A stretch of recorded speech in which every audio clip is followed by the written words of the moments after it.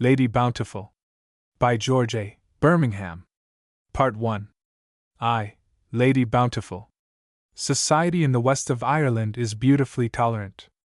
A man may do many things there, things frowned on elsewhere, without losing caste. He may, for instance, drink heavily, appearing in public when plainly intoxicated, and no one thinks much the worse of him. He may be in debt up to the verge of bankruptcy, and yet retain his position in society. But he may not marry his cook. When old Sir Tony Corliss did that, he lost caste. He was a baronet of long descent, being, in fact, the fifth Corliss who held the title. Castle Affey was a fine old place, one of the best houses in the county, but people stopped going there and stopped asking Sir Tony to dinner. They could not stand the cook. Bridie Malone was her name before she became Lady Corliss.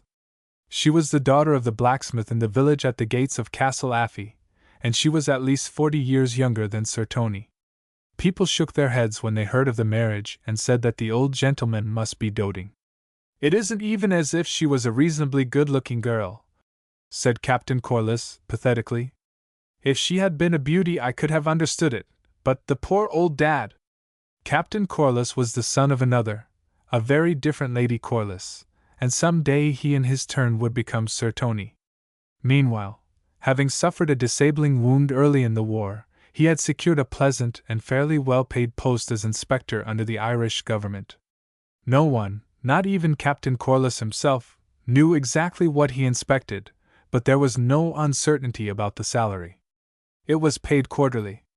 Bridie Malone was not good-looking. Captain Corliss was perfectly right about that. She was very imperfectly educated.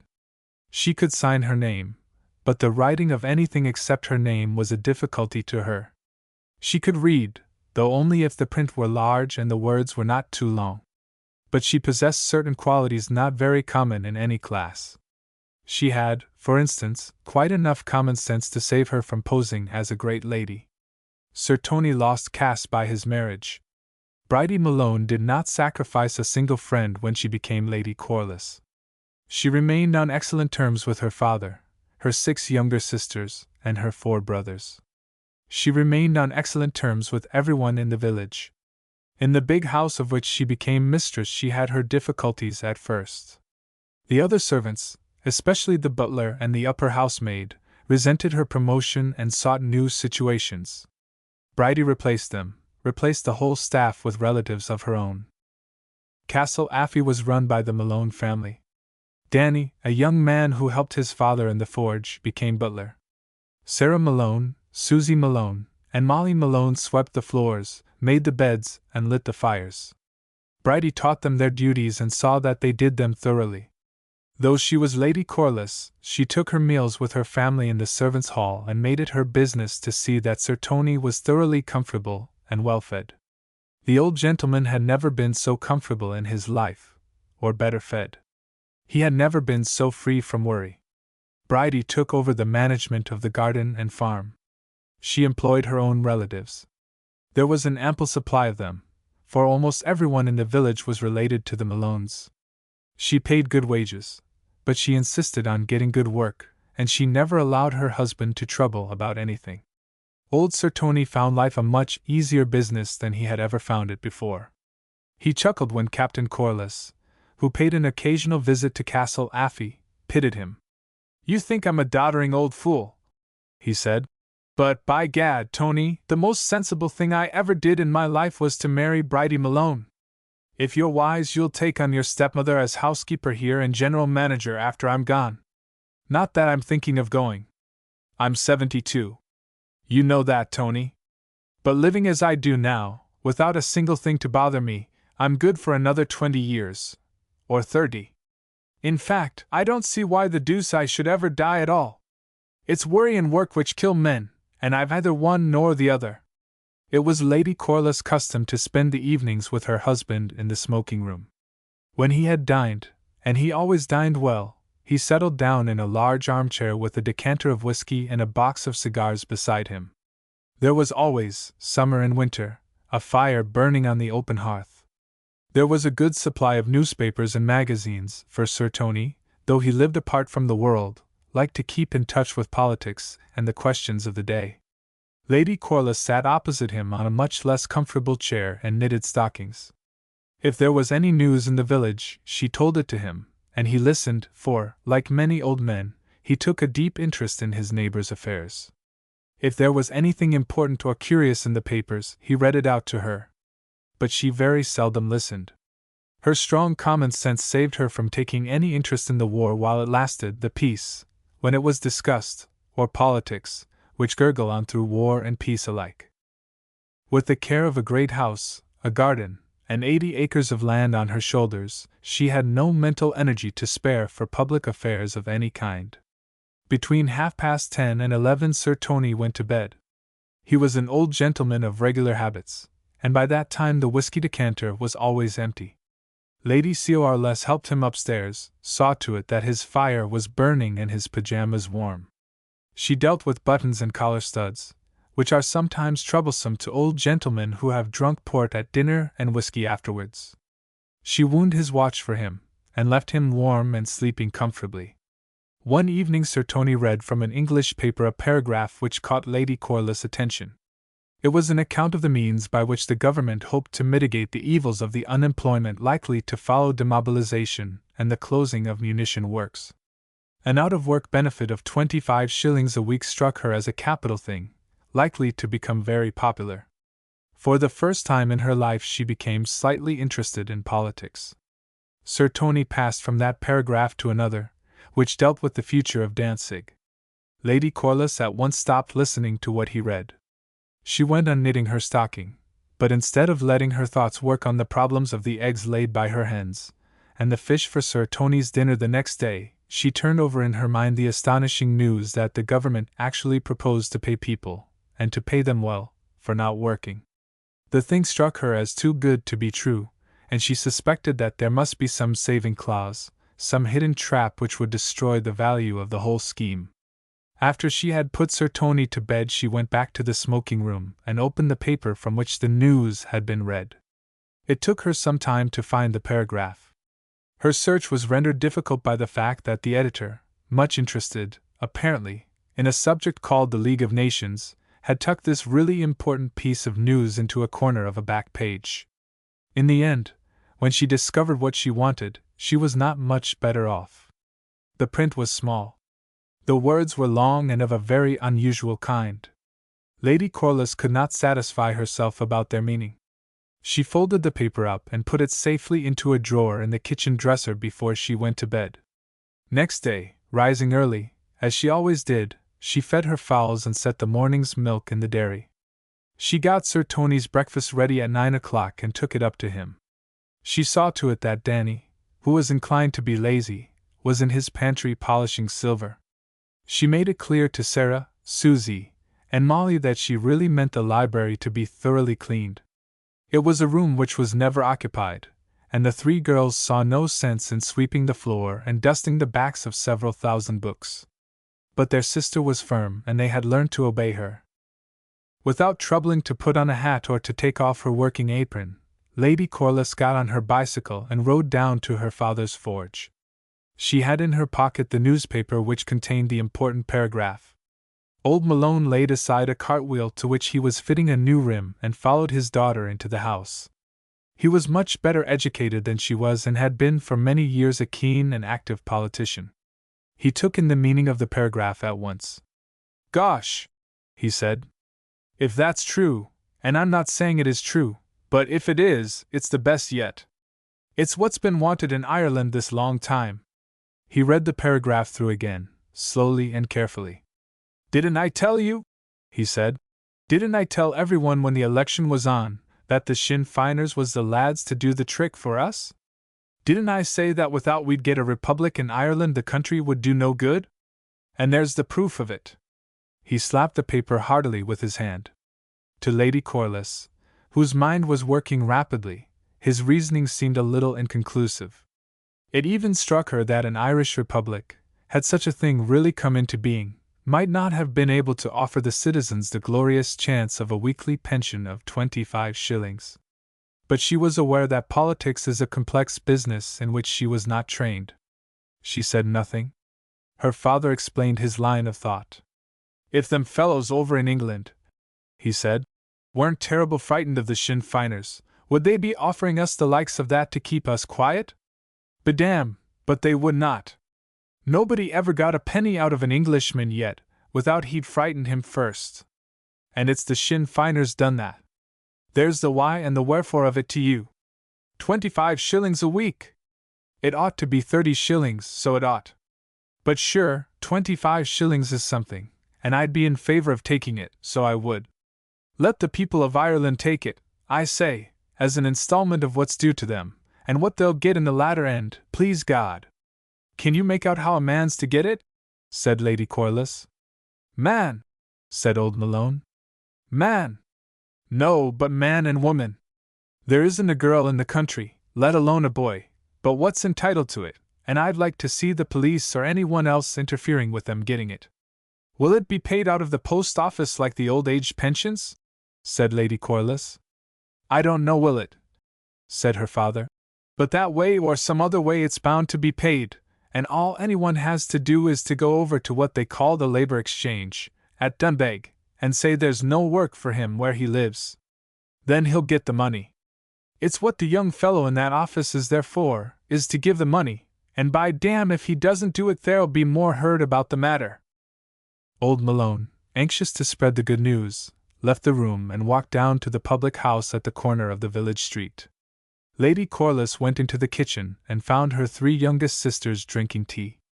They sat on low stools before the fire and had a black teapot with a broken spout standing on the hearth at their feet.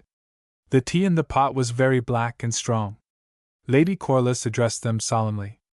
Katie Ann, she said, listen to me now, and let you be listening too, Annie, and let Honoria stop scratching her head and attend to what I'm saying to the whole of you.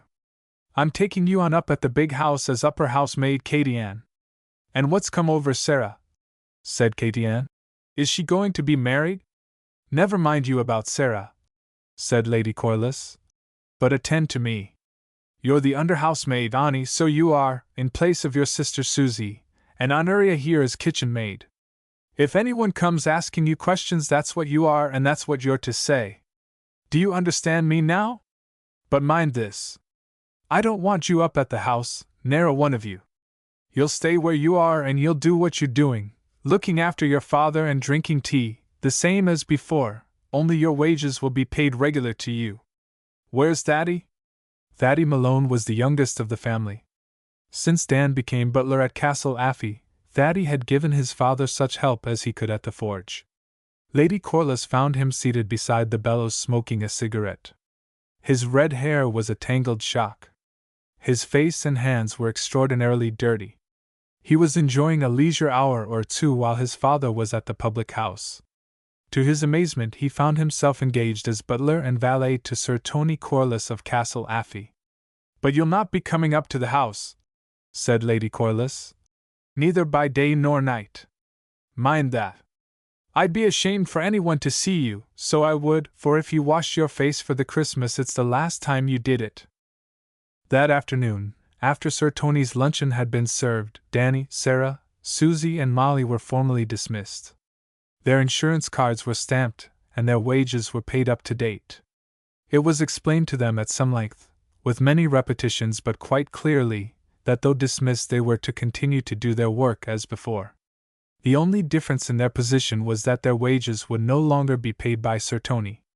They would receive much larger wages, the almost incredible sum of 25 shillings a week, from the government.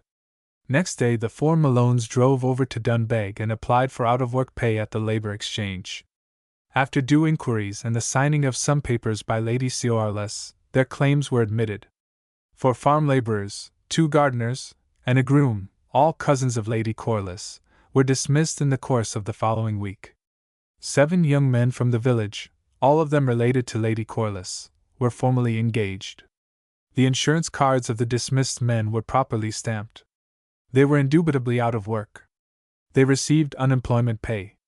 After that, the dismissal of servants, indoor and out, became a regular feature of life at Castle Affey. On Monday morning, Lady Corliss went down to the village and dismissed everyone whom she had engaged the week before.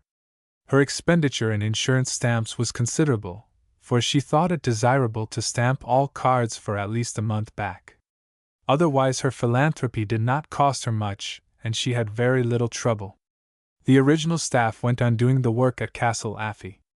After 3 months, every man and woman in the village had passed in and out of Sir Tony's service, and everyone was drawing unemployment pay.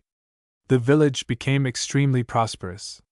New hats, blouses, and entire costumes of the most fashionable kind were to be seen in the streets every Sunday. Large sums of money were lost and won at coursing matches. Nearly everyone had a bicycle, and old Malone bought, second-hand, a rather dilapidated motor car. Work of almost every kind ceased entirely, except in the big house, and nobody got out of bed before 10 o'clock. In mere gratitude, rents of houses were paid to Sir Tony which had not been paid for many years before. Lady Corliss finally dismissed herself. She did not, of course, resign the position of Lady Corliss. It is doubtful whether she could have got 25 shillings a week if she had. The government does not seem to have contemplated the case of unemployed wives. What she did was to dismiss Bridie Malone, cook at Castle Affey, before her marriage. She had been married, and therefore, technically speaking, unemployed for nearly 2 years, but that did not seem to matter. She secured the 25 shillings a week and only just failed to get another 5 shillings which she claimed on the ground that her husband was very old and entirely dependent on her. She felt the rejection of this claim to be an injustice. Captain Corliss, after a long period of pleasant leisure, found himself suddenly called on to write a report on the working of the unemployment pay scheme in Ireland. With a view to doing his work thoroughly, he hired a motor car and made a tour of some of the more picturesque parts of the country. He so arranged his journeys that he was able to stop each night at a place where there was a fairly good hotel. He made careful inquiries everywhere, and noted facts for the enlightenment of the Treasury, for whose benefit his report was to be drawn up. He also made notes, in a private book, of some of the more amusing and unexpected ways in which the scheme worked.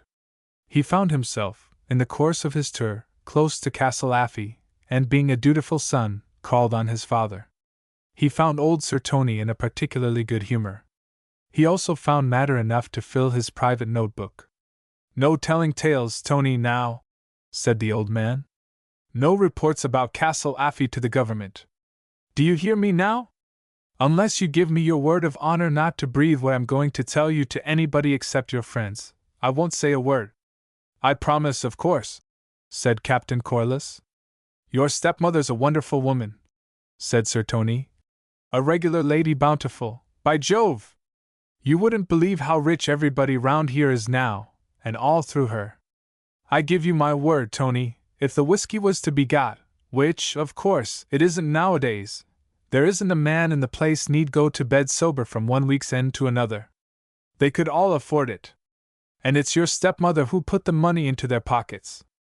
Nobody else would have thought of it.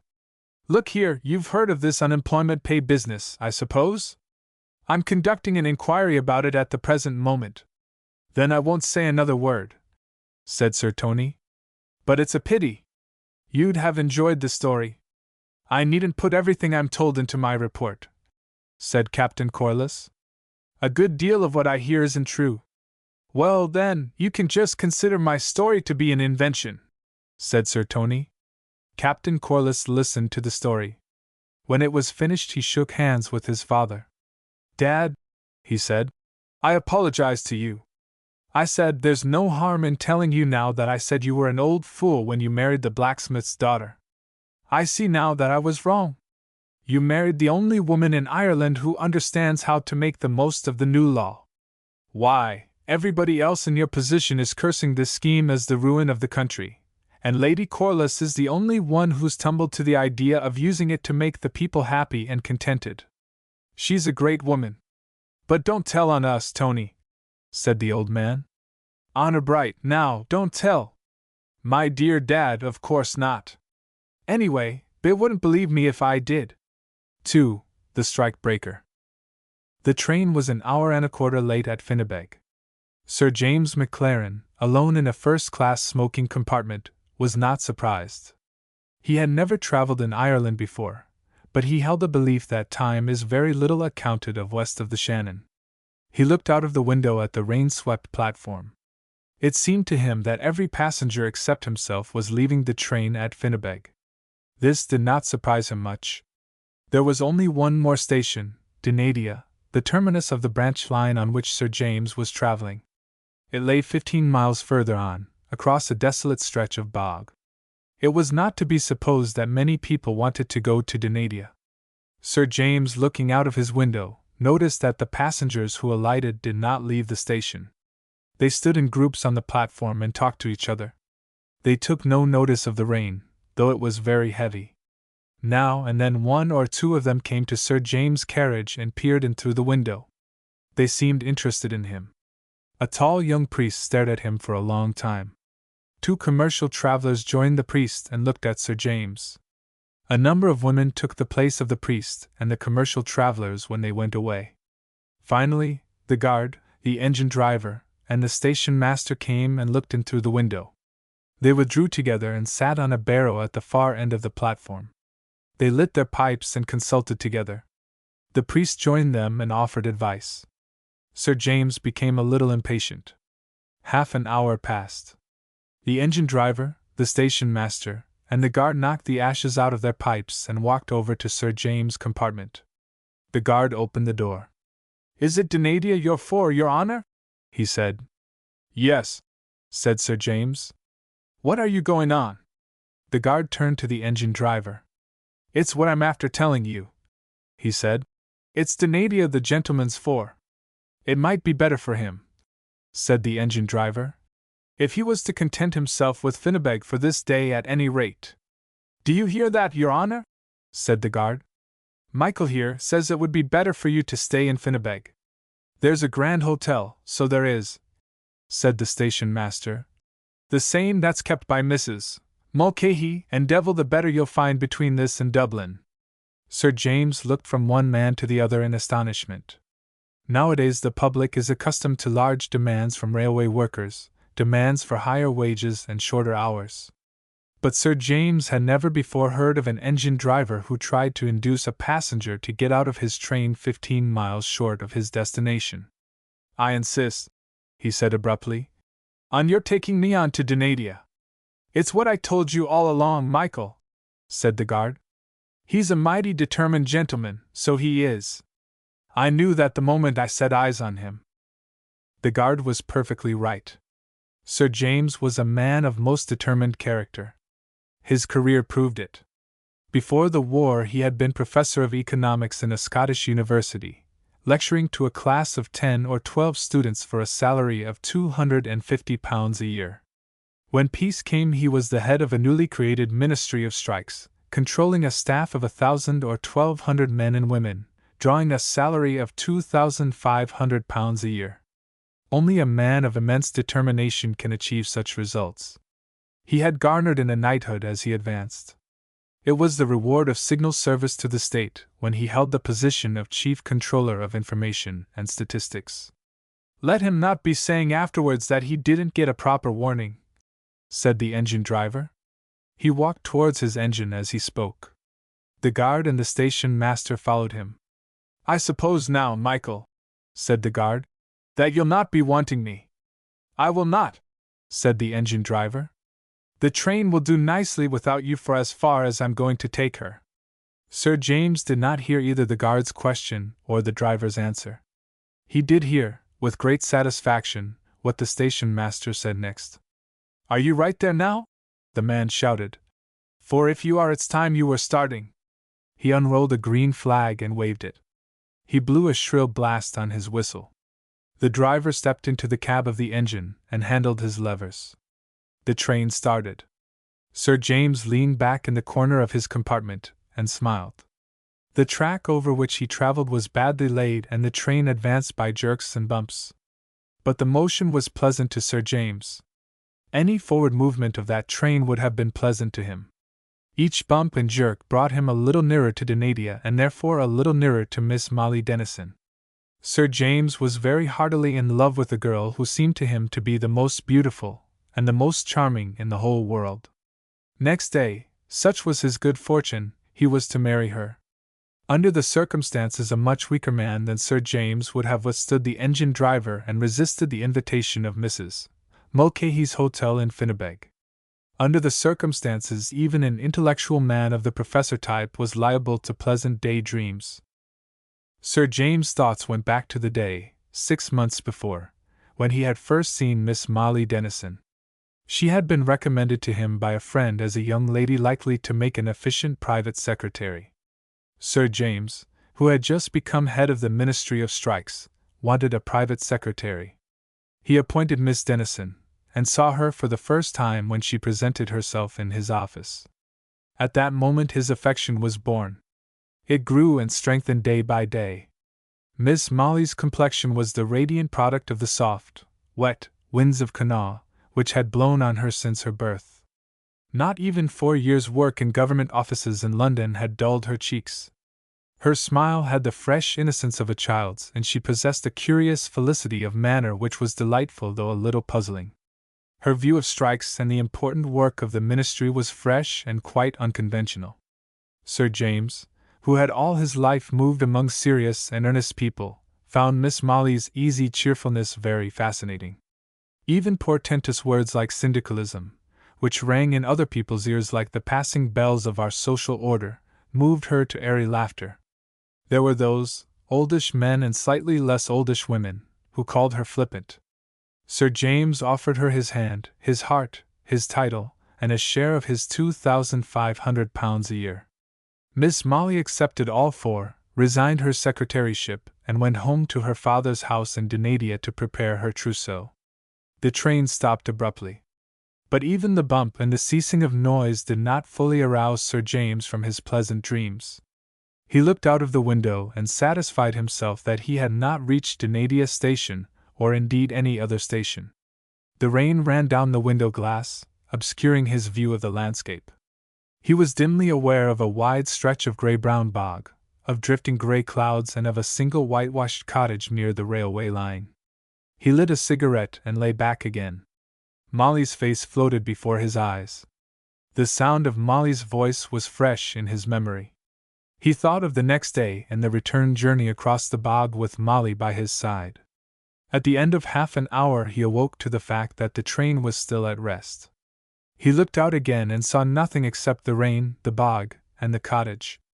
This time he opened the window and put out his head. He looked up the line and down it. There was no one to be seen. The signals, thought Sir James, must be against us. He looked again, first out of one window, then out of the other. There was no signal in sight. The single line of railway ran unbroken across the bog, behind the train and in front of it. Sir James, puzzled, and a little wet, drew back into his compartment and shut the window. He waited, with rapidly growing impatience, for another half hour. Nothing happened. Then he saw a man come out of the cottage near the line. He was carrying a basket in one hand and a teapot in the other. He approached the train. He came straight to Sir James' compartment and opened the door. Sir James recognized the engine driver. "I was thinking," said the man, "that maybe your honor would be glad of a cup of tea and a bit of bread. I am sorry there is no butter, but sure, butter is hard to come by these times." He laid the teapot on the floor and put the basket on the seat in front of Sir James. He unpacked it, taking out a loaf of home-made bread, a teacup, a small bottle of milk, and a paper full of sugar.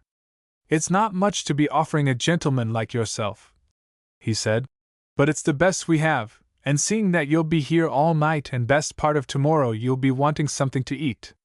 Sir James gasped with astonishment. "Here all night?" he said. "Why should we be here all night? Has the engine broken down?" "It has not," said the driver. "Then you must go on," said Sir James. "I insist on your going on at once." The driver poured out a cup of tea and handed it to Sir James.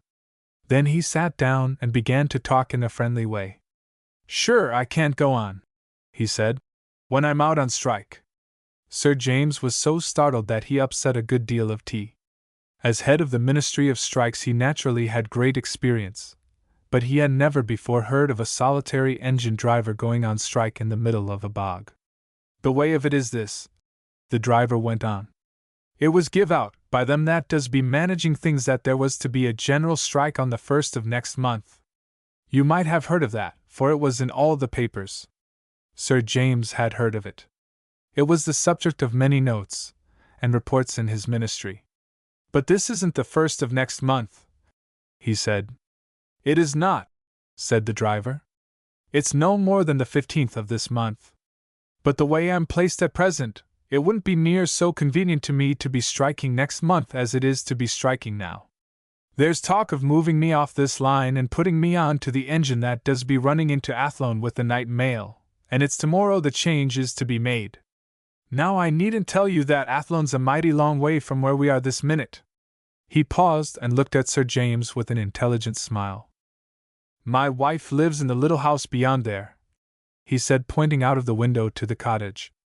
And what I said to myself was this: if I am to be striking, which I've no great wish to do, but if it must be, and seemingly it must, I may as well do it in the convenientest place I can, for as long as a man strikes the way he's told, there can't be a word said to him, and anyway the 1st of next month or the 15th of this month, what's the differ?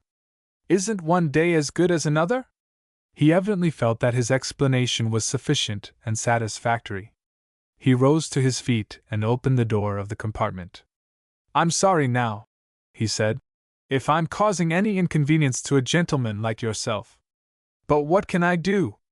I offered to leave you behind at Finnebeg, but you wouldn't stay. Anyway, the night's warm, and if you stretch yourself on the seat there you won't know it till morning, and then I'll bring you over another cup of tea so as you won't be hungry. It's a 24-hour strike, so it is, and I won't be moving on out of this before 2 o'clock or maybe half past. But what odds? The kind of place Denadia is, a day or two doesn't matter one way or another, and if it was the day after tomorrow in place of tomorrow you got there it would be the same thing in the latter end. He climbed out of the compartment as he spoke and stumped back through the rain to his cottage. Sir James was left wondering how the people of Denadia managed to conduct the business of life when one day was the same to them as another, and the loss of a day now and then did not matter. He was quite certain that the loss of a day mattered a great deal to him, his position being what it was. He wondered what Miss Molly Dennison would think when he failed to appear at her father's house that evening for dinner, what she would think. The speculation nearly drove him mad, when he did not appear in the church next day. He put on an overcoat, took an umbrella and set off for the engine driver's cottage.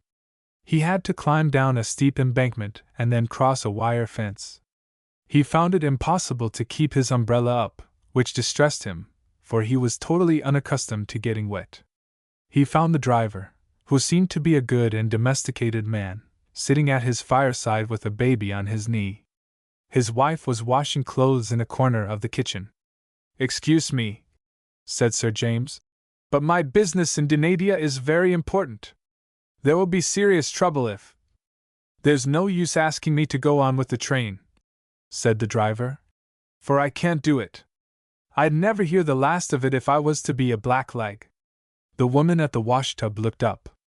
Don't be talking that way, Michael, she said. Let you get up and take the gentleman along to where he wants to go. I will not, said the driver. I'd do it if I could, but I won't have it said that I was the one to break the strike. It was very much to the credit of Sir James that he recognized the correctness of the engine driver's position. It is not pleasant to be held up 24 hours in the middle of a bog. It is most unpleasant to be kept away from church on one's own wedding day. But Sir James knew that strikes are sacred things, far more sacred than weddings. He hastened to agree with the engine driver. I know you can't go on, he said. Nothing would induce me to ask you such a thing. But perhaps, The woman at the washtub did not reverence strikes or understand the labor movement. She spoke abruptly. Have sense, the two of you, she said.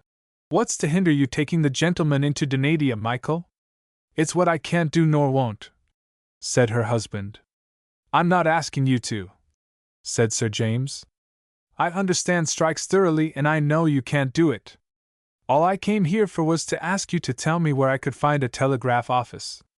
There's no telegraphic office nearer than Denadia, said the engine driver. And that's 7 miles along the railway and maybe 9 if you go round by road. Sir James looked out at the rain. It was thick and persistent. A strong west wind swept it in sheets across the bog. He was a man of strong will and great intellectual power, but he doubted if he could walk even 7 miles along the sleepers of a railway line against half a gale of wind, wearing on his feet a pair of patent leather boots bought for a wedding. "Get up out of that, Michael," said the woman, "and off with you to Dunadia with the gentleman's telegram. You'll break no strike by doing that, so not another word out of your head." I'll give you 10 shillings with pleasure," said Sir James. "I'll give you £1 if you'll take a message for me to Mr. Dennison's house." "Anything your honor chooses to give," said the woman, "will be welcome, for we are poor people. But it's my opinion that Michael ought to do it for nothing, seeing it's him and his old strike that has things the way they are." "To listen to you talking," said the driver, "anybody would think I'd made the strike myself, which isn't true at all, for there's not a man in the country that wants it less than me." Sir James tore a leaf from his note-book and wrote a hurried letter to Miss Dennison. The engine driver tucked it into the breast pocket of his coat and trudged away through the rain. His wife invited Sir James to sit by the fire. He did so gladly, taking the stool her husband had left. He even, after a short time, found that he had taken the child on to his knee. It was a persistent child, which clung round his legs and stared at him till he took it up. The woman went on with her washing. "What," said Sir James, "is the immediate cause of this strike?" "Cause?" she said. "There's no cause, only foolishness. If it was more wages they were after, I would say there was some sense in it. Or if it was less work they wanted, you could understand it, though it's more work and not less the most of the men in this country should be doing. But the strike that's in it now isn't what you might call a strike at all. It's a demonstration, so it is. That's what they're saying anyway. It's a demonstration in favor of the Irish Republic, which some of them playboys is after getting up in Dublin. The Lord save us, would nothing do them only a republic?" 2 hours later Sir James went back to his railway carriage. He had listened with interest to the opinions of the engine driver's wife on politics and the labor movement. He was convinced that a separate and independent ministry of strikes ought to be established in Dublin. His own office was plainly incapable of dealing with Irish conditions. He took from his bag a quantity of foolscap paper and set to work to draft a note to the Prime Minister on the needs and ideas of Irish labor. He became deeply interested in his work and did not notice the passing time. He was aroused by the appearance of Miss Molly Dennison at the door of his carriage.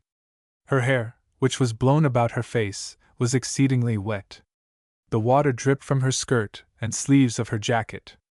Her complexion was as radiant, and her smile as brilliant as ever. "Hello, Jimmy," she said. "What a froust! Fancy sitting in that poky little carriage with both windows shut.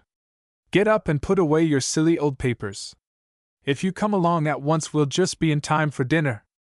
"How did you get here?" said Sir James. "I never thought. In this weather. How did you get here?"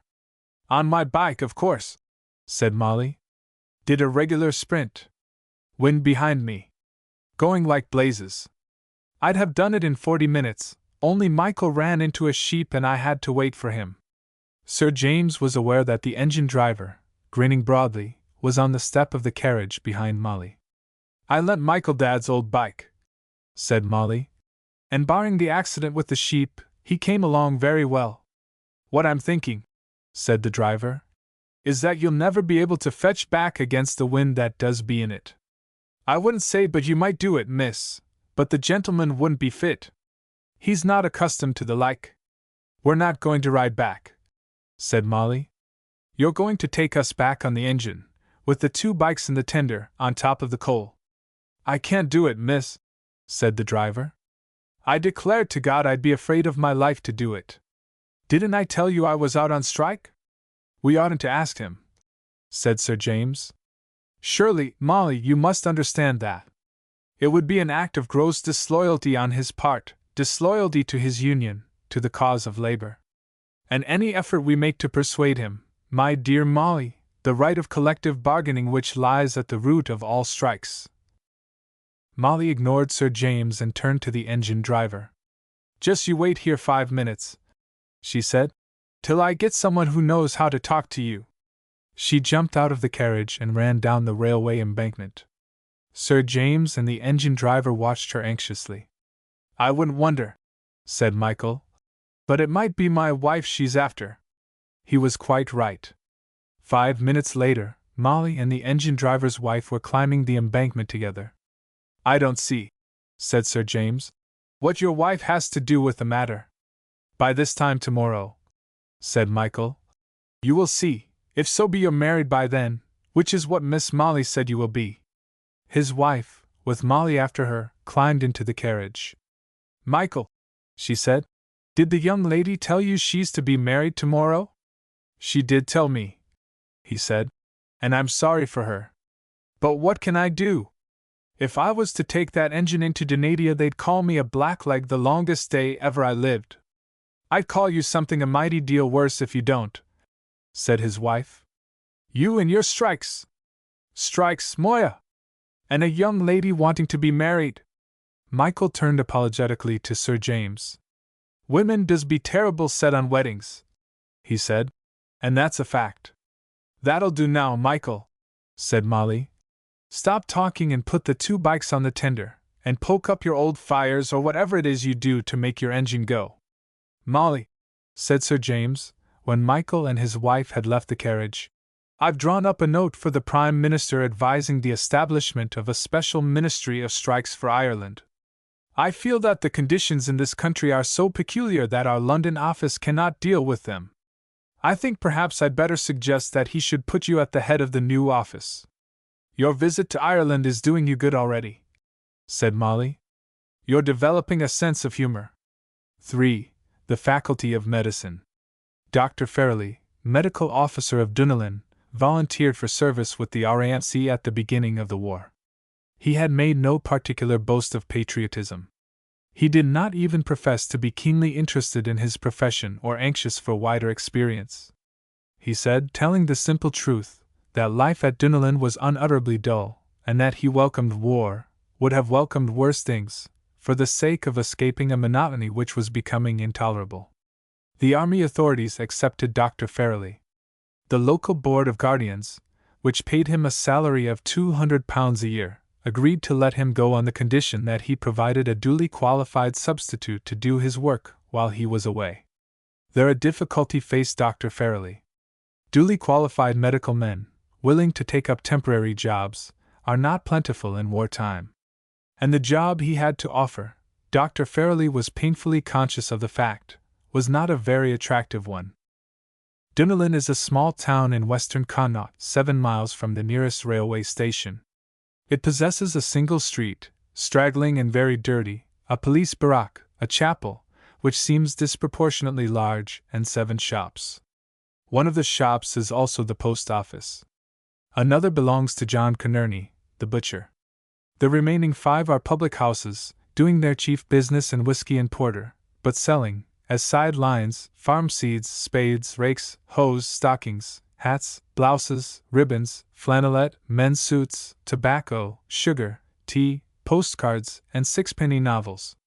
The chief inhabitants of the town are the priest, a benevolent but elderly man, who lives in the presbytery next the large chapel, Sergeant Rahilly, who commands the 6 members of the Royal Irish Constabulary and lives in the barrack, and Mr. Timothy Flanagan, who keeps the largest shop in the town and does a bigger business than anyone else in porter and whiskey. Dr. Farrelly, standing on his doorstep with his pipe in his mouth, looked up and down the street. He was more than ever convinced that it might be very difficult to get a doctor to go to Dunelin, and still harder to get one to stay. The town lay, to all appearance, asleep under the blaze of the noonday August Sunday. John Conerney's greyhounds, 5 of them, were stretched in the middle of the street, confident that they would be undisturbed. Sergeant Rahilly sunned himself on a bench outside the barrack door, and Mr. Flanagan sat in a room behind his shop nodding over the ledger in which his customers' debts were entered. Dr. Farrelly sighed. He had advertised for a doctor to take his place in all the likeliest papers, and had not been rewarded by a single answer. He was beginning to think that he must either resign his position at Dunelin or give up the idea of war service. At 12:30 the town stirred in its sleep and partially awoke. Paddy Doolan, who drove the mail cart, arrived from Derrymore. Dr. Farrelly strolled down to the post office seeking, but scarcely hoping for, a letter in reply to his advertisements. He was surprised and very greatly pleased when the postmistress handed him a large envelope, fat and bulging, bearing a Manchester postmark. The moment he opened it, Dr. Farrelly knew that he had got what he wanted, an application for the post he had to offer. He took out, one after another, 6 sheets of nicely printed matter. These were testimonials signed by professors, tutors, surgeons, and doctors, all eloquent about the knowledge, skill, and personal integrity of one Theophilus Lovaway. Dr. Farrelly stuffed these into his pocket. He had often written testimonials himself. In Ireland everyone writes them in scores, and he knew precisely what they were worth. He came at last to a letter, very neatly typewritten. It began formally. Dear Sir, I beg to offer myself as a candidate for the post of medical officer, temporary, for the town and district of Dunelin, on the terms of your advertisement in the British Medical Journal. Dr. Farrelly, like the Etruscans in Macaulay's poem, could scarce forbear to cheer. He walked jauntily back to his house, relit his pipe, and sat down to read the rest of the letter. Theophilus Lovaway was apparently a garrulous person. He had covered 4 sheets with close typescript. He began by stating that he was only just qualified and had never practiced anywhere. He hoped that Dr. Farrelly would not consider his want of experience a disqualification. Dr. Farrelly did not care in the least. If Theophilus Lovaway was legally qualified to write prescriptions, nothing else mattered. The next 3 paragraphs of the letter, and they were all long, described, in detail, the condition of Lovaway's health. He suffered, it appeared, from a disordered heart, weak lungs, and dyspepsia. But for these misfortunes, the letter went on, Theophilus would have devoted himself to the services of his country in her great need. Dr. Farrelly sniffed. He had a prejudice against people who wrote or talked in that way. He began to feel less cheerful. Theophilus might come to Dunelin. It was very doubtful whether he would stay there long, his lungs, heart, and stomach being what they were. The last half of the letter was painfully disconcerting. 2 whole pages were devoted to an explanation of the writer's wish to spend some time in the west of Ireland. Theophilus Lovaway had managed, in the middle of his professional reading, to study the literature of the Irish Renaissance. He had fallen deeply in love with the spirit of the Celtic peasantry. He described at some length what he thought that spirit was. Tuned to the spiritual, was one of the phrases he used. Desire compelling, with the elusiveness of the rainbow's end, was another. Dr. Farrelly grew despondent. If Theophilus expected life in Dunelin to be in the least like one of Mr. Yeats's plays, he was doomed to a bitter disappointment, and would probably leave the place in 3 weeks. But Dr. Farrelly was not going to give up hope without a struggle. He put the letter in his pocket, and walked across the road to Timothy Flanagan's shop. Flanagan, he said, I've got a man to take on my job here. I'm glad to hear it, Doctor, said Flanagan. It would be a pity now if something was to interfere with you, and you wanting to be off massacring the Germans. If the half of what's in the papers is true, it's massacring or worse them fellows want. The trouble is, said Dr. Farrelly, that the man I've got may not stay. Why wouldn't he stay? Isn't Dunelin as good a place to be in as any other? Any sensible man. That's just it, said Dr. Farrelly. I'm not at all sure that this is a sensible man. Just listen to this. He read aloud the greater part of the letter. Now what do you think of the man who wrote that? He asked. What kind of fellow would you say he was? I'd say, said Flanagan, that he's a simple, innocent kind of man, but I wouldn't say there was any great harm in him. I'm very much afraid, said Dr. Farrelly, that he's too simple and innocent. That's the first thing I have against him.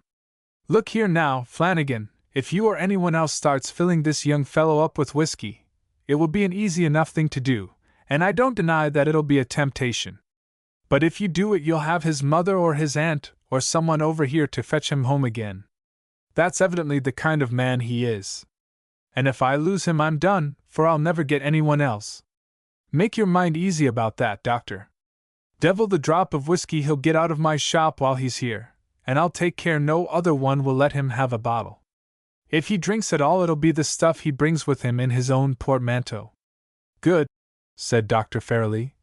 I'll trust you about that. The next point is his health. You've heard what he said about his heart, and his lungs and his stomach. He might die on us, said Flanagan. And that's a fact. Oh, he'll not die. That sort of man never does die, not till he's about 90 anyhow. But it won't do to let him fancy this place doesn't agree with him. What you've got to do is to see that he gets a proper supply of good, wholesome food, eggs and milk, and all the rest of it. If there's an egg in the town, he'll get it, said Flanagan. And I'll speak to Johnny Conerney about the meat that's supplied to him. You may trust me, doctor, if that young fellow dies in Dunellan, it'll not be for want of food. Thanks, said Dr. Farrelly. And keep him cheerful, Flanagan, don't let him mope. That brings me to the third point. You've heard what he wrote about the Irish Renaissance and the Celtic spirit? I heard it right enough, said Flanagan. But I'm not sure do I know the meaning of it. The meaning of it, said Dr. Farrelly, is fairies, just plain, ordinary fairies.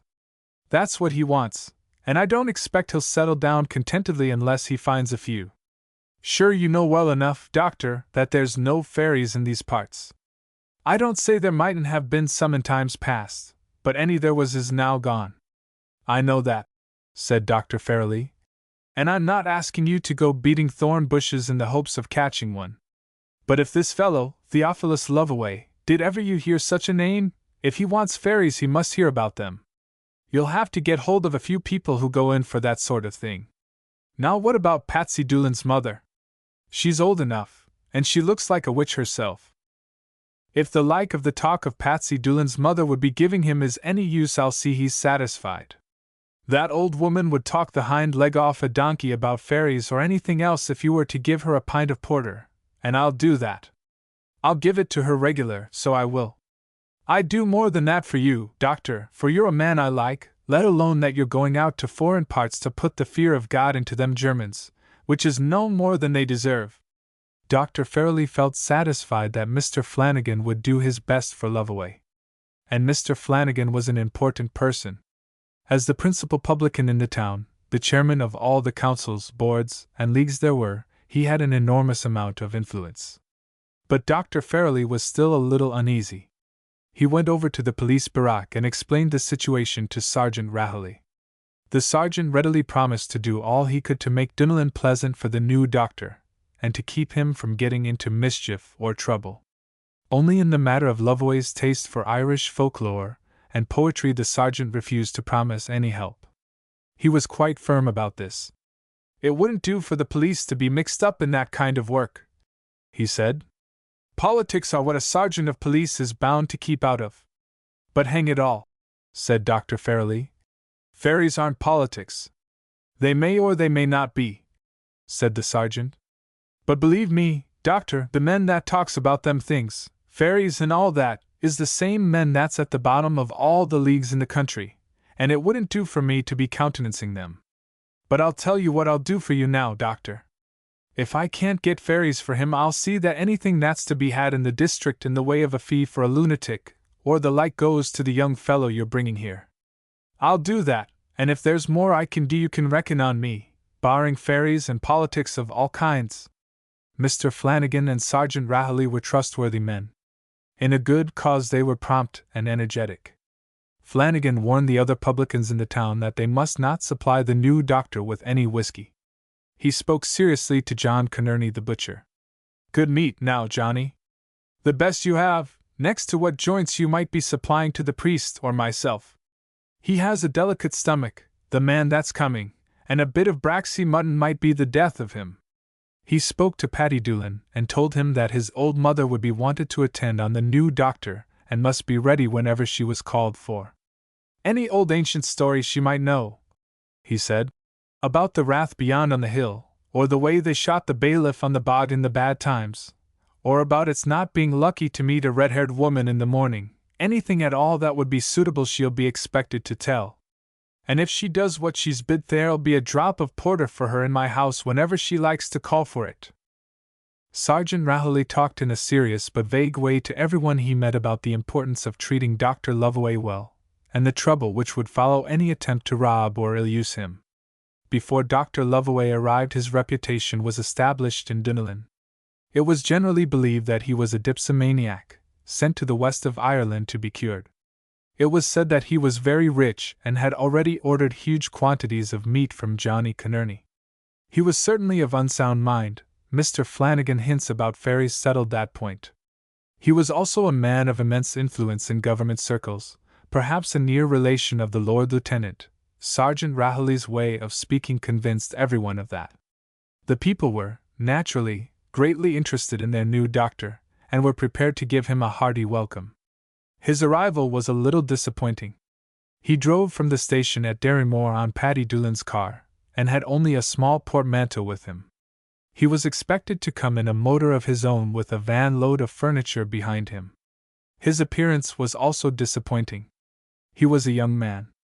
He looked so very young that a stranger might have guessed his age at 18. He wore large, round spectacles, and had pink, chubby cheeks. In one respect only did he come up to popular expectation. He was plainly a young man of feeble intellect, for he allowed Paddy Doolan to overcharge him in the grossest way. "Thanks be to God," said Sergeant Rahilly to Mr. Flanagan. "It's seldom anyone's sick in this place. I wouldn't like to be trusting the likes of that young fellow very far. But what odds? We've got to do the best we can for him, and my family's healthy, anyway. Fate has a nasty trick of hitting us just where we feel most secure." The sergeant himself was a healthy man. His wife did not know what it was to be ill. Molly, his 12-year-old daughter, was as sturdy a child as any in the town. But Molly had an active mind and an enterprising character.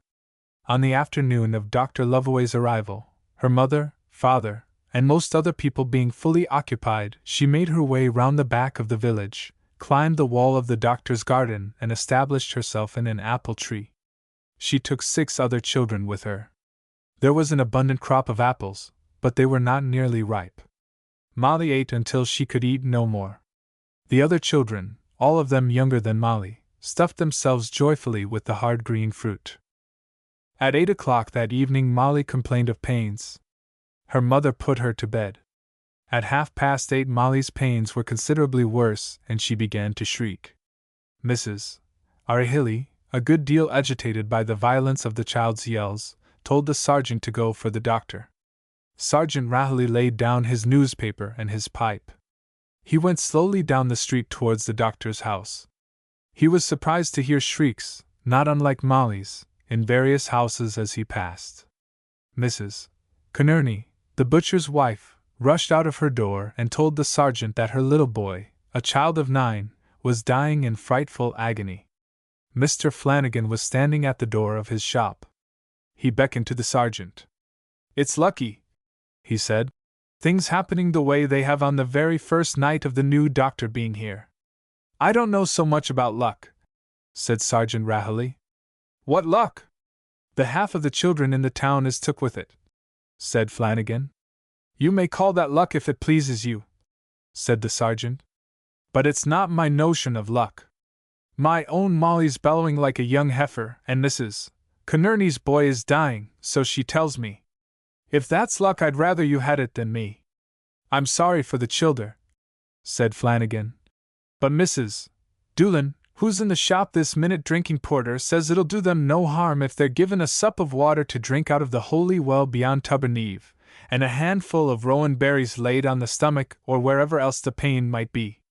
"Rowan berries be damned," said the sergeant. "I'm off for the doctor, not that I'm expecting much from him. A young fellow with a face like that. I wish to God Dr. Fairley was back with us." "Doctors is no use," said Flanagan. "Neither one nor another if it's true what Mrs. Doolan says." "And what does Mrs. Doolan say?" asked the sergeant. "I'm not saying I believe her," said Flanagan. "And I'm not asking you to believe her, but what she says is—" He whispered in the sergeant's ear. The sergeant looked at him bewildered. "Them ones?" he said. "Them ones? Now what might you and Mrs. Doolan be meaning by that, Timothy Flanagan? Just fairies, said Flanagan. Mind you, I'm not saying I believe it. Fairies be damned, said the sergeant. They may be, said Flanagan. I'm not much of a one for fairies myself, but you'll not deny, Sergeant, that it looks queer, all the children being took the same way at the same time. Anyhow, whether you believe what Mrs. Doolan says or not. I do not believe it, said the sergeant. Not a word of it. You needn't, said Flanagan. I don't myself. All I say is that it's lucky a thing of the sort happening the very first evening the new doctor's in the place. It's fairies he's after, remember that. It's looking for fairies that brought him here. Didn't Dr. Farrelly tell me so himself and tell you? Wasn't Dr. Farrelly afraid he wouldn't stay on account of fairies being scarce about these parts this long time? And now the place is full of them, according to what Mrs. Doolan says. Sergeant Rahilly heard, or fancied he heard, a particularly loud shriek from Molly. He certainly heard the wailing of Mrs. Conerney and the agitated cries of several other women. He turned from Flanagan without speaking another word and walked straight to the doctor's house. 5 minutes later Dr. Lovaway, hatless and wearing a pair of slippers on his feet, was running up the street towards the barack. His first case, a serious one, calling for instant attention, had come to him unexpectedly. Opposite Flanagan's shop he was stopped by Mrs. Doolan. She laid a skinny, wrinkled, and very dirty hand on his arm. Her shawl fell back from her head, showing a few thin wisps of gray hair. Her eyes were bleary and red-rimmed, her breath reeked of porter. "Ara, doctor dear," she said. "I'm glad to see you, so I am. Isn't it a grand thing now that a fine young man like you would be wanting to sit down and be talking to an old woman like myself? That might be your mother. No, but your grandmother?" Dr. Lovaway, desperately anxious to reach the sergeant's suffering child, tried to shake off the old woman. He suspected that she was drunk. He was certain that she was extremely unpleasant. The suggestion that she might be his mother filled him with loathing. It was not any pleasanter to think of her as a grandmother. Mrs. Doolan clung tightly to his arm with both her skinny hands. Mr. Flanagan approached them from behind. Leaning across Lovaway's shoulders, he whispered in his ear. "There's not about the place, there's not within the 4 seas of Ireland, one that has as much knowledge of fairies and all belonging to them as that old woman." "Fairies?" said Lovaway. "Did you say, surely you didn't say fairies?" "I just thought you'd be pleased," said Flanagan. "And it's lucky, so it is, that Mrs. Doolan should happen to be in the town tonight of all nights, just when them ones, the fairies, you know, doctor, has half the children in the town took with pains in their stomachs." Dr. Lovaway looked round him wildly. He supposed that Flanagan must be mad. He had no doubt that the old woman was drunk. "I've seen the like before," she said, leering up into Lovaway's face. "I've seen worse. I've seen a strong man tying himself into knots with the way they had him held, and there's no cure for it only." Lovaway caught sight of Sergeant Rahilly.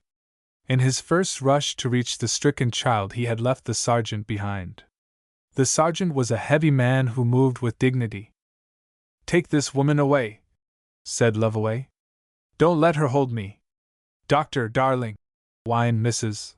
Doolan, "don't be saying the like of that." "Biddy Doolan," said the sergeant sternly, "will you let go of the doctor? I'd be sorry to arrest you, so I would, but arrested you'll be if you don't get along home out of that and keep quiet." Mrs. Doolan loosed her hold on the doctor's arm, but she did not go home. She followed Lovaway up the street, moving, for so old a woman, at a surprising pace. "Doctor dear," she said, "don't be giving medicine to them childer. Don't do it now. You'll only anger them that's done it, and it's a terrible thing when them ones is angry. Get away home out of that, Biddy Doolan," said the sergeant. "Don't be hard on an old woman now, sergeant," said Mrs. Doolan. "It's for your own good and the good of your child I'm speaking. Doctor dear, there's no cure but the one. A cup of water from the well of Tuberneve, the same to be drawn up in a new tin can that never was used. Let the child or the man, or it might be the cow, or whatever it is, let it drink that, a cup at a time, and let you. Lovaway, followed by the sergeant, entered the barack. He needed no guiding to the room in which Molly lay. Her shrieks would have led a blind man to her bedside. Mrs. Doolan was stopped at the door by a burly constable. She shouted her last advice to the doctor as he climbed the stairs. Let you take a handful of rowan berries and lay them on the stomach or wherever the pain might be, and if you wrap them in a yellow cloth that will be better. But they'll work well enough without that, only not so quick. Driven off by the constable, Mrs. Doolan went back to Flanagan's shop. She was quite calm and did not any longer appear to be the worse for the porter she had drunk. You'll give me another sup now, Mr. Flanagan, she said. It's well I deserve it. It's terrible dry work talking to a man like that one who won't listen to a word you're saying. Flanagan filled a large tumbler with porter and handed it to her. Tell me this now, Mrs. Doolan, he said. What's the matter with Molly Rowley and the rest of them? It's green apples, said Mrs. Doolan. Green apples that they ate in the doctor's garden. Didn't I see the little lady sitting in the tree and the rest of the children with her? Dr. Lovaway made a somewhat similar diagnosis. He spent several busy hours going in and out of the houses where the sufferers lay. It was not till 11:15 that he returned to his home and the town settled down for the night. At 11:30, long after the legal closing hour, Sergeant Rahilly was sitting with Mr. Flanagan in the room behind the shop. A bottle of whiskey and a jug of water were on the table in front of them. It's a queer thing now about that doctor, said Flanagan. After what Dr. Farrelly said to me, I made dead sure he'd be pleased to find fairies about the place. But he was not. When I told him it was fairies, he looked like a man that wanted to curse and didn't rightly know how. But sure, the English is all queer, and the time you'd think you have them pleased is the very time they'd be most vexed with you. For a lunatic at large. It was Tuesday, a Tuesday early in October. Dr. Lovaway finished his breakfast quietly, conscious that he had a long morning before him and nothing particular to do. Tuesday is a quiet day in Dunelin. Wednesday is market day and people are busy, the doctor as well as everybody else. Young women who come into town with butter to sell take the opportunity of having their babies vaccinated on Wednesday. Old women, with baskets on their arms, find it convenient on that day to ask the doctor for something to rub into knee joints where rheumatic pains are troublesome. Old men, who have ridden into town on their donkeys, consult the doctor about chronic coughs, and seek bottles likely to relieve an impression on the chest. Fridays, when the Petty Sessions Court sits, are almost as busy. Mr. Timothy Flanagan, a magistrate in virtue of the fact that he is chairman of the Urban District Council, administers justice of a rude and uncertain kind in the courthouse. While angry litigants are settling their business there, and repentant drunkards are paying the moderate fines imposed on them, their wives ask the doctor for advice about the treatment of whooping cough or the best way of treating a child which has incautiously stepped into a fire. Fair days, which occur once a month, are the busiest days of all. Everyone is in town on fair days, and every kind of ailment is brought to the doctor. Towards evening he has to put stitches into 1 or 2 cut scalps, and sometimes set a broken limb. On Mondays and Thursdays the doctor sits in his office for an hour or two to register births and deaths. But Tuesdays, unless a fair happens to fall on Tuesday, are quiet days. On this particular Tuesday Dr. Lovaway was pleasantly aware that he had nothing whatever to do and might count on having the whole day to himself. It was raining very heavily, but the weather did not trouble him at all. He had a plan for the day which rain could not mar. He sat down at his writing table, took from a drawer a bundle of foolscap paper, fitted a new nib to his pen and filled his ink bottle. He began to write. A study of the remarkable increase of lunacy in rural Connaught. The title looked well. It would, he felt, certainly attract the attention of the editor of the British Medical Journal. But Dr. Lovaway did not like it. It was not for the editor of the British Medical Journal, or indeed, for a scientific public that he wanted to write. He started fresh on a new sheet of paper. Lunacy in the west of Ireland, its cause and cure. That struck him as the kind of title which would appeal to a philanthropist out to effect a social reform of some kind. But Dr. Lovaway was not satisfied with it. He respected reformers and was convinced of the value of their work, but his real wish was to write something of a literary kind. With prodigal extravagance he tore up another whole sheet of foolscap and began again. The Passing of the Gale, Ireland's Crowded Madhouses. He purred a little over that title and then began the article itself. What he wanted to say was clear in his mind. He had been 3 weeks in Dunfermline, and he had spent more time over lunatics than anything else. Almost every day he found himself called upon by Sergeant Arihilly to certify a lunatic, to commit some unfortunate person with diseased intellect to an asylum. Sometimes he signed the required document. Often he hesitated, although he was always supplied by the sergeant and his constables with a wealth of lurid detail about the dangerous and homicidal tendencies of the patient. Dr. Lovaway was profoundly impressed. He gave his whole mind to the consideration of the problem which pressed on him. He balanced theories. He blamed tea, intermarriage, potatoes, bad whiskey, religious enthusiasm, and did not find any of them nor all of them together satisfactory as explanations of the awful facts. He fell back finally on a theory of race decadence. Already fine phrases were forming themselves in his mind. The inexpressible beauty of autumnal decay. The exquisiteness of the decadent efflorescence of a passing race. He covered a sheet of foolscap with a bare, he called it a detached, statement of the facts about Irish lunacy. He had just begun to recount his own experience when there was a knock at the door. The housekeeper, a legacy from Dr. Farrelly, came in to tell him that Constable Malone wished to speak to him. Dr. Lovaway left his MS. with a sigh. He found Constable Malone, a tall man of magnificent physique, standing in the hall, the raindrops dripping from the cape he wore. "The sergeant is after sending me round to you, sir," said Constable Malone, "to know would it be convenient for you to attend at Ballygran any time this afternoon to certify a lunatic?" "Surely not another," said Dr. Lovaway. "It was myself found him, sir," said the constable with an air of pride in his achievement. "The sergeant bid me say that he'd have Patsy Doolan's car engaged for you, and that him and me would go with you so that you wouldn't have any trouble more than the trouble of going to Ballygran, which is an out-of-the-way place sure enough, and it's a terrible day." "Is the man violent?" asked Dr. Lovaway. By way of reply, Constable Malone gave a short account of the man's position in life.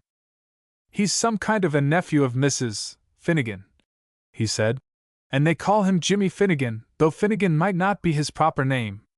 He does be helping Finnegan himself about the farm, and they say he's middling useful. But, of course, now the harvest's gathered, Finnegan will be able to do well enough without him till the spring." This did not seem to Dr. Lovaway a sufficient reason for incarcerating Jimmy in an asylum. "But is he violent?" he repeated. "Is he dangerous to himself or others?" "He never was the same as other boys," said the constable. "And the way of it with fellows like that is what you wouldn't know. He might be quiet enough today and be slaughtering all before him tomorrow. And what Mrs. Finnegan says is that she'd be glad if you'd see the poor boy today because she's in dread of what he might do tomorrow night."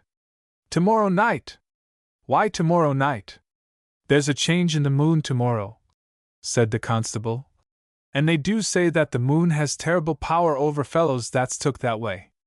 Dr. Lovaway, who was young and trained in scientific methods, was at first inclined to argue with Constable Malone about the effect of the moon on the human mind. He refrained, reflecting that it is an impious thing to destroy an innocent superstition. One of the great beauties of Celtic Ireland is that it still clings to faiths forsaken by the rest of the world. At 2 o'clock that afternoon, Dr. Lovaway took his seat on Patsy Doolan's car. It was still raining heavily. Dr. Lovaway wore an overcoat of his own, a garment which had offered excellent protection against rainy days in Manchester. In Dunfermline, for a drive to Ballygran, the coat was plainly insufficient. Mr. Flanagan hurried from his shop with a large oilskin cape taken from a peg in his men's outfitting department. Constable Malone, under orders from the sergeant, went to the priest's house and borrowed a waterproof rug. Johnny Kinnerney, the butcher, appeared at the last moment with a sou'wester which he put on the doctor's head and tied under his chin. It would not be the fault of the people of Dunfermline if Lovaway, with his weak lungs, died on them. Patsy Doolin did not contribute anything to the doctor's outfit, but displayed a care for his safety. "Take a good grip now, doctor," he said. "Take a hold of the little rail there beside you.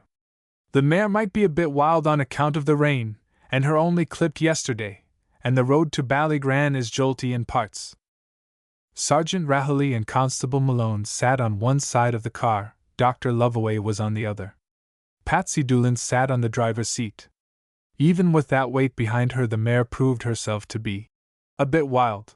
She went through the village in a series of bounds, shied at everything she saw in the road, and did not settle down until the car turned into a rough track which led up through the mountains to Ballygran. Dr. Lovaway held on tight with both hands.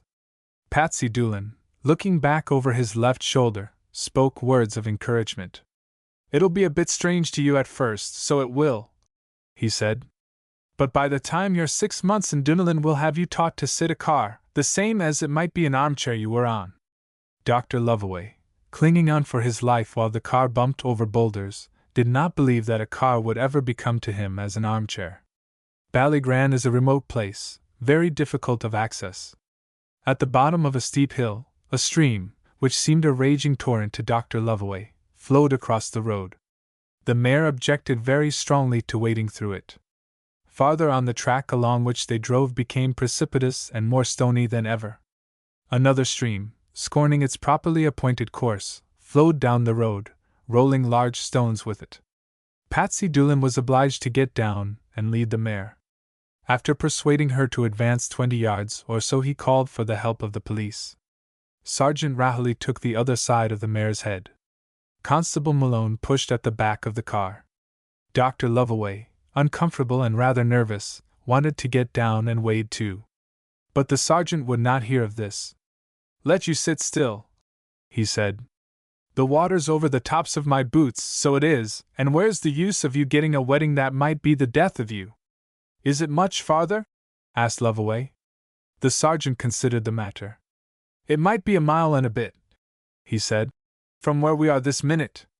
The mile was certainly an Irish mile, and Dr. Lovaway began to think that there were some things in England, miles for instance, which are better managed than they are in Ireland. The bit, which followed the mile, belonged to a system of measurement even more generous than Irish miles and acres.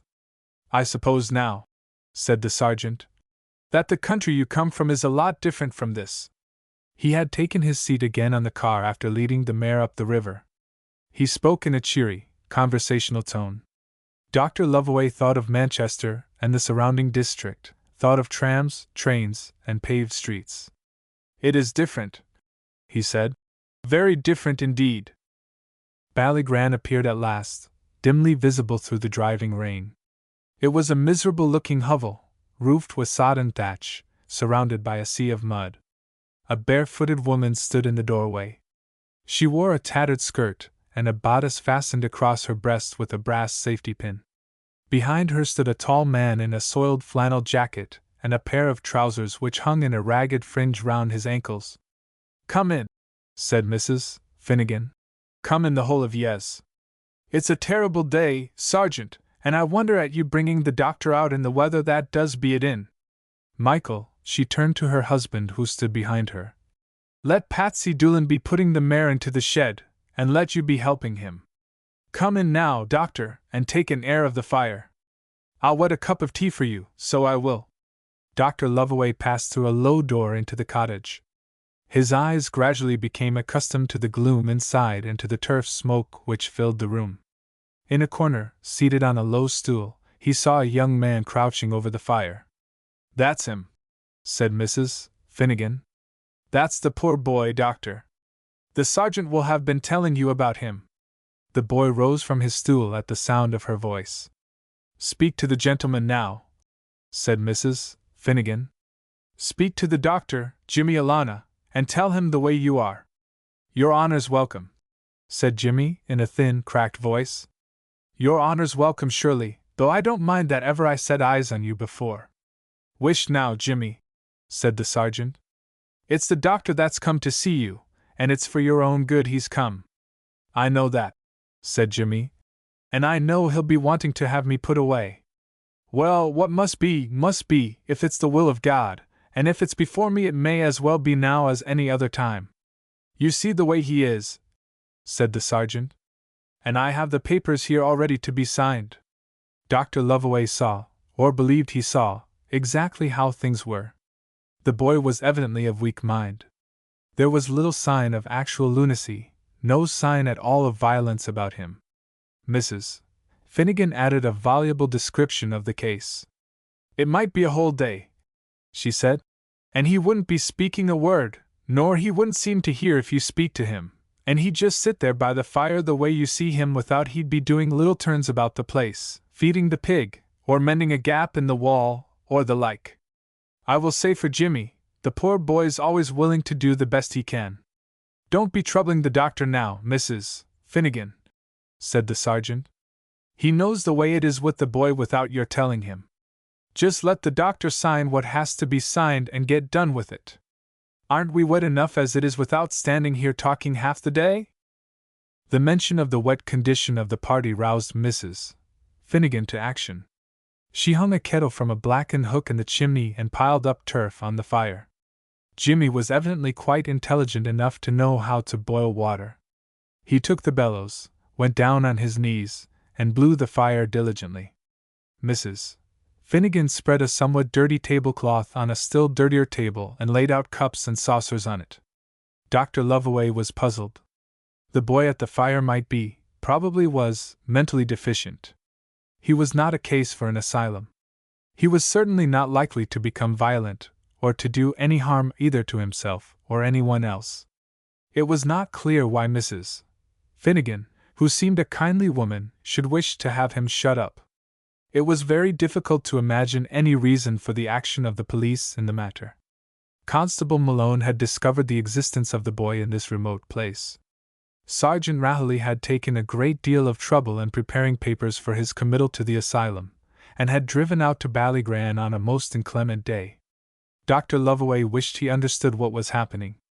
Finnegan, having left Patsy Doolan's mare, and apparently Patsy Doolan himself in the shed, came into the house.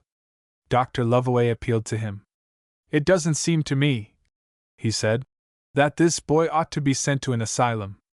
I shall be glad to hear anything you have to tell me about him. Well now, said Mr. Finnegan, he's a good, quiet kind of a boy, and if he hasn't too much sense there's many another has less. That's what I think, said Dr. Lovaway. Jimmy stopped blowing the fire and looked round suddenly. Sure, I know well you're wanting to put me away, he said. It's for your own good, said the sergeant. It'll do him no harm anyway, said Finnegan. If so be he's not kept there. Kept? Said the sergeant. Is it likely now that they'd keep a boy like Jimmy? He'll be out again as soon as ever he's in. I'd say now a fortnight is the longest he'll be there. I wouldn't like, said Finnegan, that he'd be kept too long. I'll be wanting him for spring work, but I'm willing to spare him from this till Christmas if you like. Dr. Lovaway, though a young man and constitutionally timid, was capable of occasional firmness. I'm certainly not going to certify that boy as a lunatic, he said. Come now, doctor, said the sergeant persuasively. After coming so far and the wet day and all, what have you to do only to put your name at the bottom of a piece of paper? And Jimmy's willing to go. Aren't you, Jimmy? I'll go if I'm wanted to go, said Jimmy. The water boiled. Mrs. Finnegan was spreading butter on long slices cut from a home-baked loaf. It was Jimmy who took the kettle from the hook and filled the teapot. Mrs. Finnegan, said Dr. Lovaway, why do you want the boy put into an asylum? Is it me wanting him put away? She said. I want no such thing. The notion never entered my head, nor Michael's either, who's been like a father to the boy.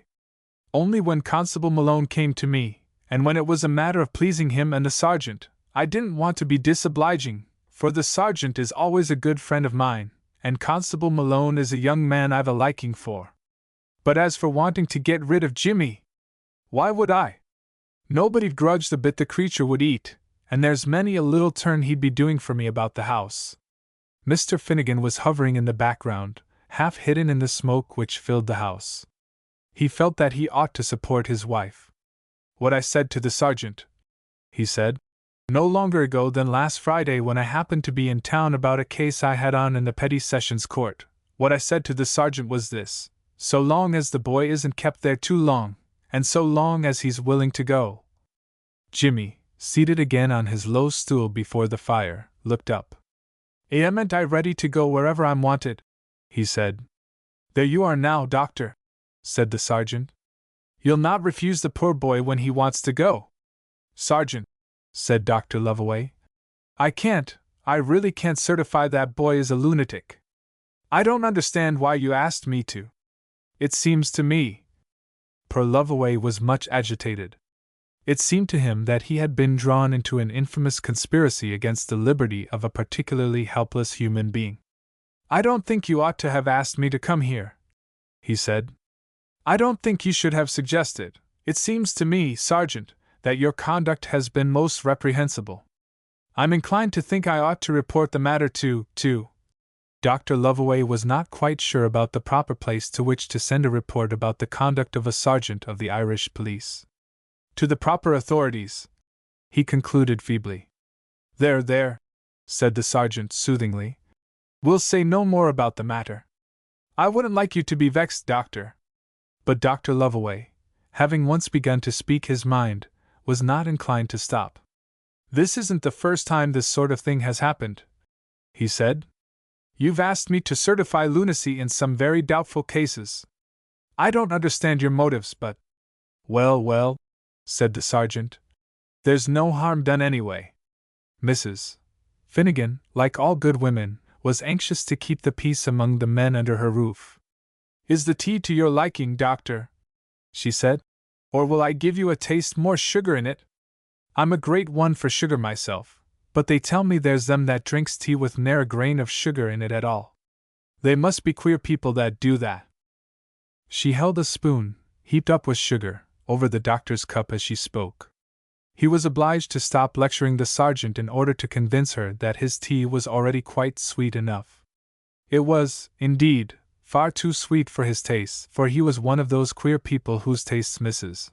Finnegan could not understand. The drive home ought to have been in every way pleasanter than the drive out to Ballygran. Patsy Doolan's mare was subdued in temper, so docile, indeed, that she allowed Jimmy to put her between the shafts. She made no attempt to stand on her hind legs, and did not shy even at a young pig which bolted across the road in front of her. Dr. Lovaway could sit on his side of the car without holding on. The rain had ceased and great wisps of mist were sweeping clear of the hilltops, leaving fine views of grey rock and heather-clad slopes. But Dr. Lovaway did not enjoy himself. Being an Englishman, he had a strong sense of duty, and was afflicted as no Irishman ever is by a civic conscience. He felt that he ought to bring home somehow to Sergeant Rahilly a sense of the iniquity of trying to shut up sane, or almost sane, people in lunatic asylums. Being of a gentle and friendly nature, he hated making himself unpleasant to anyone, especially to a man like Sergeant Rahilly, who had been very kind to him. The path of duty was not made any easier to him by the behavior of the sergeant. Instead of being overwhelmed by a sense of discovered guilt, the police, both Rahilly and Constable Malone, were pleasantly chatty, and evidently bent on making the drive home as agreeable as possible for the doctor. They told him the names of the hills and the more distant mountains. They showed the exact bank at the side of the road from behind which certain murderous men had fired at a land agent in 1885. They explained the route of a light railway which a forgotten chief secretary had planned but had never built owing to change of government and his loss of office. Not one word was said about Jimmy, or lunatics, or asylums. It was with great difficulty that Dr. Lovaway succeeded at last in breaking in on the smooth flow of chatty reminiscences. But when he did speak, he spoke strongly. As with most gentle and timid men, his language was almost violent when he had screwed himself up to the point of speaking at all. The two policemen listened to all he said with the utmost good humor. Indeed, the sergeant supported him. "You hear what the doctor's saying to you, Constable Malone," he said. "I do, surely," said the constable. "Well, I hope you'll attend to it," said the sergeant. "And let there be no more of the sort of work that the doctor's complaining of. But I mean you too, Sergeant. said Dr. Lovaway. You're just as much to blame as the constable. Indeed more, for you're his superior officer. I know that, said the sergeant. I know that well. And what's more, I'm thankful to you, Doctor, for speaking out what's in your mind. Many a one wouldn't do it. And I know that every word you've been saying is for my good and for the good of Constable Malone, who's a young man yet and might improve if handled right. That's why I'm thanking you, Doctor, for what you've said. When Solomon said that a soft answer turneth away wrath, he understated a great truth. A soft answer, if soft enough, will deflect the stroke of the sword of justice. Dr. Lovaway, though his conscience was still uneasy, could say no more. He felt that it was totally impossible to report Sergeant Rahilly's way of dealing with lunatics to the higher authorities. That night Sergeant Rahilly called on Mr. Flanagan, going into the house by the back door, for the hour was late.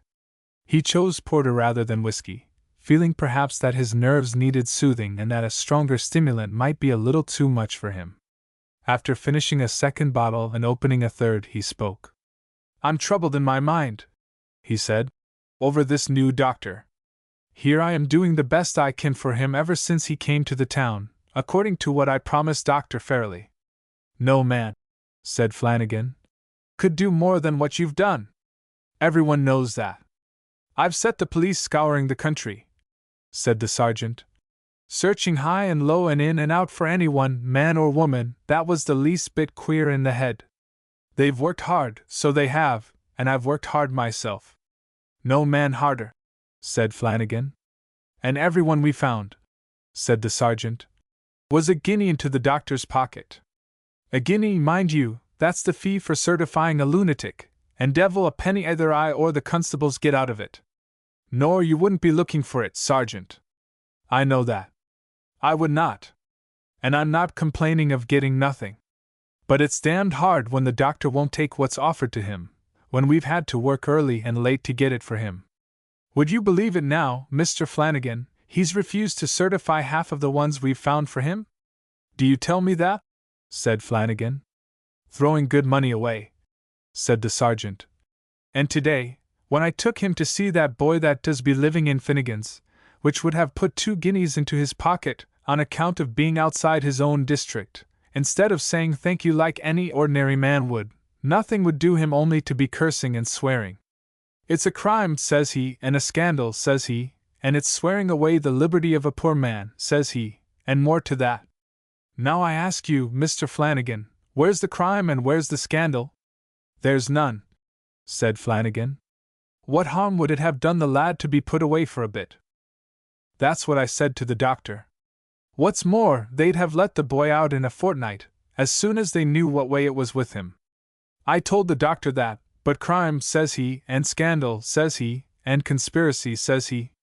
Be damned, but to hear him talk you'd think I was trying to take 2 guineas out of his pocket instead of trying to put it in, and there's the thanks I get for going out of my way to do the best I could for him so as he'd rest content in this place and let Dr. Fairley stay where he is to be cutting the legs off the Germans.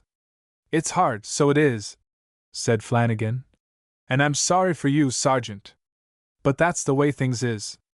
As I was saying to you once before and maybe oftener, the English is queer people, and the more you'd be trying to please them the less they like it. It's not easy to deal with them, and that's a fact.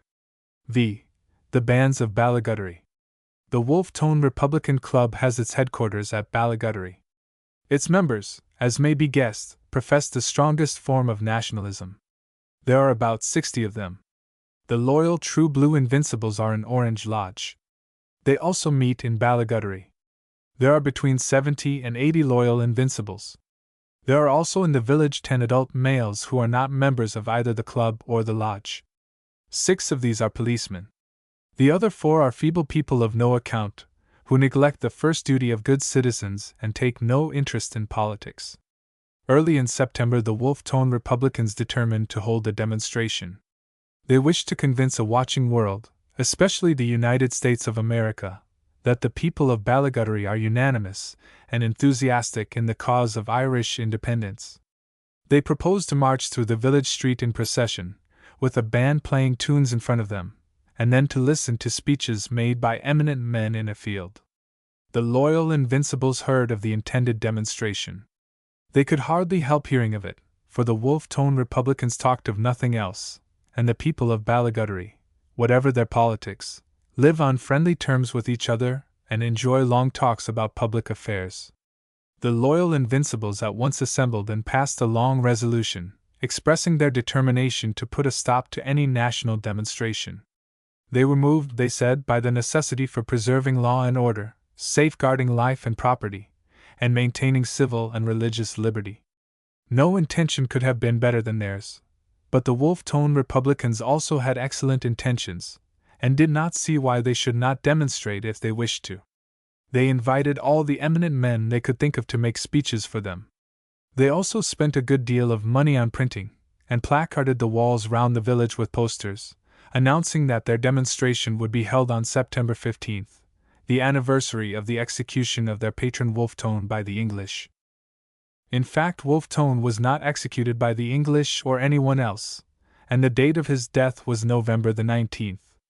But that made no difference to either side, because no one in Ballaguddery ever reads history. The loyal True Blue Invincibles did not tear down the posters. They were kindly men, averse to unneighborly acts. But they put up posters of their own, summoning every man of sound principles to assemble on September 15th at 10:30 a.m., in order to preserve law, order, life, property, and liberty, by force if necessary. Mr. Hind, District Inspector of Police in Ballaguddery, was considering the situation. He was in an uncomfortable position, for he had only 4 constables and 1 sergeant under his command. It seemed to him that law and order would disappear for the time, life and property be in danger, and that he would not be able to interfere very much with anybody's liberty. Mr. Hind was, however, a young man of naturally optimistic temper. He had lived in Ireland all his life, and he had a profound belief in the happening of unexpected things. On September the 10th, the wolf-toned Republicans made a most distressing discovery. 6 months before, they had lent their band instruments to the Thomas Emmet Club, an important association of nationalists in the neighboring village. The Thomas Emmets, faced with the demand for the return of the instruments, confessed that they had lent them to the martyred Archbishop's branch of the Gaelic League. They, in turn, had lent them to the Manchester Martyrs Gaelic Football Association. These athletes would, no doubt, have returned the instruments honestly, but unfortunately their association had been suppressed by the government 6 weeks earlier, and had only just been reformed as the Irish Ireland National Brotherhood. In the process of dissolution and reincarnation, the band instruments had disappeared. No one knew where they were. The only suggestion the footballers had to make was that the police had taken them when suppressing the Manchester Martyrs. This seemed probable, and the members of the wolf-toned Republican Club asked their president, Mr. Cornelius O'Farrelly, to call on Mr. Hind and inquire into the matter. Mr. Hind was surprised, very agreeably surprised, at receiving a visit one evening from the president of the Republican Club. In Ireland, leading politicians, whatever school they belong to, are seldom on friendly terms with the police. He greeted O'Farrelly warmly. "What I was wishing to speak to you about was this," O'Farrelly began. "Fill your pipe before you begin talking," said Mr. Hind. "Here's some tobacco." He offered his pouch as he spoke. "I wish I could offer you a drink, but there's no whiskey to be got nowadays." "I know that," said O'Farrelly in a friendly tone. "And what's more, I know you'd offer it to me if you had it." He filled his pipe and lit it. Then he began again. "What I was wishing to speak to you about is the band instruments." "If you want a subscription," said Hind. "I do not want any subscription." "That's just as well, for you wouldn't get it if you did. I've no money for one thing, and besides it wouldn't suit a man in my position to be subscribing to rebel bands." "I wouldn't ask you," said O'Farrelly. "Don't I know as well as yourself that it would be no use? And anyway, it isn't the money we want, but our own band instruments." "What's happened to them?" said Hind. "You had a lot. Last time I saw your band it was fitted out with drums and trumpets enough for a regiment. It's just them we're trying to get back." "If anyone has stolen them," said Hind, "I'll look into the matter and do my best to catch the thief for you." "Nobody stole them," said O'Farrelly. "Not what you'd call stealing, anyway, but it's our belief that the police has them." "You're wrong there," said Hind. "The police never touched your instruments, and wouldn't. They might not if they knew they were ours. But from information received, we think the police took them instruments the time they were suppressing the Manchester martyrs beyond the Lee Snan, the instruments being lent to them footballers at that time." "I remember all about that business," said Hind. "I was there myself. But we never saw your instruments. All we took away with us was 2 old footballs and a set of rotten goalposts. Whatever happened to your instruments, we didn't take them." "I expect," said Hind, "that the Manchester martyr boys pawned them." O'Farrelly sat silent. It was unfortunately quite possible that the members of the football club had pawned the instruments, intending, of course, to redeem them when the club funds permitted. "I'm sorry for you," said Hind. "It's awkward for you losing your drums and things just now, with this demonstration of yours advertised all over the place. You'll hardly be able to hold the demonstration, will you?" "The demonstration will be held," said O'Farrelly firmly. "Not without a band, surely." "Hang it all, O'Farrelly, a demonstration is no kind of use without a band. It wouldn't be a demonstration. You know that as well as I do." O'Farrelly was painfully aware that a demonstration without a band is a poor business. He rose sadly and said good night. Hind felt sorry for him. "If the police had any instruments," he said, "I'd lend them to you. But we haven't a band of our own here. There aren't enough of us." This assurance, though it was of no actual use, cheered O'Farrelly.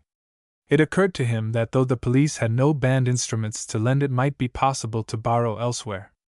The loyal True Blue Invincibles, for instance, had a very fine band, well supplied in every way, particularly with big drums. O'Farrelly thought the situation over and then called on Jimmy McLaughlin, the blacksmith, who was the secretary of the Orange Lodge. "Jimmy," said O'Farrelly, "we're in trouble about the demonstration that's to be held next Tuesday." "It'd be better for you," said Jimmy, "if that demonstration was never held. For let me tell you this, the Lodge boys has their minds made up to have no Papist rebels demonstrating here. It isn't you, nor your Orange Lodge, nor all the damned Protestants in Ireland would be fit to stop us," said O'Farrelly. Jimmy McLaughlin spit on his hands as if in preparation for the fray. Then he wiped them on his apron, remembering that the time for fighting had not yet come. "And what's the matter with your demonstration?" he asked. "It's the want of instruments for the band that has us held up," said O'Farrelly. "We lent them, so we did, and the fellows that had them didn't return them." Jimmy McLaughlin pondered the situation. He was as well aware as Mr. Hind, as O'Farrelly himself, that a demonstration without a band is a vain thing. "It would be a pity now," he said slowly, "if anything was to interfere with that demonstration, seeing as how you're ready for it, and we're ready for you. It would be a pity. Leaving aside any political or religious differences that might be dividing the people of Ballaguddery, it would be a pity for the whole of us if that demonstration was not to be held." "How would it be now?" said Jimmy McLaughlin. "If we was to lend you our instruments for the day?" "We'd be thankful to you if you did, very thankful," said O'Farrelly. "And indeed, it's no more than I'd expect from you, Jimmy, for you always were a good neighbor. But are you sure that you'll not be wanting them yourselves?" "We will not want them," said Jimmy McLaughlin. "It'll not be drums we'll be beating that day, not drums, but the heads of Papists. But mind what I'm saying to you now. If we lend you the instruments, you'll have to promise that you'll not carry them beyond the crossroads this side of Dickie's Brae. You'll leave the whole of them there beyond the crossroads, drums and all. It wouldn't do if any of the instruments got broke on us or the drums lost, which is what has happened more than once when there's been a bit of a fight. And it'll be at Dickie's Brae that we'll be waiting for you." "I thought as much," said O'Farrelly. "And I'd be as sorry as you'd be yourself if any harm was to come to your drums. They'll be left at the crossroads the way you tell me. You may take my word for that. You can pick them up there yourselves and take them back with you when you're going home in the evening, those of you that'll be left alive to go home. For we'll be ready for you, Jimmy, and Dickie's Brae will suit us just as well as any other place." The wolf-toned Republicans are honorable men, Their band marched at the head of the procession through the streets of the village. They played all the most seditious tunes there are, and went on playing for half a mile outside the village. The police, headed by Mr. Hind, followed them. At the crossroads there was a halt. The band's men laid down the instruments very carefully on a pile of stones beside the road. Then they took the fork of the road which leads southwards. The direct route to Dickie's Brae lies northwest along the other fork of the road. Cornelius O'Farrelly had the instinct of a military commander. His idea was to make a wide detour, march by a crossroad and take the Dickey Brae position in the rear. This would require some time, but the demonstrators had a long day before them, and if the speeches were cut a little short no one would be any the worse. Jimmy McLaughlin and the members of the loyal True Blue Invincibles sat on the roadside at the foot of Dickey's Brae and waited. They expected that the Wolf-Tone Republicans would reach the place about noon. At 11:45 Mr. Hind and 5 police arrived. They had with them a cart carefully covered with sacking. No one was in the least disturbed by their appearance. 5 police, even with an officer at their head, cannot do much to annoy 2 armies of 60 and 70 men. The police halted in the middle of the road. They made no attempt to unload their cart. At 1:30 Jimmy McLaughlin took counsel with some of the leading members of the loyal True Blue Invincible Lodge. It seemed likely that the Wolf-Tone Republicans had gone off to demonstrate in some other direction, deliberately shirking the fight which had been promised them. "I'd never have thought it of Cornelius O'Farrelly," said Jimmy sadly. "I had a better opinion of him, so I had. I knew he was a papist and a rebel and every kind of a blackguard, but I'd never have thought he was a coward." While he spoke, a small boy came running down the hill. He brought the surprising intelligence that the Wolf-Tone Republicans were advancing in good order from a totally unexpected direction. Jimmy McLaughlin looked round and saw them. So did Mr. Hind. While Jimmy summoned his men from the ditches where they were smoking and the fields into which they had wandered, Mr. Hind gave an order to his police. They took the sacking from their cart. Underneath it were all the band instruments belonging to the Orange Lodge. The police unpacked them carefully and then, loaded with drums and brass instruments, went up the road to meet the Wolf-Tone Republicans. Jimmy McLaughlin ran to Mr. Hind, shouting as he went, "What are you doing with them drums?" Mr. Hind turned and waited for them. "I'm going to hand them over to Cornelius O'Farrelly," he said. "You're going to do nothing of the sort," said Jimmy. "For there are drums, so they are." "I don't know anything about that," said Mr. Hind. "All I know is that they're the instruments which O'Farrelly's band were playing when they marched out of the town. They left them on the side of the road, where my men found them." "What right had you to be touching them at all?" said Jimmy. "Every right. O'Farrelly was complaining to me 3 days ago that one set of band instruments had been stolen from him.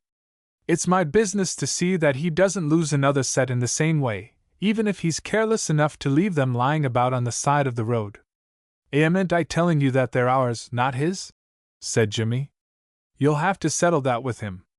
"Sure, if I settled that with him," said Jimmy. "In the only way anything could be settled with a pack of rebels, the instruments will be broke into smithereens before we're done." This seemed very likely. Jimmy McLaughlin's band's men, armed with sticks and stones, were forming up on the road. The police had already handed over the largest drum to one of the leading Wolf-Tone Republicans. It was Cornelius O'Farrelly who made an attempt to save the situation. He came forward and addressed Mr. Hind. "It would be better," he said, "if you march the police off out of this and let them take the band instruments along with them, for if they don't the drums will surely be broke and the rest of the things twisted up so as nobody'll ever be able to blow a tune on them again, which would be a pity and a great loss to all parties concerned." "I'll take the police away if you like," said Mr. Hind, "but I'm hanged if I go on carting all those instruments about the country. I found them on the side of the road where you left them, and now that I've given them back to you I'll take no further responsibility in the matter." The 2 sets of bandsmen were facing each other on the road. The instruments were divided between them. They were uttering the most bloodthirsty threats, and it was plain that in a minute or 2 there would be a scrimmage. "Jimmy," said O'Farrelly, "if the boys get to fighting—" "I don't know," said Jimmy gloomily. "Where the money's to come from to buy new drums." "It might be better," said O'Farrelly, "if we was to go home and leave the instruments back safe where they came from before worse comes of it." 10 minutes later the instruments were safely packed again into the cart. One of the loyal True Blue Invincibles led the horse. A wolf-toned Republican sat in the cart and held the reins. Jimmy McLaughlin and Cornelius O'Farrelly walked together. It was plain to everyone that hostilities were suspended for the day. "I'm thinking," said Jimmy, "that you didn't hold your demonstration after all. I hope this'll be a lesson to you not to be trying anything of the sort for the future." "For all your fine talk," said O'Farrelly, "you didn't stop us." "And why not?" "Because you weren't fit to do it." "We could have done it," said Jimmy. "And we would. But what's the use of talking? So long as no demonstration was held, we're satisfied. So long as you didn't get interfering with us, we're satisfied." Mr. Hind, walking behind the procession with his 5 police, had perhaps the best reason of all for satisfaction. 6. Starting the train. Tom O'Donovan leaned as far as possible out of the window of the railway carriage, a first-class smoking carriage. "Goodbye, Jessie, old girl," he said. "I'll be back the day after tomorrow, or the next day at latest. Take care of yourself." Mrs. O'Donovan, who was not very tall, stood on tiptoe while he kissed her. "You'll have time enough to get dinner in Dublin," she said. "Or will you dine on the boat?" "They give you a pretty fair dinner on the boat," said Tom, "and it's less fussy to go on board at once." She had said that to him before, and he had made the same answer, but it is necessary to keep on saying something while waiting for a train to start, and on such occasions there is very seldom anything fresh to say. "And you'll see Mr. Manners tomorrow morning," she said, after a short pause. "Appointment for 10:30, said Tom. "I'll breakfast at the Euston Hotel and take the tube to his office. Bye-bye, old girl." But the bye, like the kiss, was premature. The train did not start. "If I get Manners' agency," said Tom, "we'll be on the pig's back. You'll be driving about in a big car with a fur coat on you in the inside of 6 months. Be as fascinating as you can, Tom," she said. "He'd hardly have asked me to go all the way to London," said Tom, "if he wasn't going to give me the agency." They had reasoned all that out half a dozen times since the letter arrived which summoned Tom to an interview in Mr. Manners' office. There was no doubt that the agency, which meant the sole right of selling the Manners machines in Ireland, would be exceedingly profitable. And Tom O'Donovan believed that he had secured it. He glanced at the watch on his wrist. "I wonder what the deuce we're waiting for," he said. But passengers on Irish railways nowadays are all accustomed to trains which do not start, and have learned the lesson of patience. Tom waited, without any sign of irritation. Mrs. O'Donovan chatted pleasantly to him. The train had reached the station in good time. It was due in Dublin 2 hours before the mail boat left Kingstown. There was no need to feel worried. Yet at the end of half an hour Tom did begin to feel worried. When 3/4 of an hour had passed he became acutely anxious. "If we don't get a move on soon," he said, "I shall miss the boat, and I say, Jessie, this is getting serious." Missing the boat meant missing his appointment in London next morning, and then, why, then Manners would probably give the agency to someone else. Tom opened the door of his carriage and jumped out. "I'll speak to the guard," he said, "and find out what's the matter." The guard, a fat, good-humored-looking man, was talking earnestly to the engine driver. Tom O'Donovan addressed him explosively. "Why the devil don't you go on?" he said. "The train is not going on today," said the guard. "It'll maybe never go on at all." "Why not?" It was the engine driver who replied. He was a tall, grave man, and he spoke with dignity, as if he were accustomed to making public speeches on solemn occasions. "This train," he said, "will not be used for the conveyance of the armed forces of the English Crown, which country is presently at war with the Irish Republic. There's soldiers got into the train at this station," said the guard, in a friendly explanatory tone. "And the way things is it wouldn't suit us to be going on, as long as them ones." He pointed to the rear of the train with his thumb. "Stays where they are." "But oh, hang it all! If the train doesn't go on, I shall miss the mail boat at Kingstown, and if I'm not in London tomorrow morning, I shall lose the best part of £1,000 a year." "That would be a pity now," said the guard. "And I'd be sorry for any gentleman to be put to such a loss. But what can we do? The way things is at the present time, it wouldn't suit either the driver or me to be taking the train on while there'd be soldiers in it. It's queer times we're having at present, and that's a fact." The extreme queerness of the times offered no kind of consolation to Tom O'Donovan.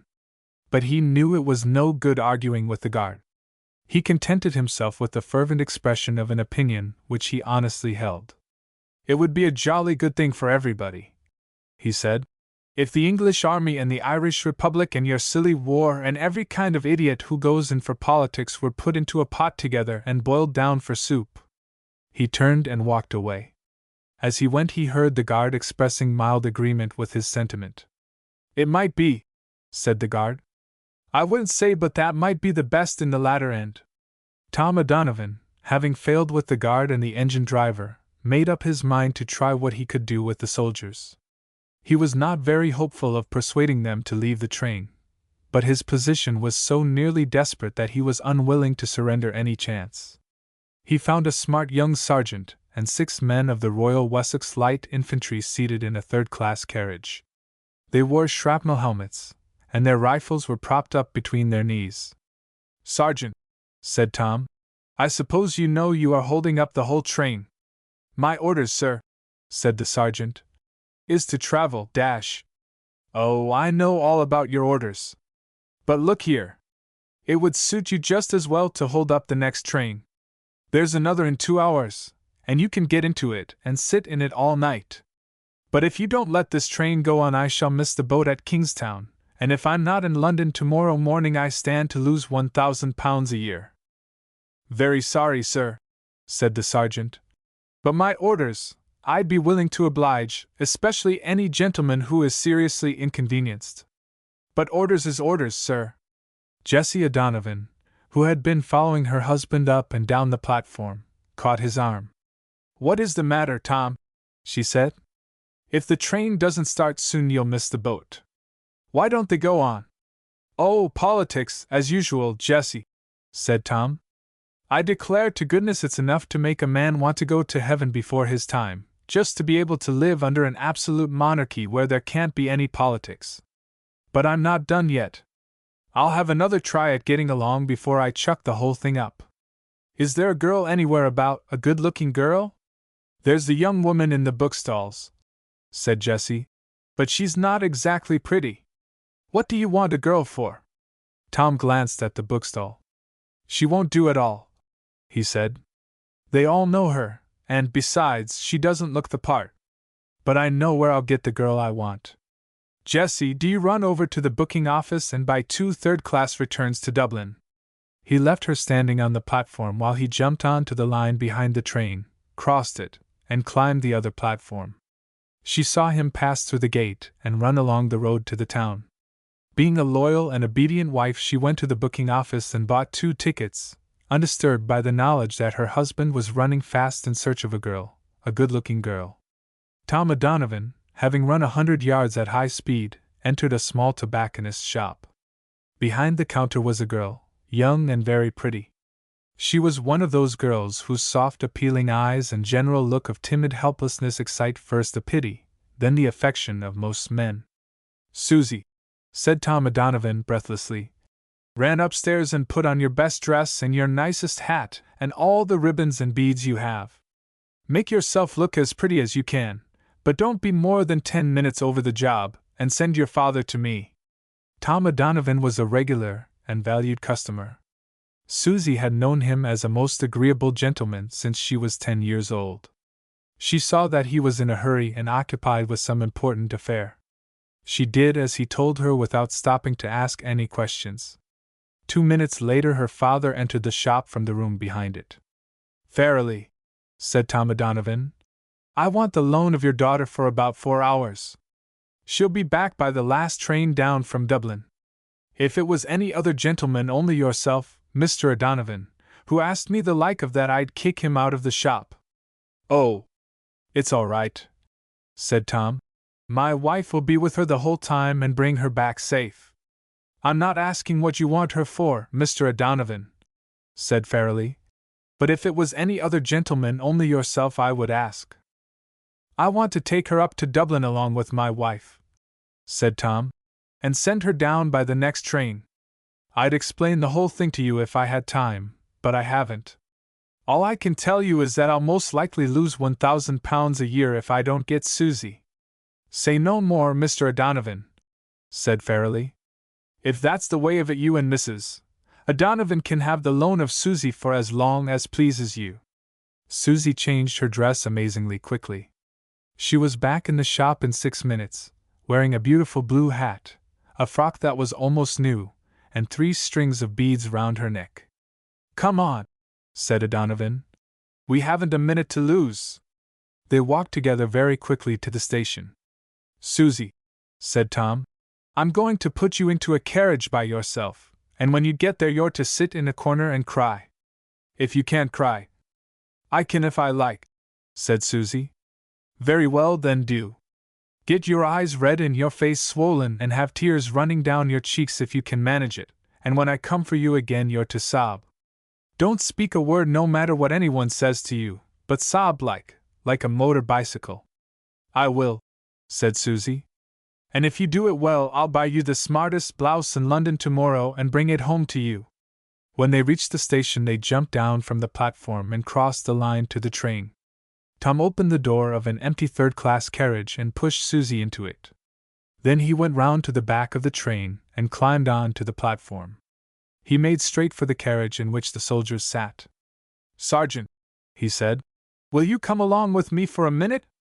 The sergeant, who was beginning to find his long vigil rather dull, warned his men to stay where they were. Then he got out and followed Tom O'Donovan. Tom led him to the carriage in which Susie Saturday, the girl, had done very well since he left her. Her eyes were red and swollen. Her cheeks were slobbered. She held a handkerchief in her hand rolled into a tight damp ball. You see that girl? Said Tom. Yes, sir, said the sergeant. Seems to be in trouble, sir. She's in perfectly frightful trouble, said Tom. She's on her way to Dublin, or she would be if this train would start, so as to catch the night mail to Cork. She was to have been married in Cork tomorrow morning and to have gone off to America by a steamer which leaves Queenstown at 10:30 a.m. Now, of course, the whole thing is off. She won't get to Dublin or Cork, and so can't be married. Susie, when she heard this pitiful story, sobbed convulsively. It's very sad, said Tom. The sergeant, a nice, tender-hearted young man, looked at Susie's pretty face and was greatly affected. Perhaps her young man will wait for her, sir, he said. He can't do that, said Tom. The fact is that he's a demobilized soldier, served all through the war and won the VC, and the Sinn Feiners have warned him that he'll be shot if he isn't out of the country before midday tomorrow. Susie continued to sob with great vigor and intensity. The sergeant was deeply moved. It's cruel hard, sir, he said. But my orders. I'm not asking you to disobey orders, said Tom. But in a case like this, for the sake of that poor young girl and the gallant soldier who wants to marry her, a comrade of your own, Sergeant. You may have known him out in France. I think you ought to stretch a point. Listen to me now. He drew the sergeant away from the door of the carriage and whispered to him. I'll do it, sir, said the sergeant. My orders say nothing about that point. You do what I suggest, said Tom, and I'll fix things up with the guard. He found the guard and the engine driver awaiting events in the station master's office. They were quite willing to follow him to the carriage in which Susie Saturday. They listened with deep emotion to the story which Tom told them. It was exactly the same story which he told the sergeant, except this time the bridegroom was a battalion commander of the Irish Volunteers whose life was threatened by a malignant black antan. Susie sobbed as bitterly as before. It's a hard case, so it is, said the guard. And if there was any way of getting the young lady to Dublin. There's only one way, said Tom, and that's to take on this train.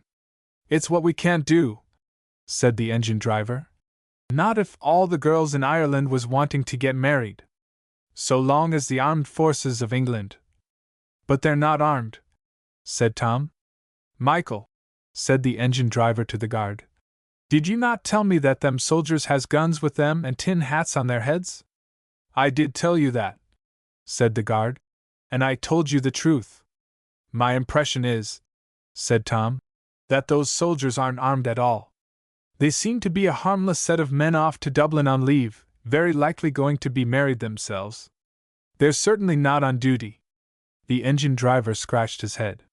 Susie, inspired by a wink from Tom, broke into a despairing wail. If that's the way of it, said the engine driver, it would be different, of course. Come and see, said Tom. The sergeant and his men were sitting in their compartments smoking cigarettes. Their heads were bare. Most of them had their tunics unbuttoned. One of them was singing a song, in which the whole party joined. There was not a single rifle to be seen anywhere. There now, said Tom. You see for yourselves. You can't call those men munitions of war. The guard, who had seen the soldiers march into the station, was puzzled, but the engine driver seemed convinced that there had been some mistake. I'll do it, he said. For the sake of the young girl and the brave lad that wants to marry her, I'll take the train to Dublin. Well, hurry up, said Tom. Drive that old engine of yours for all she's worth. The driver hastened to his post. The guard blew his whistle shrilly. Tom seized his wife by the arm. Hop into the carriage with Susie Farrelly, he said. Dry her eyes and tell her I'll spend £5 on a silk blouse for her, pink or blue or any color she likes. I'll explain the whole thing to you when we get to Dublin. I can't travel with you. The guard is only half convinced and might turn suspicious if he saw us together. Tom O'Donovan just caught the mail boat at Kingstown. He secured the agency for the sale of the Manners machines in Ireland. He is in a fair way to becoming a very prosperous man, but it is unlikely that he will ever be a member either of Parliament or Dáil Éireann. He says that politics interfere with business. 7. Unlawful possession. When Willie Thornton, second lieutenant in the Wessex Fusiliers, was sent to Ireland, his mother was nervous and anxious. She had an idea that the shooting of men in uniform was a popular Irish sport, and that her boy would have been safer in Germany, Mesopotamia, or even Russia. Willie, who looked forward to some hunting with a famous Irish pack, laughed at his mother. It was his turn to be nervous and anxious when, 3 weeks after joining his battalion, he received an independent command. He was a cheerful boy and he was not in the least afraid that anyone would shoot him, or his men. But the way the colonel talked to him made him uncomfortable. There's your village, said the colonel. William peered at the map spread on the orderly room table, and saw, in very small print, the name Dunedin.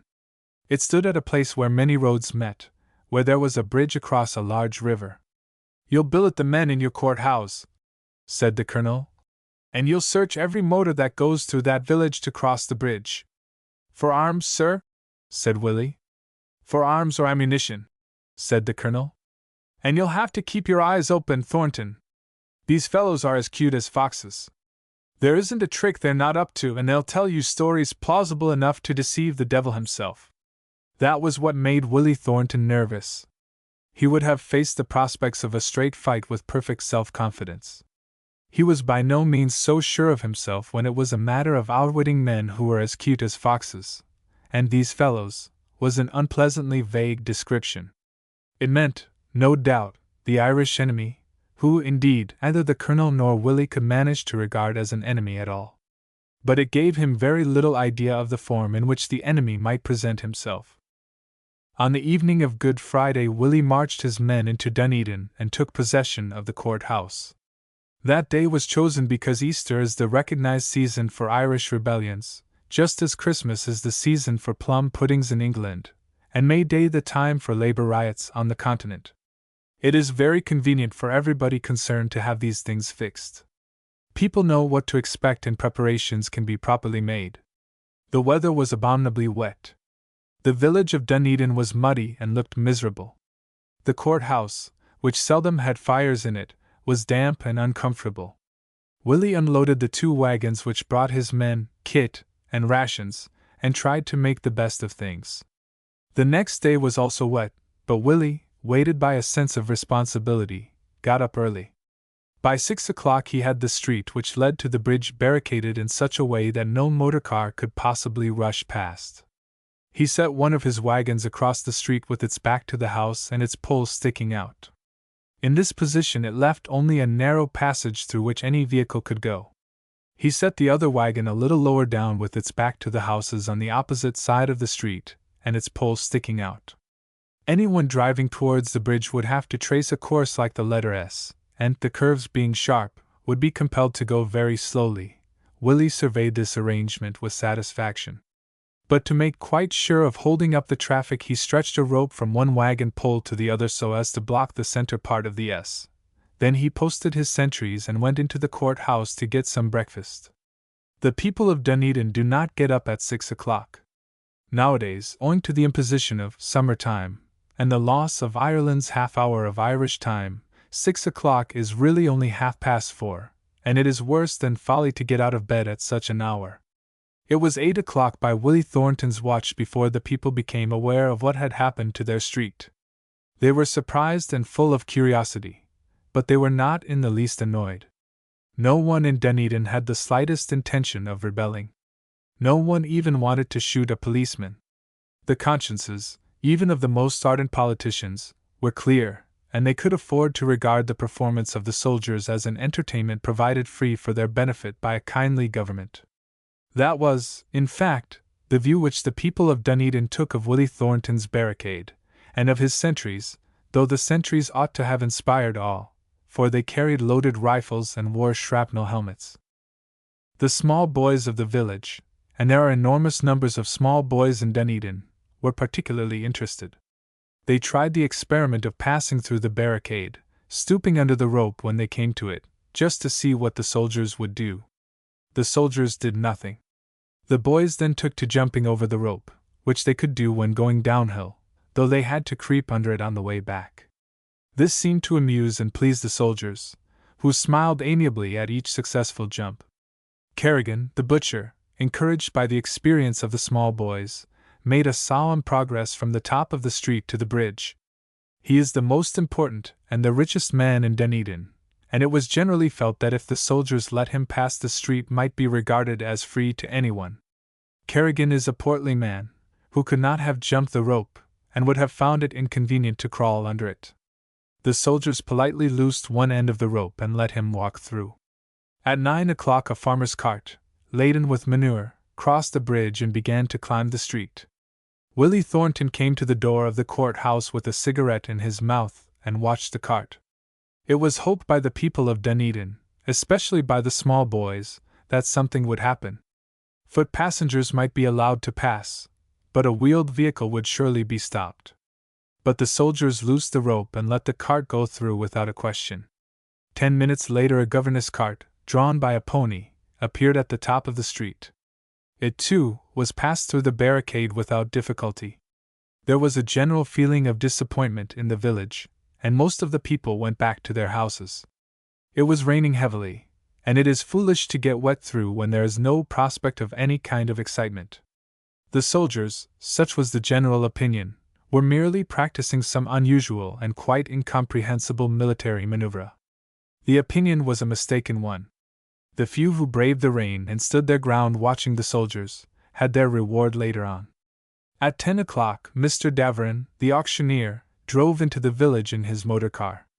Mr. Daverin lives in Ballymurray, a town of some size, 6 miles from Dunedin.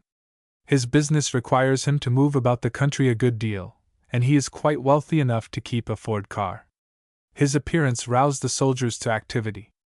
Willie Thornton, without a cigarette this time, stood beside the barricade. A sentry, taking his place in the middle of the street, called to Mr. Daverin to halt. Mr. Daverin, who was coming along at a good pace, was greatly surprised, but he managed to stop his car and his engine a few feet from the muzzle of the sentry's rifle. Willie Thornton, speaking politely but firmly, told Mr. Daverin to get out of the car. He did not know the auctioneer, and had no way of telling whether he was one of these fellows or not. The fact that Mr. Davern looked most respectable and fat was suspicious. A cute fox might pretend to be respectable and fat when bent on playing tricks. Mr. Davern, still surprised but quite good-humored, got out of his car. Willie Thornton and his sergeant searched it thoroughly. They found nothing in the way of a weapon more deadly than a set of tire levers. Mr. Davern was told he might go on. In the end he did go on, but not until he, the sergeant, Willie Thornton, and one of the sentries had worked themselves hot at the starting crank. Ford engines are queer-tempered things, with a strong sense of self-respect. When stopped accidentally and suddenly, they often stand on their dignity and refuse to go on again. All this was pleasant and exciting for the people of Dunedin, who felt that they were not wasting their day or getting wet in vain. And still better things were in store for them. At 11 o'clock a large and handsome car appeared at the end of the street. It moved noiselessly and swiftly towards the barricade. The chauffeur, leaning back behind his glass screen, drove as if the village and the street belonged to him. Dunedin is, in fact, the property of his master, the Earl of Ramelton, so the chauffeur had some right to be stately and arrogant. Every man, woman, and child in Dunedin knew the car, and there was tiptoe excitement. Would the soldiers venture to stop and search this car? The excitement became intense when it was seen that the Earl himself was in the car. He lay back very comfortably smoking a cigar in the covered tonneau of the limousine. Lord Ramelton is a wealthy man and deputy lieutenant for the county. He sits and sometimes speaks in the House of Lords. He is well known as an uncompromising unionist, whose loyalty to the king and empire is so firm as to be almost aggressive. There was a gasp of amazement when the sentry, standing with his rifle in his hands, called, "Halt!" He gave the order to the Earl's chauffeur quite as abruptly and disrespectfully as he had given it to Mr. Davern. The chauffeur stopped the car and leaned back in his seat with an air of detachment and slight boredom. It was his business to stop or start the car and to drive where he was told. Why it was stopped or started or where it went were matters of entire indifference to him. Lord Ramelton let down the window beside him and put out his head. "What the devil is the matter?" he said.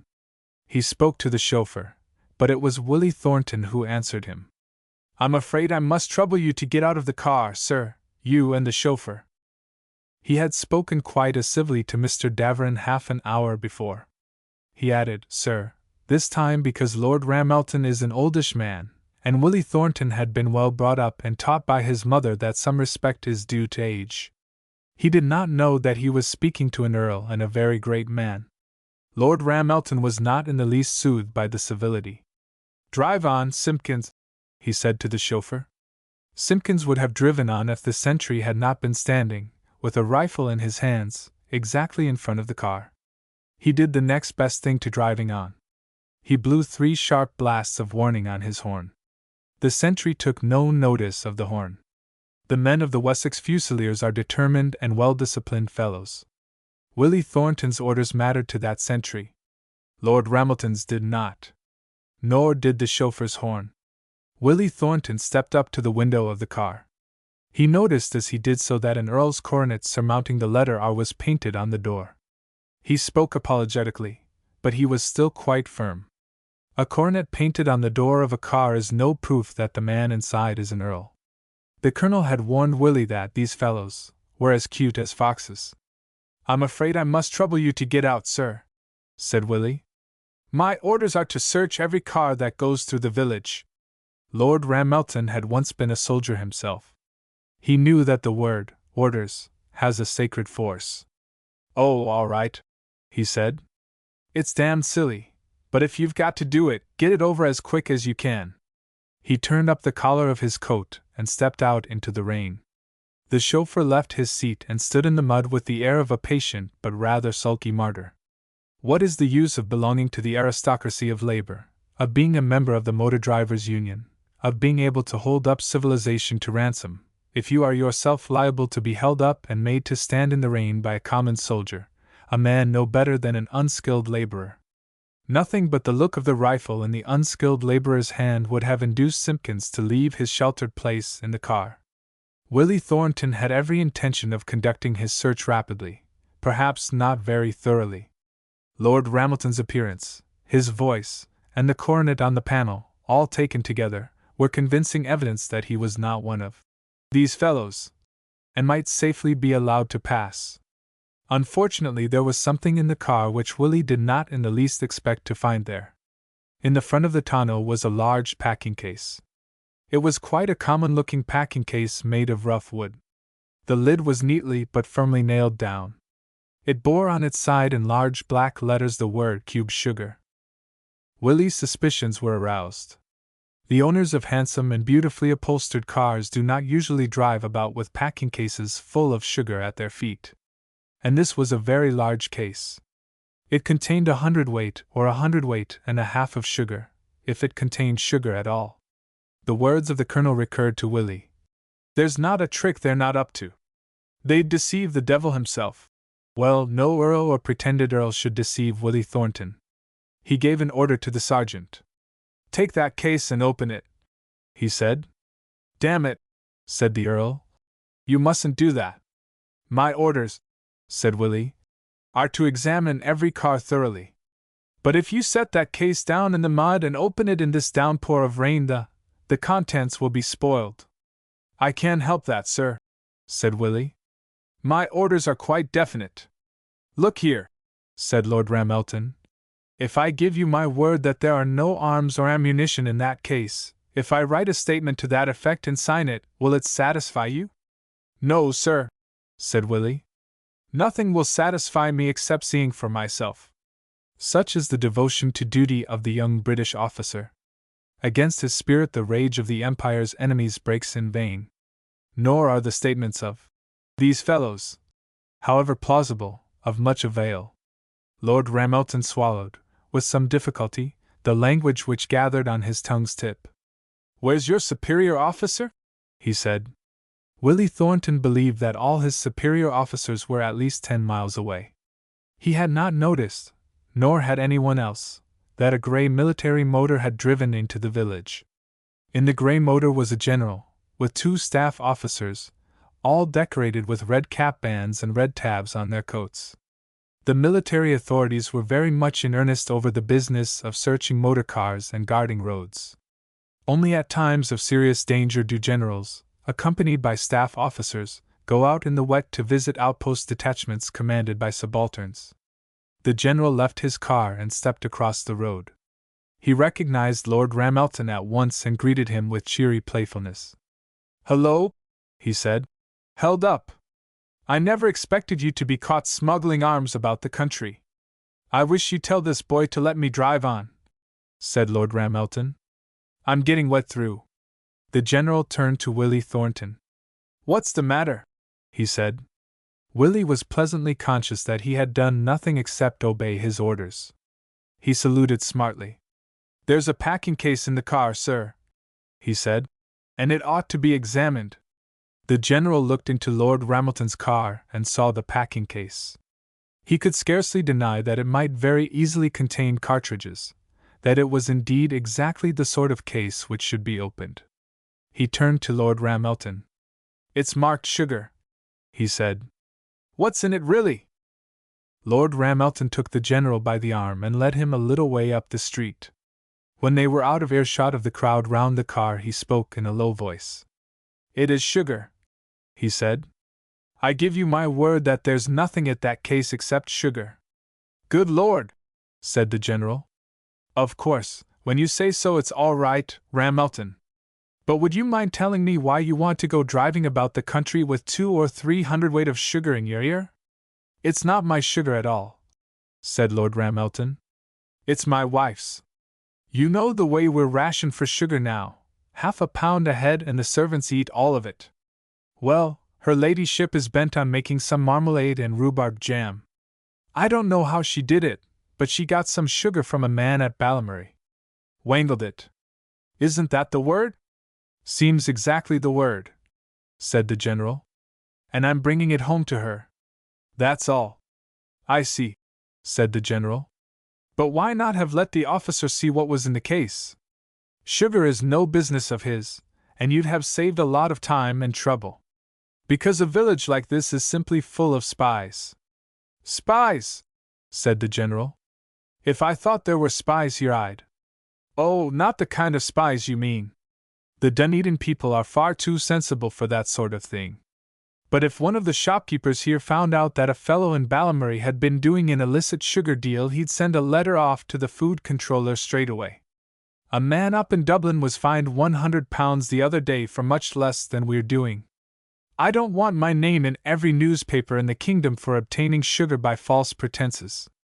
All right, said the general. It's nothing to me where you get your sugar. Willie Thornton, much to his relief, was ordered to allow the Earl's car to proceed unsearched. The chauffeur, who was accustomed to be dry and warm, caught a nasty chill, and was in a bad temper for a week. He wrote to the secretary of his union complaining of the brutal way in which the military tyrannized over the representatives of skilled labor. The people of Dunedin felt that they had enjoyed a novel and agreeable show.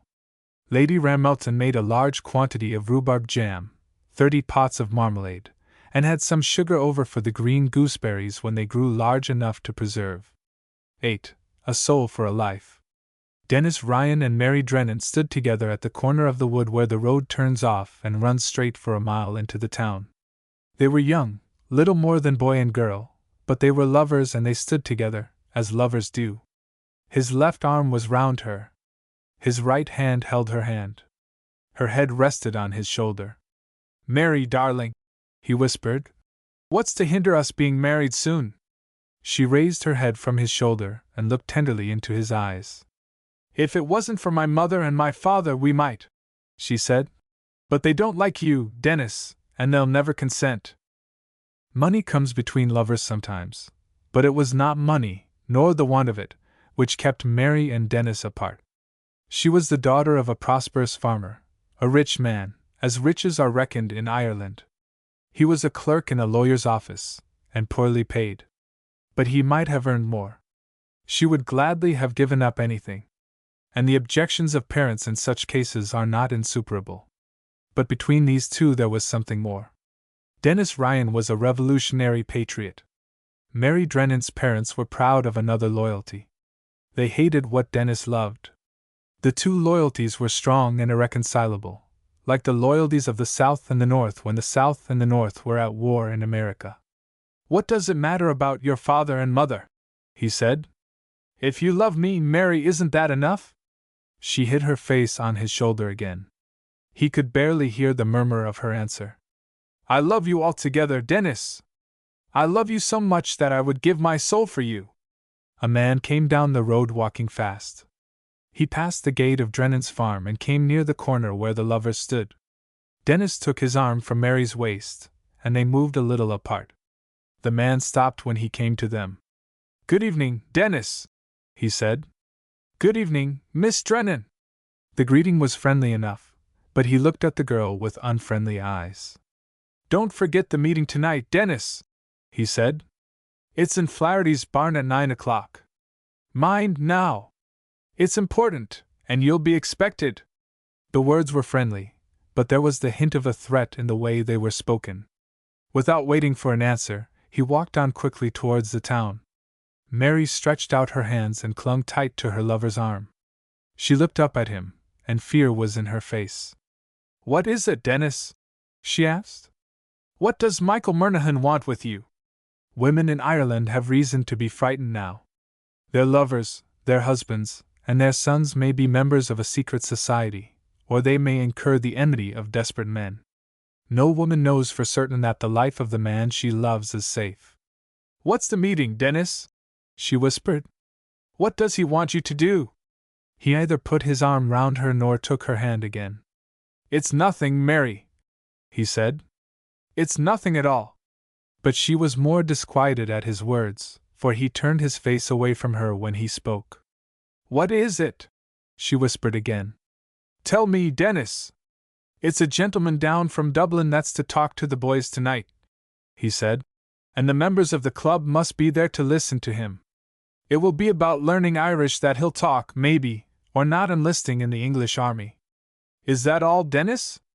Are you sure now that's all? Will he not want you to do anything? That part of the country was quiet enough. But elsewhere there were raidings of houses, attacks on police barracks, shootings, woundings, murders, and afterwards arrests, imprisonments, and swift, wild vengeance taken. Mary was afraid of what the man from Dublin might want. Dennis turned to her, and she could see that he was frightened too. "Mary, Mary," he said. "Whatever comes or goes, there'll be no harm done to you or yours." She loosed her hold on his arm and turned from him with a sigh. "I must be going from you now, Dennis," she said. "Mother will be looking for me, and the dear God knows what she'd say if she knew I'd been here talking to you." Mrs. Drennan knew very well where her daughter had been. She spoke her mind plainly when Mary entered the farm kitchen. "I'll not have you talking or walking with Dennis Ryan," she said. "Nor your father won't have it. Everybody knows what he is, and what his friends are. There's nothing too bad for those fellows to do, and no daughter of mine will mix herself up with them." "Dennis isn't doing anything wrong, Mother," said Mary. "And if he thinks Ireland ought to be a free republic, hasn't he as good a right to his own opinion as you or me, or my father either? No man has a right to be shooting and murdering innocent people, whether they're policemen or whatever they are. And that's what Dennis Ryan and the rest of them are at, day and night, all over the country. And if they're not doing it here yet, they soon will. Blackguards, I call them, and the sooner they're hanged the better, every one of them." In Flaherty's barn that night the gentleman from Dublin spoke to an audience of some 20 or 30 young men. He spoke with passion and conviction. He told again the 1,000 times repeated story of the wrongs which Ireland has suffered at the hands of the English in old days. He told of more recent happenings, of men arrested and imprisoned without trial, without even definite accusation, of intolerable infringements of the common rights. He spoke of the glorious hope of national liberty, of Ireland as a free republic. The men he spoke to, young men all of them, listened with flashing eyes, with clenched teeth, and faces moist with emotion. They responded to his words with sudden groanings and curses. The speaker went on to tell of the deeds of men elsewhere in Ireland. The soldiers of the Irish Republic, so he called them. They had attacked the armed forces of English rule. They had stormed police barracks. They had taken arms and ammunitions where such things were to be found. These, he said, were glorious deeds wrought by men everywhere in Ireland. "But what have you done here?" he asked. "And what do you mean to do?" Michael Murnaghan spoke next.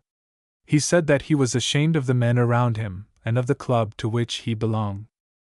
"It's a reproach to us," he said, "that we're the only men in Ireland that have done nothing. Are we ready to fight when the day for fighting comes? We are not. For what arms have we among us? Only 2 revolvers. 2 revolvers, and that's all. Not a gun, though you know well, and I know, that there's plenty of guns round about us in the hands of men that are enemies to Ireland. I could name 20 houses in the locality where there are guns, and good guns, and you could name as many more. Why don't we go and take them? Are we cowards?" The men around him shouted angrily that they were no cowards. Dennis Ryan, excited and intensely moved, shouted with the rest. It seemed to him that an intolerable reproach lay on him, and all of them. "What's to hinder us going out tonight?" said Murnaghan. "Why shouldn't we take the guns that ought to be in our hands and not in the hands of men who'd use them against us? All of you that are in favor of going out tonight will hold up your hands." There was a moment's silence. None of the men present had ever taken part in any deed of violence, had ever threatened human life, or openly and flagrantly broken the law. The delegate from Dublin, standing near Murnaghan, looked round at the faces of the men. There was a cool, contemptuous smile on his lips. "Perhaps," he said, "you'd rather not do it. Perhaps you'd rather go away and tell the police that I'm here with you. They'll be glad of the information. You'll get a reward, I dare say. Anyhow, you'll be safe." Stung by his reproach, the young men raised their hands one after another. Dennis Ryan raised his, though it trembled when he held it up. "So we're all agreed," said Murnaghan. "Then we'll do it tonight. Where will we go first?" There was no lack of suggestions. The men knew the locality in which they lived and knew the houses where there were arms. Sporting guns in many houses, revolvers in some, rifles in 1 or 2. There's a service rifle in Drennan's, said Murnaghan. That belonged to that nephew of his that was out in France, fighting for the English, and there's a double-barreled shotgun there, too. Drennan is no friend of ours, said a man. He was always an enemy of Ireland. And Drennan's away at the fair at Ballyruddery, with his bullocks, said another. There'll be nobody in the house, only his wife and daughter. They'll not be able to interfere with us. Murnaghan asked for 10 volunteers. Every man in the room, except Dennis Ryan, crowded round him, offering to go. 8 will be enough, said Murnaghan. 2 to keep watch on the road, 2 to keep the women quiet, and 4 to search the house for arms. He looked round as he spoke. His eyes rested distrustfully on Dennis Ryan, who stood by himself apart from the others. In secret societies and among revolutionaries, a man who appears anything less than enthusiastic must be regarded with suspicion. Are you coming with us, Dennis Ryan? Asked Murnaghan. There was silence in the room for a minute. All eyes were fixed on Dennis. There was not a man in the room who did not know how things were between him and Mary Drennan. There was not one who did not feel that Dennis' faithfulness was doubtful. And each man realized that his own safety, perhaps his own life, depended on the entire fidelity of all his fellows.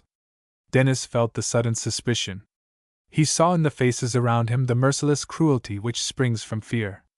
But he said nothing. It was the delegate from Dublin who broke the silence. He, too, seemed to understand the situation. He realized, at all events, that for some reason this one man was unwilling to take part in the raid. He pointed his finger at Dennis. That man, he said, must go, and must take a leading part. So, and not otherwise, could they make sure of one who might be a traitor. I'm willing to go, said Dennis. I'm not wanting to hang back. Murnaghan drew 2 revolvers from his pocket. He handed one of them to Dennis. You'll stand over the old woman with that pointed at her head, he said. The minute we enter the house we'll call to her to put her hands up, and if she resists you'll shoot. But there'll be no need of shooting. She'll stand quiet enough. Dennis stepped back, refusing to take the revolver. Do it yourself, Murnaghan, he said. If it has to be done. I'm not asking you to do what I'm not going to do myself. I'm taking the other revolver, and I'll keep the girl quiet. But, said Dennis, stammering. I'm not accustomed to guns. I've never had a revolver in my hand in my life. I'm afraid of it. He spoke the literal truth. He had never handled firearms of any sort, and a revolver in the hands of an inexperienced man is of all weapons the most dangerous.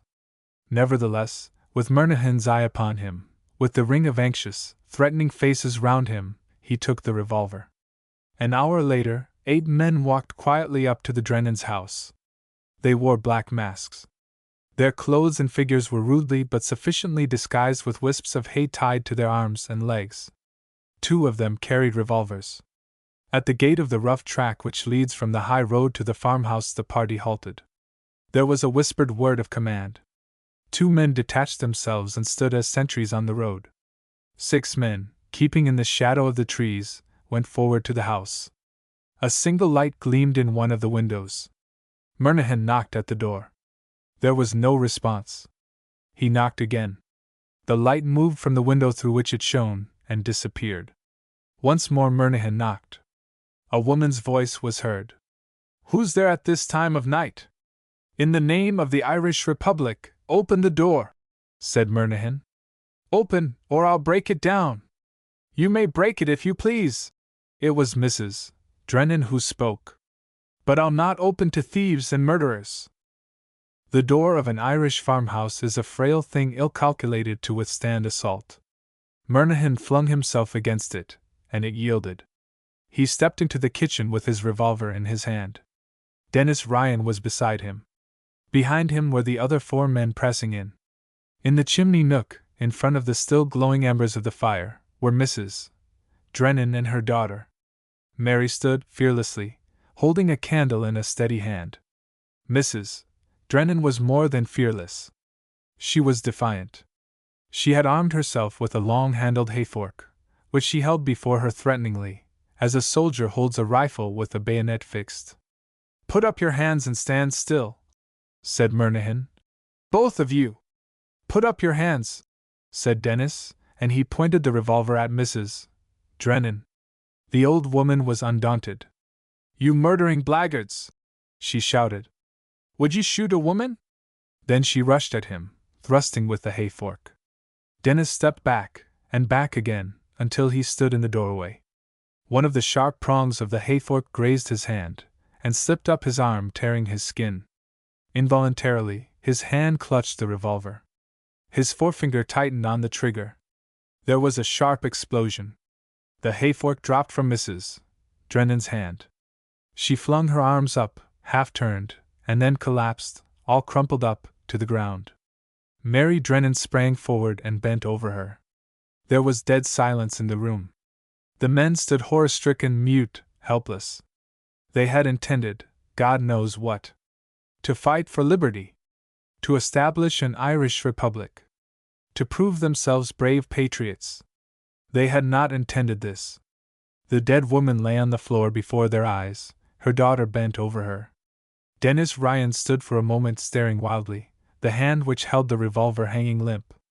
Then he slowly raised his other hand and held it before his eyes. Mary Drennan moaned. "We'd better clear out of this," said Murnaghan. He spoke in a low tone, and his voice trembled. "Clear out of this, all of you," he said, "and get home as quick as you can. Go across the fields, not by the roads." The men stole out of the house. Only Dennis and Murnaghan were left, and Mary Drennan, and the dead woman. Murnaghan took Dennis by the arm and dragged him towards the door. Dennis shook him off. He turned to where Mary kneeled on the ground. He tore the mask from his face and flung it down.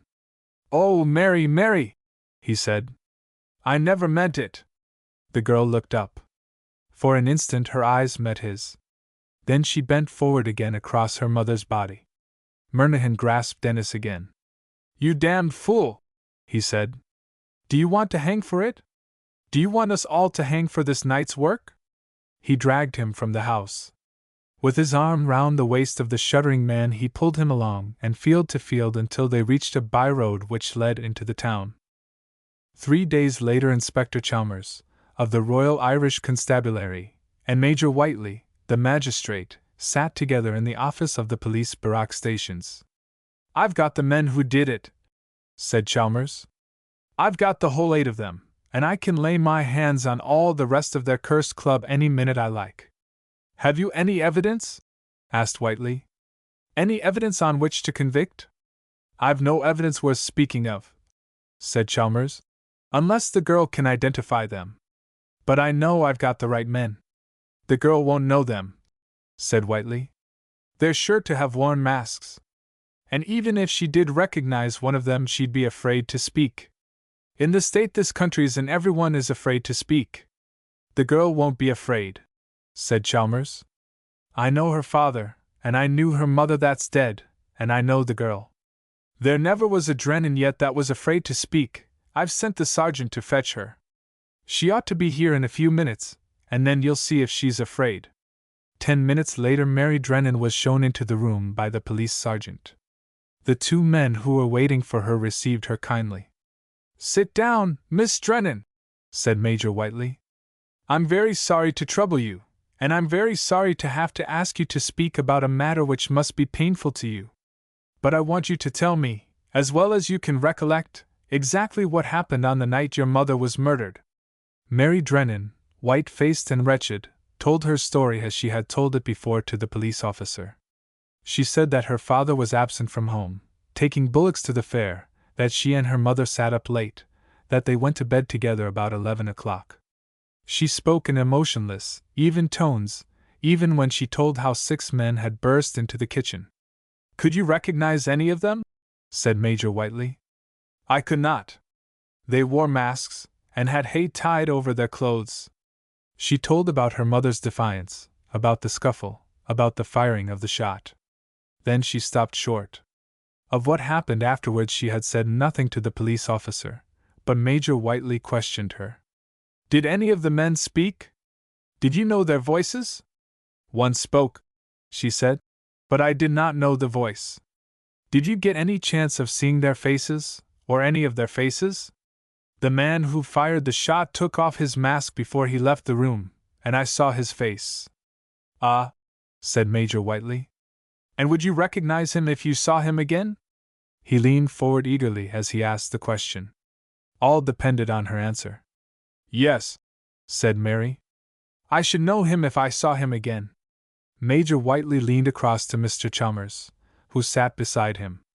If you've got the right man, he whispered, we'll hang him on the girl's evidence. I've got the right man, sure enough, said Chalmers. Miss Drennan, said Major Whiteley, I shall have 8 men brought into this room one after another, and I shall ask you to identify the man who fired a shot at your mother, the man who removed his mask before he left the room. He rang the bell which stood on the table. The sergeant opened the door and stood at attention. Mr. Chalmers gave his orders. Bring the prisoners into the room one by one, he said, and stand each man there. He pointed to a place opposite the window, so that the light will fall full on his face. Inspector Chalmers had not boasted foolishly when he said that he had taken the right men. Acting on such knowledge as the police possess in every country, he had arrested the leading members of the Sinn Féin Club. Of 2 of them he was surer than he was of any of the others. Murnahan was secretary of the club, and the most influential member of it. Dennis Ryan had gone about the town looking like a man stricken with a deadly disease ever since the night of the murder. The lawyer who employed him as a clerk complained that he seemed totally incapable of doing his work. The police felt sure that either he or Murnahan fired the shot, that both of them, and probably a dozen men besides, knew who did. 6 men were led into the office one after another. Mary Drennan looked at each of them and shook her head. It came to Murnahan's turn. He marched in defiantly, staring insolently at the police officer and at the magistrate. He displayed no emotion when he saw Mary Drennan. She looked at him, and once more shook her head. Are you sure? Said Chalmers. Quite sure. I am sure, she said. He is not the man I saw. Remove him, said Chalmers. Murnahan stood erect for a moment before he turned to follow the sergeant. With hand raised to the salute, he made profession of the faith that was in him. Up the rebels, he said. Up Sinn Féin! God save Ireland! Dennis Ryan was led in and set in the appointed place. He stood there trembling. His face was deadly pale. The fingers of his hands twitched. His head was bowed. Only once did he raise his eyes and let them rest for a moment on Mary's face. It was as if he was trying to convey some message to her, to make her understand something which he dared not say. She looked at him steadily. Her face had been white before. Now color, like a blush, covered her cheeks. Chalmers leaned forward eagerly, waiting for her to speak or give some sign. Major Whiteley tapped his fingers nervously on the table before him. That is not the man, said Mary Drennan. Look again, said Chalmers. Make no mistake. She turned to him and spoke calmly, quietly. I am quite certain. That is not the man. Damn, said Chalmers. The girl has failed us, after all. Take him away, Sergeant! Dennis Ryan had covered his face with his hands when Mary spoke. He turned to follow the sergeant from the room, a man bent and beaten down with utter shame. Stop, said Chalmers. He turned fiercely to Mary. Will you swear? Will you take your oath he is not the man? I swear it, said Mary. You're swearing to a lie, said Chalmers, and you know it. Major Whiteley was cooler and more courteous. Thank you, Miss Drennan, he said. We need not trouble you any further. Mary Drennan rose, bowed to the 2 men, and left the room. You may let those men go, Chalmers, said Major Whiteley quietly. There's no evidence against them, and you can't convict them. I must let them go, said Chalmers. But they're the men who were there, and the last of them, Dennis Ryan, fired the shot. Mary Drennan never met her lover again, but she wrote to him once before he left the country. You see how I loved you, Dennis. I gave you your life. I bought it for you, And my soul was the price I paid for it when I swore to a lie and was false to my mother's memory. I loved you that much, Dennis, but I shall never speak to you again. Part 2. 9. A Bird in Hand. Conrad Karl II lost his crown and became a king in exile when Meghalaya became a republic. He was the victim of an ordinary revolution which took place in 1918, and was, therefore, in no way connected with the Great War. Conrad Karl was anxious that this fact should be widely known. He did not wish to be mistaken for a member of the group of royalties who came to grief through backing the Germanic powers. Like many other dethroned kings, he made his home in England. He liked London life and prided himself on his mastery of the English language, which he spoke fluently, using slang and colloquial phrases whenever he could drag them in. He was an amiable and friendly young man, very generous when he had any money and entirely free from that pride and exclusiveness which is the fault of many European kings. He would have been a popular member of English society if it had not been for his connection with Madame Corinne Ypsilon, a lady of great beauty but little reputation. The king, who was sincerely attached to her, could never be induced to see that a lady of that kind must be kept in the background. Indeed, it would not have been easy to conceal Madame Ypsilon. She was a lady who showed up wherever she went, and she went everywhere with the king. English society could neither ignore nor tolerate her. So English society, a little regretfully, dropped King Conrad Karl. He did not much regret the loss of social position. He and Madame lived very comfortably in a suite of rooms at Beaufort's, which, as everyone knows, is the most luxurious and most expensive hotel in London. Their most intimate friend was Mr. Michael Gorman, MP for Upper Offaly. He was a broad-minded man with no prejudice against ladies like Madame Ypsilon. He had a knowledge of the byways of finance which made him very useful to the king, for Conrad Karl, though he lived in Beaufort's hotel, was by no means a rich man. The crown revenues of Meghalaya, never very large, were seized by the Republic at the time of the Revolution, and the king had no private fortune. He succeeded in carrying off the crown jewels when he left the country, but his departure was so hurried that he carried off nothing else. His tastes were expensive, and Madame Ypsilon was a lady of lavish habits. The crown jewels of Meghalaya did not last long.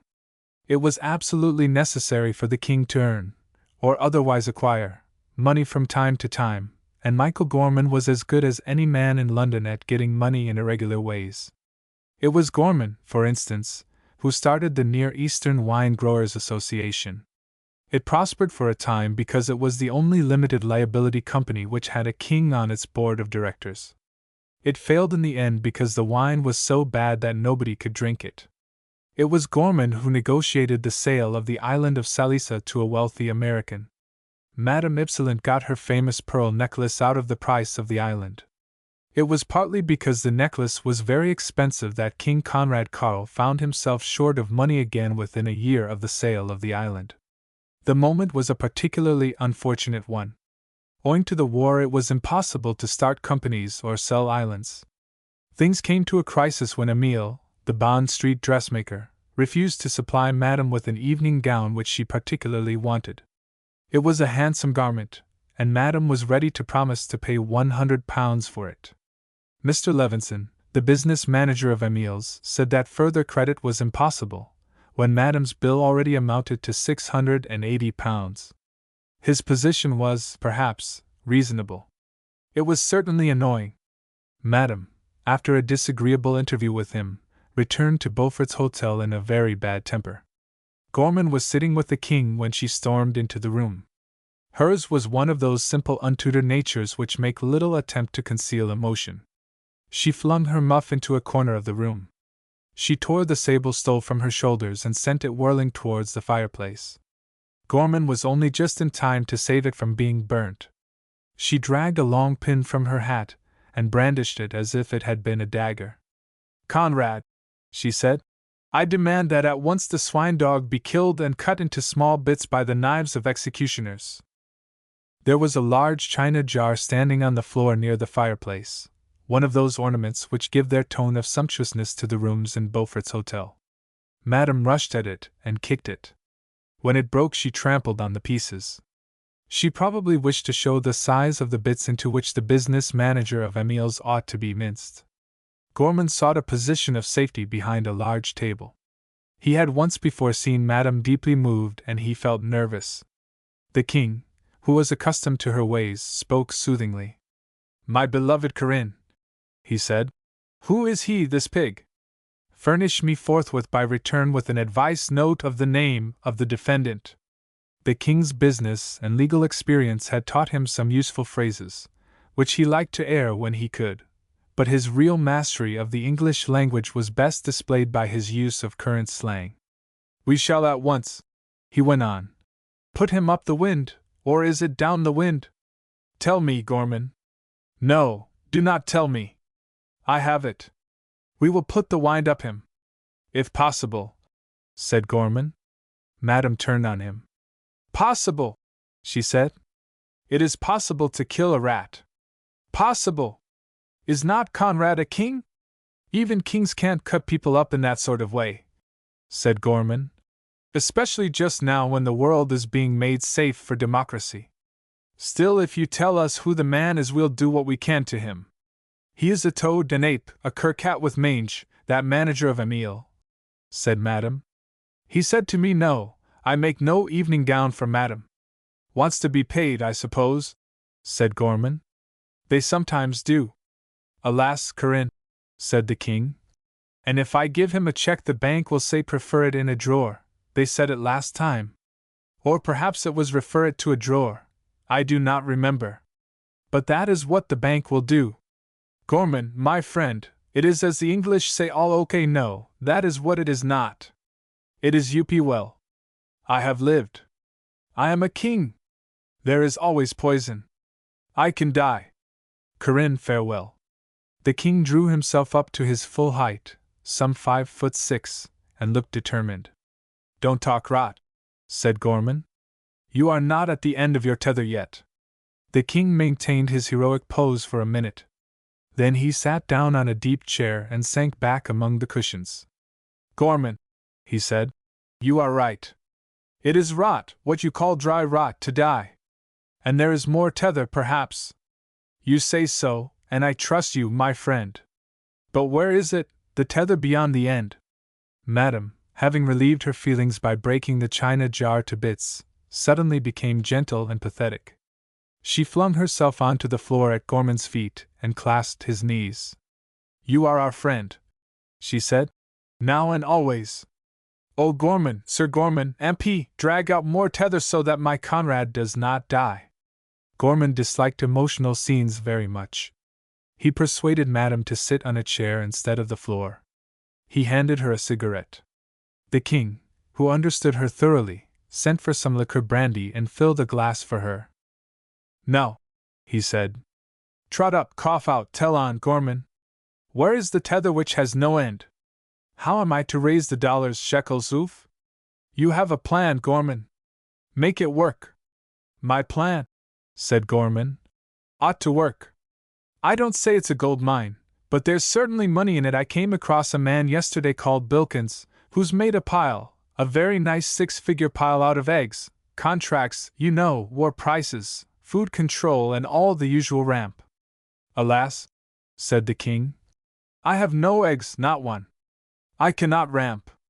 "I don't expect you to try," said Gorman. "As a matter of fact, I don't think the thing could be done twice. Bilkins only just pulled it off.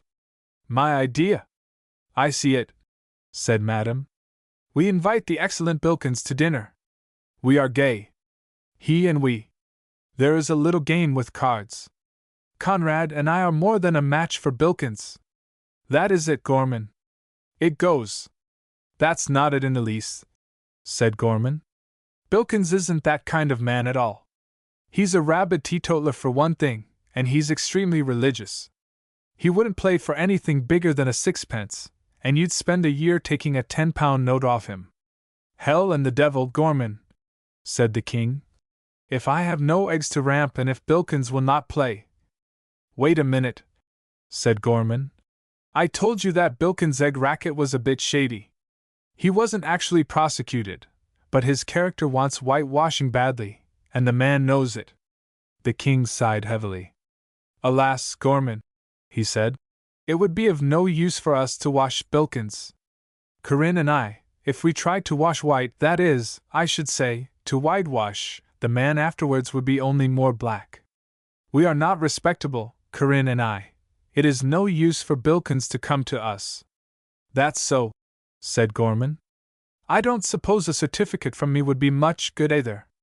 Bilkins' own idea, he feels his position a good deal, is that if he could get a title, knighthood for instance, or even an OB, it would set him up again, but they won't give him a thing. He has paid handsomely into the best advertised charities and showed me the receipts himself, and handed over £10,000 to the party funds, giving £5,000 to each party to make sure, and now he feels he's been swindled. They won't do it, can't, I suppose? The eggs were too fishy. I should not care, said the king, if all the eggs were fishes. If I were a party and could get £5,000, but I am not a party, Gorman, I am a king. Exactly, said Gorman. And it's kings who give those things, the things Bilkins wants. Isn't there a Megalian order, pink vulture or something? Gorman, you have hit it, said the king delightedly. You have hit the eye of the bull, and the head of the nail. I can give an order. I can say, Bilkins, you are Grand Knight of the Order of the Pink Vulture of Megalia, first class. Gorman, it is done. I give. Bilkins pays. The world admires the honorableness of the Right Honorable Sir Bilkins. His character is washed white. Ah, Corinne, my beloved, you shall spit in the face of the manager of Emile's. I said I cannot ramp. I have no eggs. I was wrong. The vulture of Megalia lays an egg for Bilkins. You've got the idea, said Gorman. But we can't rush the thing. Your pink vulture is all right, of course. I'm not saying anything against it. But most people in this country have never heard of it, and consequently it wouldn't be of much use to a man of Bilkins' position.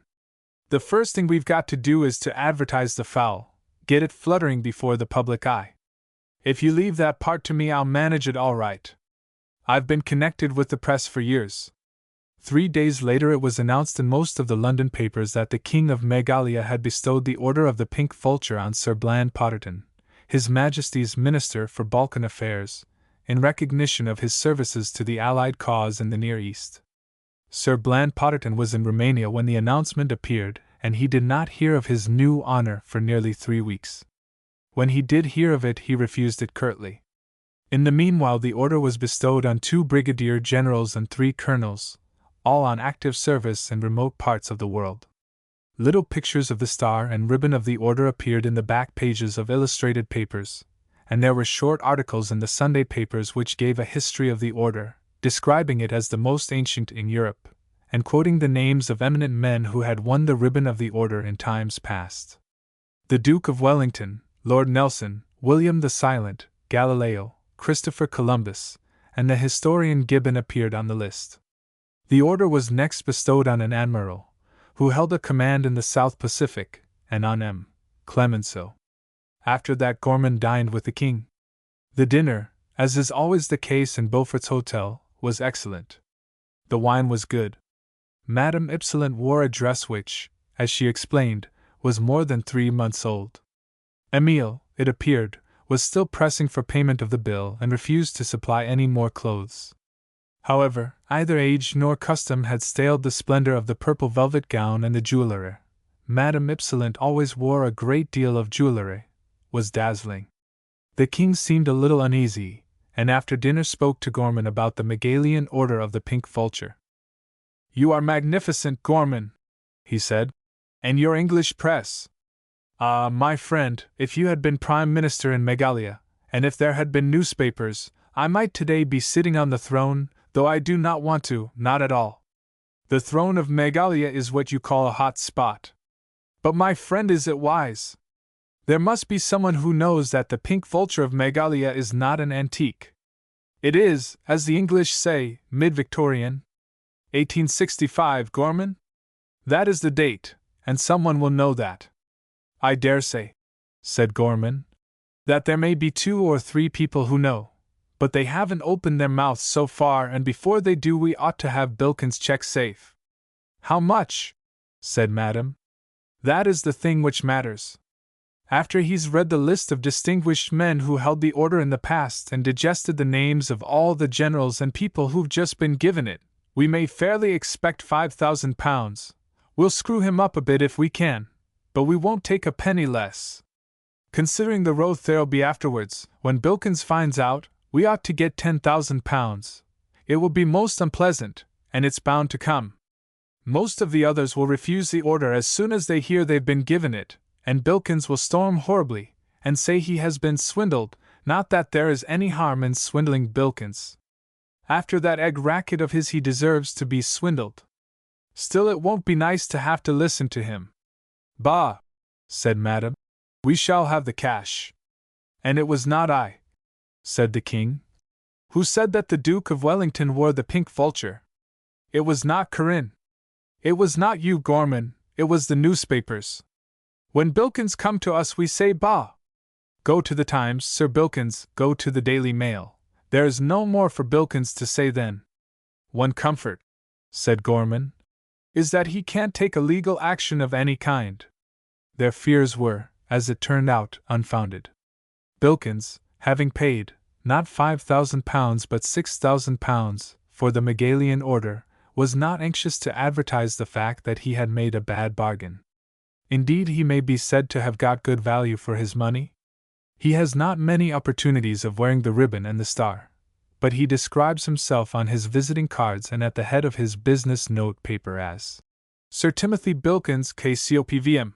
Nobody knows what the letters stand for, and it is generally believed that Bilkins has been knighted in the regular way for services rendered to the country during the war.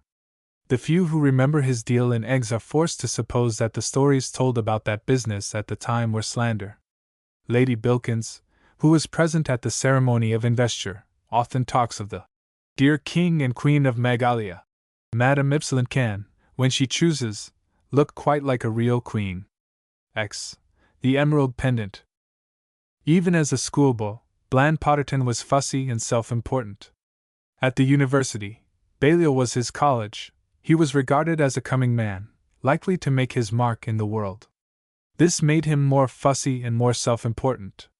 When he became a recognized authority on Near Eastern affairs, he became pompous and more fussy than ever. His knighthood, granted in 1918, and an inevitable increase in waist measurement emphasized his pompousness without diminishing his fussiness. When the craze for creating new departments of state was at its height, Bland Potterton, then Sir Bartholomew, was made head of the Ministry for Balkan Affairs. It was generally felt that the right man had been put into the right place. Sir Bartholomew looked like a minister, talked like a minister, and what is more important, felt like a minister. Indeed, he felt like a cabinet minister, though he had not yet obtained that rank. Sir Bartholomew's return from Bormania was duly advertised in the newspapers. Paragraphs appeared every day for a week hinting at a diplomatic coup which would affect the balance of power in the Balkans and materially shorten the war. Gorman, who knew Sir Bartholomew well, found a good deal of entertainment in the newspaper paragraphs. He had been a journalist himself for many years. He understood just whom the paragraphs came from and how they got into print. He was a little surprised, but greatly interested, when he received a note from Sir Bartholomew. "My dear Mr. Gorman," he read, "can you make it convenient to lunch with me one day next week? Shall we say in my room in the office of the Ministry, the Theodora Hotel, Piccadilly, at 1:30 p.m. There is a matter of some importance, of considerable national importance, about which we are most anxious to obtain your advice and your help. Will you fix the earliest possible day? The condition of the Near East urgently demands, our attention. I am, my dear Mr. Gorman, yours, etc." Gorman without hesitation fixed Monday, which is the earliest day in any week except Sunday, and he did not suppose that the offices of the Ministry of Balkan Affairs would be open on Sunday. It is not true, though it is frequently said, that Sir Bartholomew retained the services of the chef of the Theodora Hotel when he took over the building for the use of his ministry. It is well known that Sir Bartholomew, in his zeal for the public service, often lunched in his office and sometimes invited men whom he wanted to see on business, to lunch with him. They reported that the meals they ate were uncommonly good, as the meals of a minister of state certainly ought to be. It was no doubt in this way that the slanderous story about the chef arose and gained currency. Gorman did not believe it, because he knew that the Feodora chef had gone to Beaufort's hotel when the other was taken over by the government. But Gorman fully expected a good luncheon, nicely served in one of the 5 rooms set apart for Sir Bartholomew's use in the hotel. He was not disappointed. The sole was all that anyone could ask. The salmi which followed it was good, and even the Feodora chef could not have sent up a better rum omelette. Sir Bartholomew was wearing a canary-colored waistcoat with mother-of-pearl buttons. It seemed to Gorman that the expanse of yellow broadened as luncheon went on. Perhaps it actually did. Perhaps an atmosphere of illusion was created by the port which followed an excellent bottle of Sauterne. Yellow is a cheerful color, and Sir Bartholomew's waistcoat increased the vague feeling of hopeful well-being which the luncheon produced. "Affairs in the Near East," said Sir Bartholomew, "are at present in a critical position." "Always are, aren't they?" said Gorman. "Some affairs are like that, Irish affairs for instance." Sir Bartholomew frowned slightly. He hated levity. Then, the good wine triumphing over the dignity of the bureaucrat, he smiled again. "You Irishmen," he said.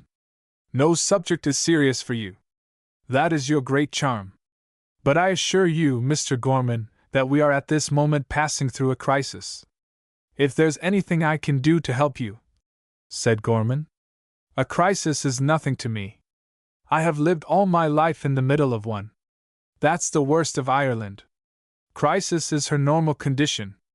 I think—" Sir Bartholomew lowered his voice, although there was no one in the room to overhear him. "I think, Mr. Gorman, that you are acquainted with the present king of Megalia." "If you mean Conrad Carl," said Gorman, "I should call him the late king. They had a revolution there, you know, and hunted him out. I believe Megalia is a republic now." "None of the great powers," said Sir Bartholomew, "has ever recognized the Republic of Megalia." He spoke as if what he said disposed of the Megalians finally. The front of his yellow waistcoat expanded when he mentioned the great powers. This was only proper. A man who speaks with authority about great powers ought to swell a little. "The Megalian people," he went on, "have hitherto preserved a strict neutrality." "So the king gave me to understand," said Gorman. "He says his late subjects go about and plunder their neighbors impartially. They don't mind a bit which side anybody is on so long as there is a decent chance of loot. The Megalians," said Sir Bartholomew, "are a fighting race, and in the critical position of Balkan affairs, a delicate equipoise." He seemed taken with the phrase, for he repeated it. "A remarkably delicate equipoise. The intervention of the Megalian army would turn the scale and, I feel certain, decide the issue. All that is required to secure the action of the Megalians is the presence in the country of a leader, someone whom the people know and recognize, someone who can appeal to the traditional loyalty of a chivalrous race, in short." "You can't be thinking of the late king?" said Gorman. "They're not the least loyal to him. They deposed him, you know. In fact, by his account, I wasn't there myself at the time, but he told me that they tried to hang him. He says that if they ever catch him, they certainly will hang him. He doesn't seem to have hit it off with them." Sir Bartholomew waved these considerations aside. "An emotional and excitable people," he said. "But believe me, Mr. Gorman, warm-hearted, and capable of devotion to a trusted leader. They will rally round the king if—" "I'm not at all sure," said Gorman, "that the king will care about going there to be rallied round. It's a risk, whatever you say." "I appreciate that point," said Sir Bartholomew. "Indeed, it is just because I appreciate it so fully that I am asking for your advice and help, Mr. Gorman. You know the king. You are, I may say, his friend. Pretty nearly the only friend he has," said Gorman. "Exactly. Now unfortunately, I fear that the king rather dislikes me. You weren't at all civil to him when he offered you the Order of the Pink Vulture, but I don't think he has any grudge against you on that account. He's not the sort of man who bears malice. The real question is, what is the king to get out of it? What are you offering him?" "The Allies," said Sir Bartholomew. would recognize him as the king of Meghalaya and, of course, support him. I don't think he'd thank you for that, said Gorman, but you can try him if you like. Sir Bartholomew, on reflection, was inclined to agree with Gorman. Mere recognition, though agreeable to any king, is unsubstantial, and the support suggested was evidently doubtful. What else? He spoke in a very confidential tone. What other inducement would you suggest our offering? We are prepared to go a long way, to do a good deal. Unfortunately for you, said Gorman, the king is pretty well off at present. He got £6,000 3 weeks ago out of Bilkins, the man who ran the egg swindle, and until that's spent he won't feel the need of money. If you could wait 6 weeks, I'm sure he'll be on the rocks again in 6 weeks, and then offer a few thousand. But we can't wait, said Sir Bartholomew. Affairs in the Near East are most critical. Unless the Meghalian army acts at once. In that case, said Gorman, the only thing for you to do is to try Madame Ypsilent. That woman, said Sir Bartholomew. I really cannot, you must see, Mr. Gorman, that for a man in my position. Is there a Lady Blandpotterton? Said Gorman. I didn't know. I'm not married, said Sir Bartholomew. When I speak of my position, I mean my position as a member of the government. Madame has immense influence with the king, said Gorman. Yes. Yes. But the woman, the lady, has no recognized status.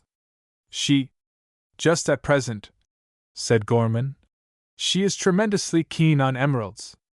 She has got a new evening dress from Emile, and there's nothing she wants more than an emerald pendant to wear with it. I'm sure she'd do her best to persuade the king to go back to Meghalaya if. But I don't think, said Sir Bartholomew. Really, Mr. Gorman, I'm not suggesting that you should pay for it yourself, said Gorman. Charge it up against the Civil List or the Secret Service Fund, or work it in under advances to our allies. There must be some way of doing it, and I really think it's your best chance. Sir Bartholomew talked for nearly an hour. He explained several times that it was totally impossible for him to negotiate with Madame Ypsilent. The idea of bribing her with an emerald pendant shocked him profoundly. But he was bent on getting King Conrad Karl to go back to Meghalaya. That seemed to him a matter of supreme importance for England, for Europe, and the world. In the end, after a great deal of consultation, a plan suggested itself. Madame should have her emeralds sent to her anonymously.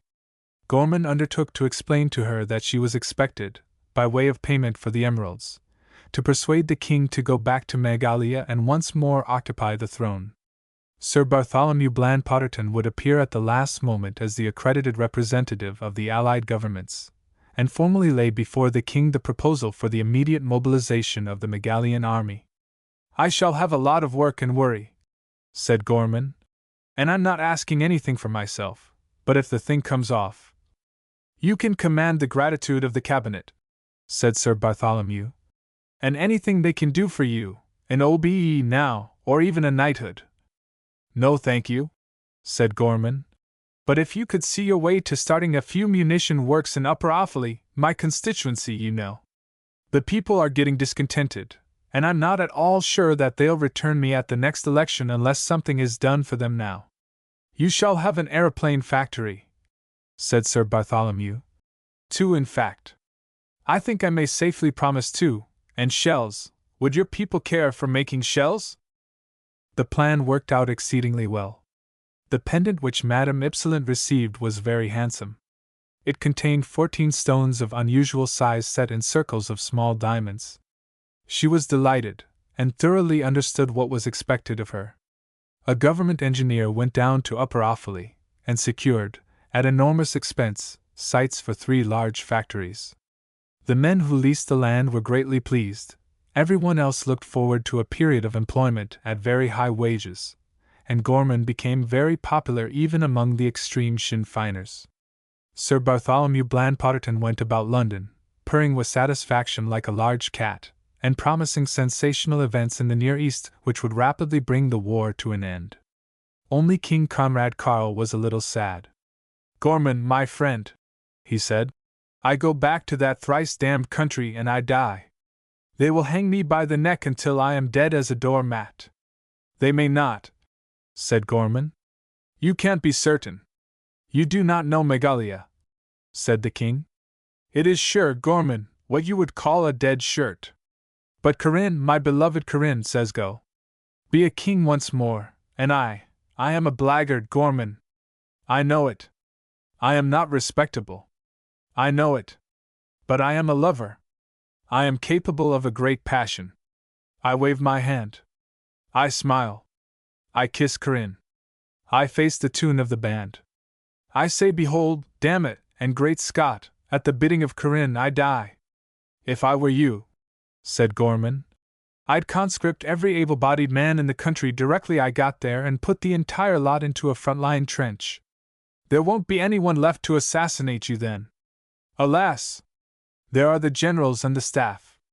It is not possible, Gorman, even in Megalia, to put the staff into a trench, and that is enough. One general only and his staff. They come to the palace. They say in the name of the Republic, so that the world may be safe for democracy. And then, there is a rope. There is a flagstaff. I float in the air. They cheer. I am dead. I know it. But it is for Corinne. Good. It was in this mood of chivalrous high romance that the king received Sir Bartholomew Bland-Potterton. Gorman was present during the interview. He had made a special effort, postponing an important engagement, in order to hear what was said. He expected to be interested and amused. He was not disappointed. Sir Bartholomew Bland-Potterton was at his very best. He made a long speech about the sacred cause of European civilization, and the supremely important part which the King of Megalia was called upon to play in securing victory and lasting peace. He also talked about the rights of small nationalities. King Conrad Karl rose to the same level of lofty sentiment in his reply. He went further than Sir Bartholomew, for he talked about democracy in terms which were affectionate, a rather surprising thing for a monarch whose power, when he had it, was supposed to be absolute. I go, he said. If necessary, I offer up myself as a fatted calf, a sacrifice, a burnt ewe lamb upon the altar of liberty. I say to the people, to my people, damn it, cut off my head, it's what they will do. Dear me, said Sir Bartholomew. Dear me. I trust not. I hope not. You will have the support, the moral support, of all the allies. I should be sorry to think, we should all be sorry. The king, who was standing in the middle of the hearthrug, struck a fine attitude, laying his hand on his breast. It will be as I say, he said. Gorman knows. Corinne, though she says no, no, never, she knows. The people of Megalia, what are they? I will tell you. Butchers and pigs. Pork butchers. To them it is sport to kill a king. But you say go, and Gorman says go, and the cause of Europe says go, and Corinne she also. Good. The Prime Minister of Megalia trots out his hatchet. I say, by Jove, here is my neck. Sir Bartholomew Bland-Potterton was greatly affected. He even promised that a British submarine would patrol the Megalian coast with a view to securing the king's safety. He might perhaps have gone on to offer a squadron of aeroplanes by way of bodyguard, but while he was speaking, Madame burst into the room. She was evidently highly excited. Her face, beneath its coating of powder, was flushed.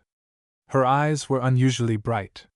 Her hair, a most unusual thing with her, appeared to be coming down. She rushed straight to the king and flung her arms round his neck. Conrad, she said, my Conrad, you shall not go to Megalia.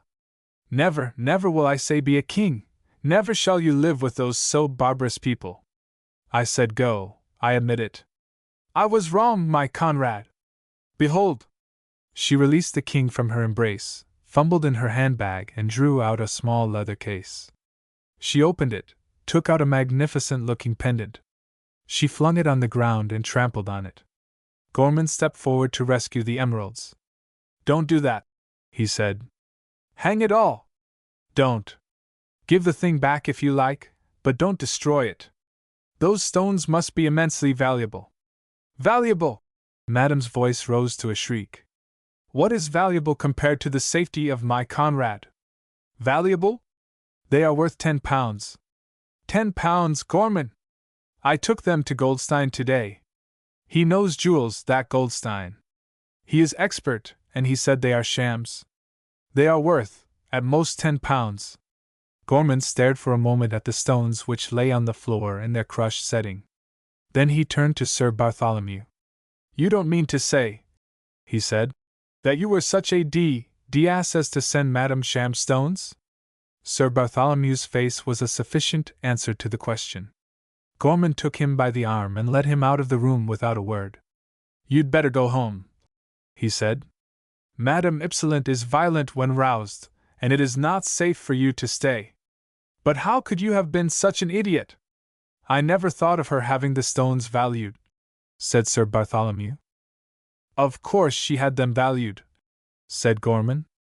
Anyone else in the world would have known that she'd be sure to have them valued. Of all the besotted imbeciles, and they call you a statesman. Sir Bartholomew, having got safely into the street, began to recover a little, and attempted a defense of himself. But, he said, a pendant like that, emeralds of that size are enormously expensive. The government would not have sanctioned it. After all, Mr. Gorman, we are bound to be particularly careful about the expenditure of public funds. It is one of the proudest traditions of British statesmanship that it is scrupulously honorable even to the point of being niggardly in sanctioning the expenditure of the taxpayers' money. Good Lord, said Gorman. I really did not think that I could be surprised by anything in politics. But when you talk to me, you oughtn't to do it, Potterton. You really ought not. Public funds. Taxpayers' money. Scrupulously honorable, and niggardly. Good Lord! 11. Settled out of court. There are many solicitors in London who make larger incomes than Mr. Dane Latimer, though he does very well and pays a considerable sum every year by way of super-tax.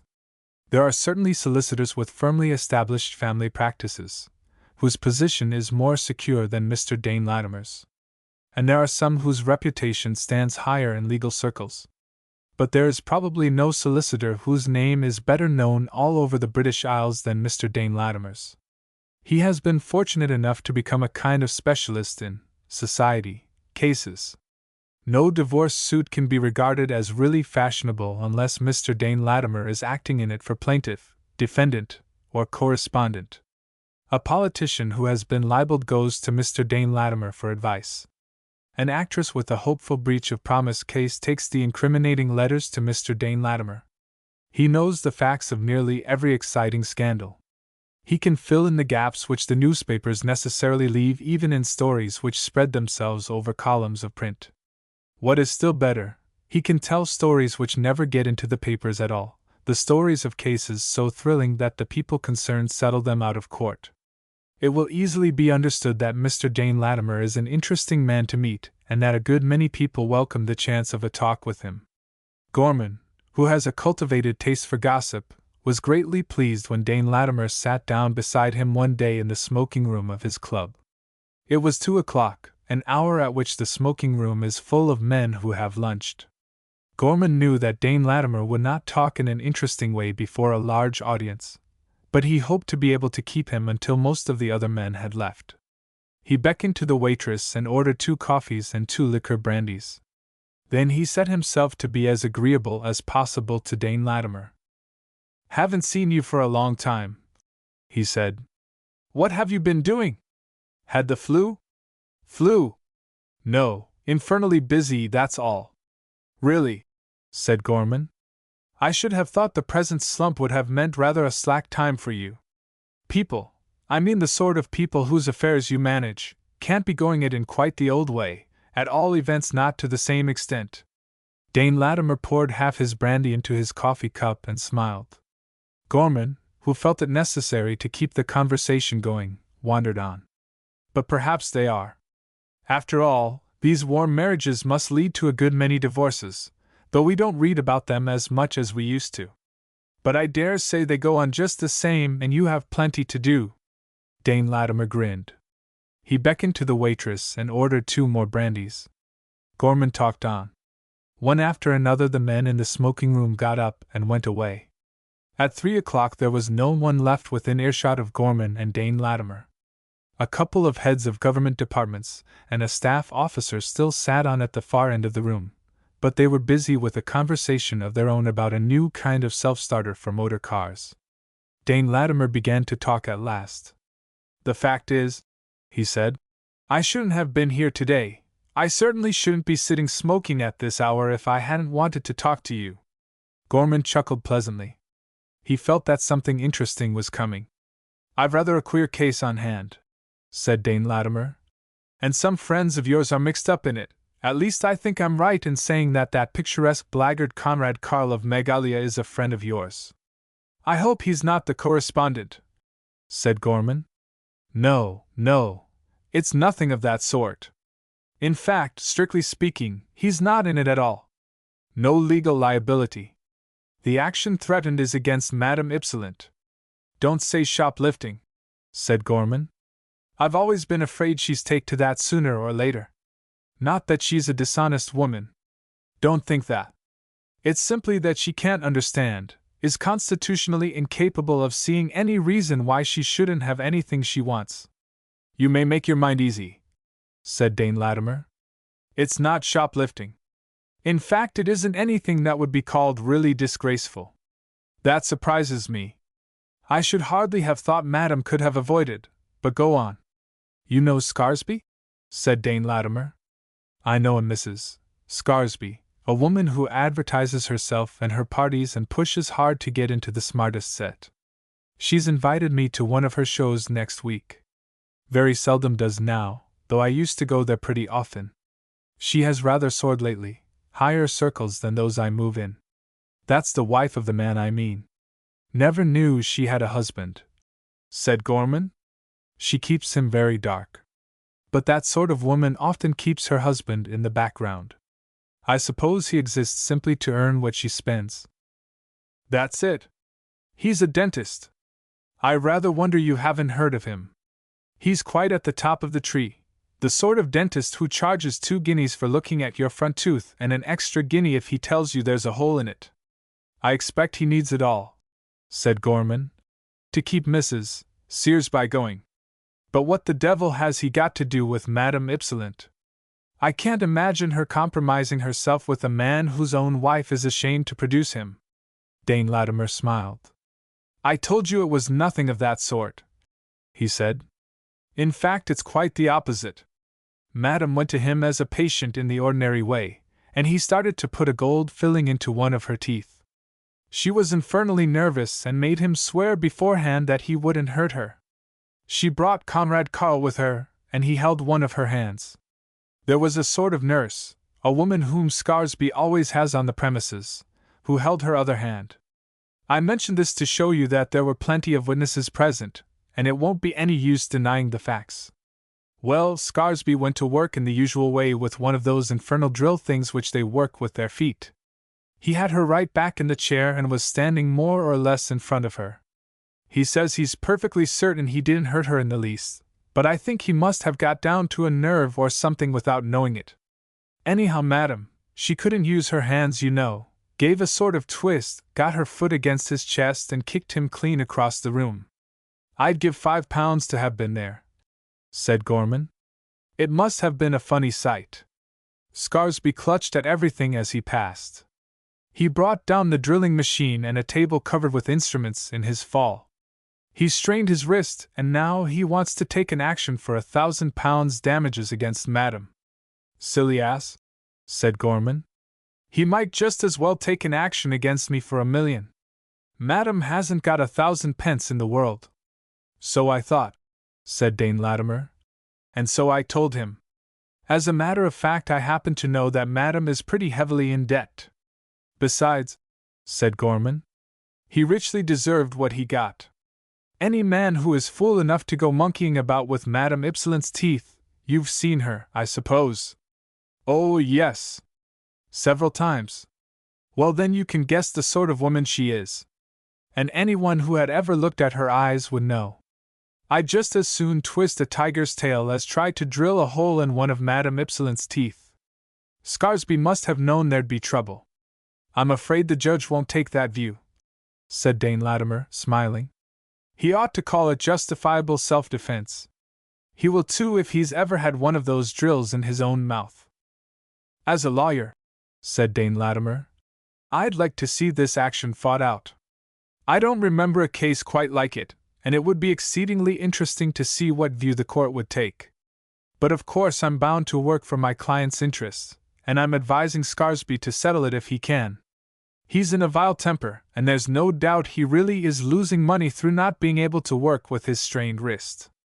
Still, if Madame or the King on her behalf would make any sort of offer, she may not have any money, Gorman, but everybody knows she has jewelry. Do you really think, said Gorman, that Madame will sell her pearls to satisfy the claims of a dentist who, so far as I can make out, didn't even finish stopping her tooth for her? The law might make her. The law couldn't, said Gorman. You know perfectly well that if the law tried she'd simply say that her jewelry belonged to King Conrad, and you've no kind of claim on him. That's so, said Dane Latimer. All the same, it won't be very nice if the case comes into court. Madame had far better settle it. Just think of the newspapers. They'll crack silly jokes about it for weeks, and there'll be pictures of Madame in most undignified attitudes. She won't like it. I see that, said Gorman. And of course Comrade Carl will be dragged in and made to look like a fool. Kings of all people, said Dane Latimer, can't afford to be laughed at. It doesn't do a king any real harm if he's hated, but if once he becomes comic he's done. Gorman thought the matter over for a minute or two. I'll tell you what, he said at last. You hold the dentist in play for a day or two and I'll see what I can do. There'll be no money. I warn you fairly of that. You won't even get the amount of your own bill unless Scaresby pays it, but I may be able to fix things up. It was not very easy for Gorman to deal with Madame Ypsilent. Her point was that Scaresby had deliberately inflicted frightful pain on her, breaking his plighted word and taking advantage of her helpless position. He is a devil, that man, she said. Never in life has there been any such devil. I did right to kick him. It would be more right to kick his mouth. But I am not a dancer. I cannot kick so high. Corinne, said the king. You have suffered. He has suffered. It is, as the English say in the game of golf, lie as you like. Let us forgive and regret. I do not regret, said Madame, except that I did not kick with both feet. I do not regret, and I will not forgive. The trouble is, said Gorman, that the dentist won't forgive either. He's talking of £1,000 damage. Madame's face softened. If he will pay £1,000, she said. It is not much. It is not enough. Still, if he pays at once. You've got it wrong, said Gorman. He thinks you ought to pay. He's going to law about it. Law, said Madame. Poof! What is your law? I spit at it. It is to laugh at, the law. The king took a different view. He knew by painful experience something about law, chiefly that part of the law which deals with the relations of creditor and debtor. He was seriously alarmed at what Gorman said. Alas, Corinne, he said. In Meghalaya, yes. But in England, no. The English law is to me a black beast. With the law I am always the escaping goat who does not escape. Gorman, I love your England. But there is, as you say, a shift in the flute. In England there is too much law. Do not let the dentist go to law. Rather would I. I will not pay, said Madame. Corinne, said the king reproachfully. Would I ask it? No, but if the dentist seeks revenge I will submit. He may kick me. That's right, of course, said Gorman. It wouldn't be the slightest satisfaction to Scaresby to kick you. What I was going to suggest. Good, said the king. Right-o. Okay. Put it there. You suggest. Always, Gorman, you suggest, and when you suggest, it is all over except to shout. I don't know about that, said Gorman. My plan may not work, and anyway you won't like it. It's not an agreeable plan at all. The only thing to be said for it is that it's better than paying or having any more kicking. You'll have to put yourself in my hands absolutely. Gorman, my friend, said the king. I go in your hands? In both hands or in one hand? Rather than be plaintiff-defendant, I say, Gorman, I will go in your pocket. In your hands, said Madam, or in your arms? Sir Gorman, I trust you. I give you my Conrad into your hands. I fling myself into your arms if you wish it. I don't wish it in the least, said Gorman. In fact, it will complicate things horribly if you do. 3 days later, Gorman called on Dane Latimer at his office. I think, he said, that I've got that little trouble between Madame Ypsilant and the dentist settled up all right. Are you sure? Said Dane Latimer. Scaresby is still in a furious temper. At least he was the day before yesterday. I haven't seen him since then. You won't see him again, said Gorman. He has completely climbed down. How the deuce did you manage it? Gorman drew a heavy square envelope from his breast pocket and handed it to Dane Latimer. That's for you, he said, and if you really want to understand how the case was settled, you'd better accept the invitation and come with me. Dane Latimer opened the envelope and drew out a large white card with gilt edges and nicely rounded corners. 10 Beaulieu Gardens, SW, he read. Mrs. J. de Montfort Scaresby. At home, Thursday, June 24th, 9 to 11, to have the honor of meeting His Majesty the King of Magalia. RSVP. The King, said Gorman, is going in his uniform as Field Marshal of the Megalian Army. It took me half an hour to persuade him to do that, and I don't wonder. It's a most striking costume: light blue silk blouse, black velvet gold-embroidered waistcoat, white corded breeches, immense patent leather boots, a gold chain as thick as a cable of a small yacht with a dagger at the end of it, and a bright red fur cap with a sham diamond star in front. The poor man will look an awful ass, and feel it.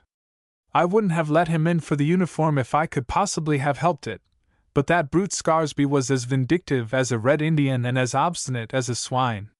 His wife could do nothing with him at first.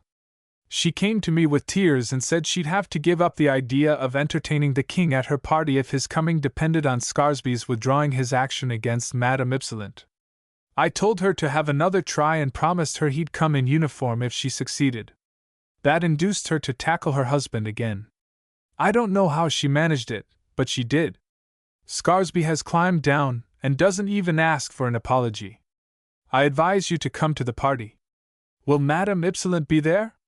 I hope not, said Gorman. I shall persuade her to stay at home if I can.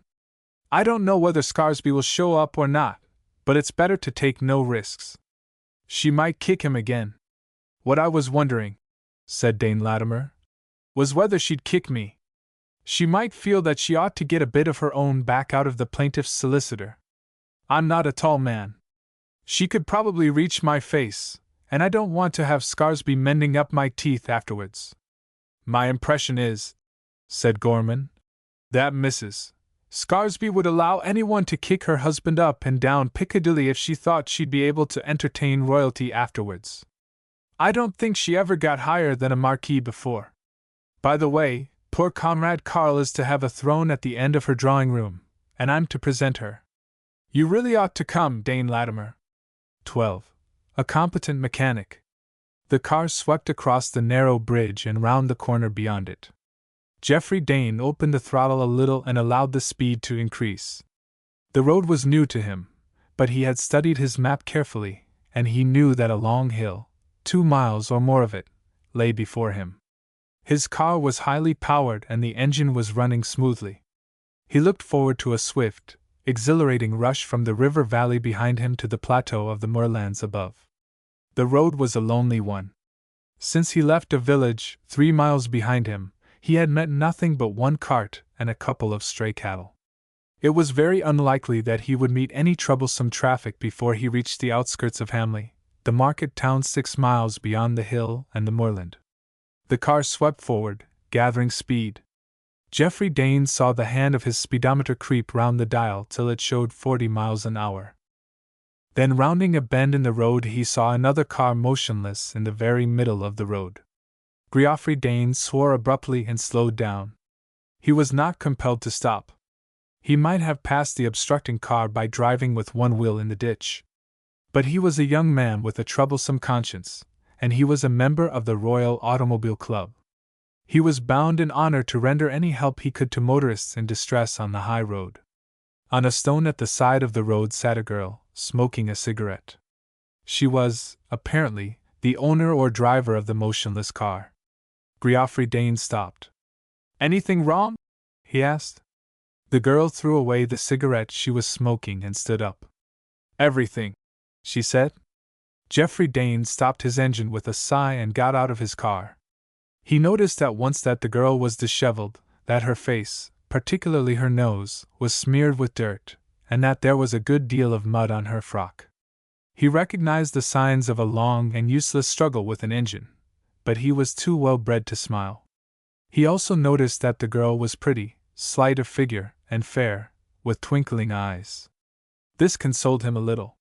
Succoring a stranger in distress on a lonely road towards the close of a winter afternoon is not pleasant, but it is distinctly less unpleasant if the stranger is a pretty girl. "Do you know anything about motors?" said the girl. To Geoffrey the question was almost insulting. He was a young man who particularly prided himself on his knowledge of mechanics and his skill in dealing with engines. Also the girl spoke abruptly, not at all in the manner of a helpless damsel seeking charitable assistance. But Geoffrey was a good-humored young man and the girl was very pretty indeed. He was prepared to make allowances for a little petulance. No temper is exactly sunny after a struggle with a refractory engine. "I ought to know something about motors," he said. "I'm driving one." He looked round as he spoke at his own large and handsome car. The girl's car, in comparison, was insignificant. "It doesn't in the least follow that you know anything about it," said the girl. "I was driving that one." She pointed to the car in the middle of the road. "And I haven't the remotest idea what's wrong." This time Geoffrey felt that the girl, though pretty, deserved a snub. He was prepared to help her, at some personal inconvenience, but he felt that he had a right to expect politeness in return. "I don't think you ought to have drawn up right in the middle of the road," he said. "It's beginning to get dark, and if anything came down the road at all fast there'd be an accident." "I didn't draw up in the middle of the road," said the girl. Geoffrey looked at her car. It was in the middle, the very middle of the road. "I didn't draw up at all," said the girl. "The beastly thing just stopped there itself. But I don't mind telling you that if I could, I'd have turned the car across the road so as to block the way altogether. I'd rather there wasn't any room to pass. I wanted anyone who came along to stop and help me." Geoffrey remained polite, which was very much to his credit. "I see she's a Ford," he said. "And Fords are a bit hard to start sometimes, especially in cold weather. I'll have a try." He went to the front of the car and seized the crank handle. He swung it, jerked it, pulled at it with his full strength. There was a slight gurgling noise occasionally, but the engine refused to start. Geoffrey stood erect and wiped his forehead. The evening was chilly, but he had no reason to complain of being cold. The girl sat on her stone at the side of the road and smoked a fresh cigarette. "I don't think you'll do much good that way," she said. "I've been at that for hours." Geoffrey felt there was, or ought to be, a difference between the efforts of a girl, a slight, rather frail-looking girl, and those of a vigorous young man. He took off his overcoat and tried again, vainly. Then he opened the throttle wide and advanced the sparking lever a little. "If you do that," said the girl, "she'll backfire and break your arm, that is to say if she does anything at all, which she probably won't. She sprained Father's wrist last week. That's how I came to be driving her today." Geoffrey was aware of the unpleasant effects of a backfire. But he took the risk without hesitating. Nothing happened. The car, though obstinate, was not apparently malicious. "There must be something wrong," he said. "Did you try the sparking plugs?" "I had them all out," said the girl, "and cleaned them with a hairpin and my pocket handkerchief. It isn't worth your while to take them out again." Geoffrey fetched a wrench from his own car and began to work on the sparking plugs. "I see you don't believe me," said the girl. But I really did clean them. Just look. She held up her pocket handkerchief. It was thickly smeared with soot. She had certainly cleaned something with it. Geoffrey worked away steadily with his wrench. And the worst of it is, said the girl, that this is just the sort of evening on which one simply must blow one's nose. I've had to blow mine twice since I cleaned the plugs, and I expect it's awful. Geoffrey looked up from his work. He had noticed when he first saw her that her face was very dirty. He knew now where the dirt came from. He smiled. The girl smiled too. Her temper was beginning to improve. Then she sniffed. Geoffrey offered her his pocket handkerchief. She took it without saying thank you. The sparking plugs were cleaned very carefully, for the second time. Then Geoffrey took another turn at the crank handle. He labored in vain. The engine did not respond with so much as a gasp. The next thing I did, said the girl, was to take out the commutator and clean it. But I don't advise you to do that unless you really do know something about engines. It was Geoffrey's turn to feel a little irritated. I'm a competent mechanic, he said shortly. All right, said the girl. Don't be angry. I'm a competent mechanic, too. At least I thought I was before this happened. Perhaps, said Geoffrey, you didn't put the commutator back right after you took it out. I've known people make mistakes about that. His suspicion was unjust. The commutator was in its place, and the wire terminals correctly attached. He took it out again, cleaned it, oiled it, and replaced it. Then he tried the crank handle again. The engine was entirely unaffected. The feed pipe must be choked, said Geoffrey decisively. I didn't try that, said the girl. But you can if you like. I'll lend you a hairpin. The one I cleaned the plugs with must be lying about somewhere. It was getting dark, and a search for a lost hairpin would be very little use. Geoffrey said he would try blowing through the feed pipe with the pump. The girl, coming to his assistance, struck matches and held them dangerously near the carburetor while he worked. The clearing of the feed pipe made no difference at all to the engine. It was quite dark and freezing hard when the job was finished. Geoffrey, exhausted and breathless, gave up his final attempt at the starting crank. Look here, he said. I'm awfully sorry, but I'll have to chuck it. I've tried everything I can think of. The only thing to do is to send someone out from the nearest town. If I had a rope, I'd tow you in, but I haven't. Is there a motorman in Hamley? Yes, said the girl. There's a man called Jones, who does motors, but… Well, said Geoffrey, you get into my car. I'll drive you home, and then, by the way, where do you live? In Hamley. My father's the doctor there. That's all right. I'll drive you home and send out Jones. The worst of that is, said the girl, that Jones always charges the most frightful sums for anything he does. But you can't stay here all night, said Geoffrey. All night. It'll be all day tomorrow, too. As far as I can see, it'll be always. You'll never make that car go. If Father was in any ordinary temper, said the girl, he wouldn't grouse much about Jones's bill. But just now, on account of what happened to him. Yes, said Geoffrey. I understand. The sprained wrist makes him irritable. It's not exactly that, said the girl. Anyone might sprain a wrist. There's no disgrace about that. The real trouble is that the poor old dear put some stuff on his wrist, to cure it, you know. It must have been the wrong stuff, for it brought on erysipelas. I thought you said he was a doctor. That's just it. He thinks that no one will believe in him any more now that he's doctored his own wrist all wrong. That's what makes him depressed. I told him not to mind, but he does. The best doctors make mistakes sometimes, said Geoffrey. Everybody does, said the girl. Even competent mechanics aren't always quite sure about things, are they? Now you see why I don't want to send out Jones if I can possibly help it. But you can't possibly help it, said Geoffrey. He wondered whether he could offer to pay Jones' bill himself. It would not, he supposed, be very large, and he would have been glad to pay it to save the girl from trouble. But he did not like to make the offer. We might, he said, persuade Jones not, to send in his bill till your father's wrist is better. Anyhow, there's nothing for it but to get him. We'll just push your car to the side of the road out of the way, and then I'll run you into Hamley." The car was pushed well over to the side of the road, and left on a patch of grass. Geoffrey shoved hard at the spokes of one of the back wheels.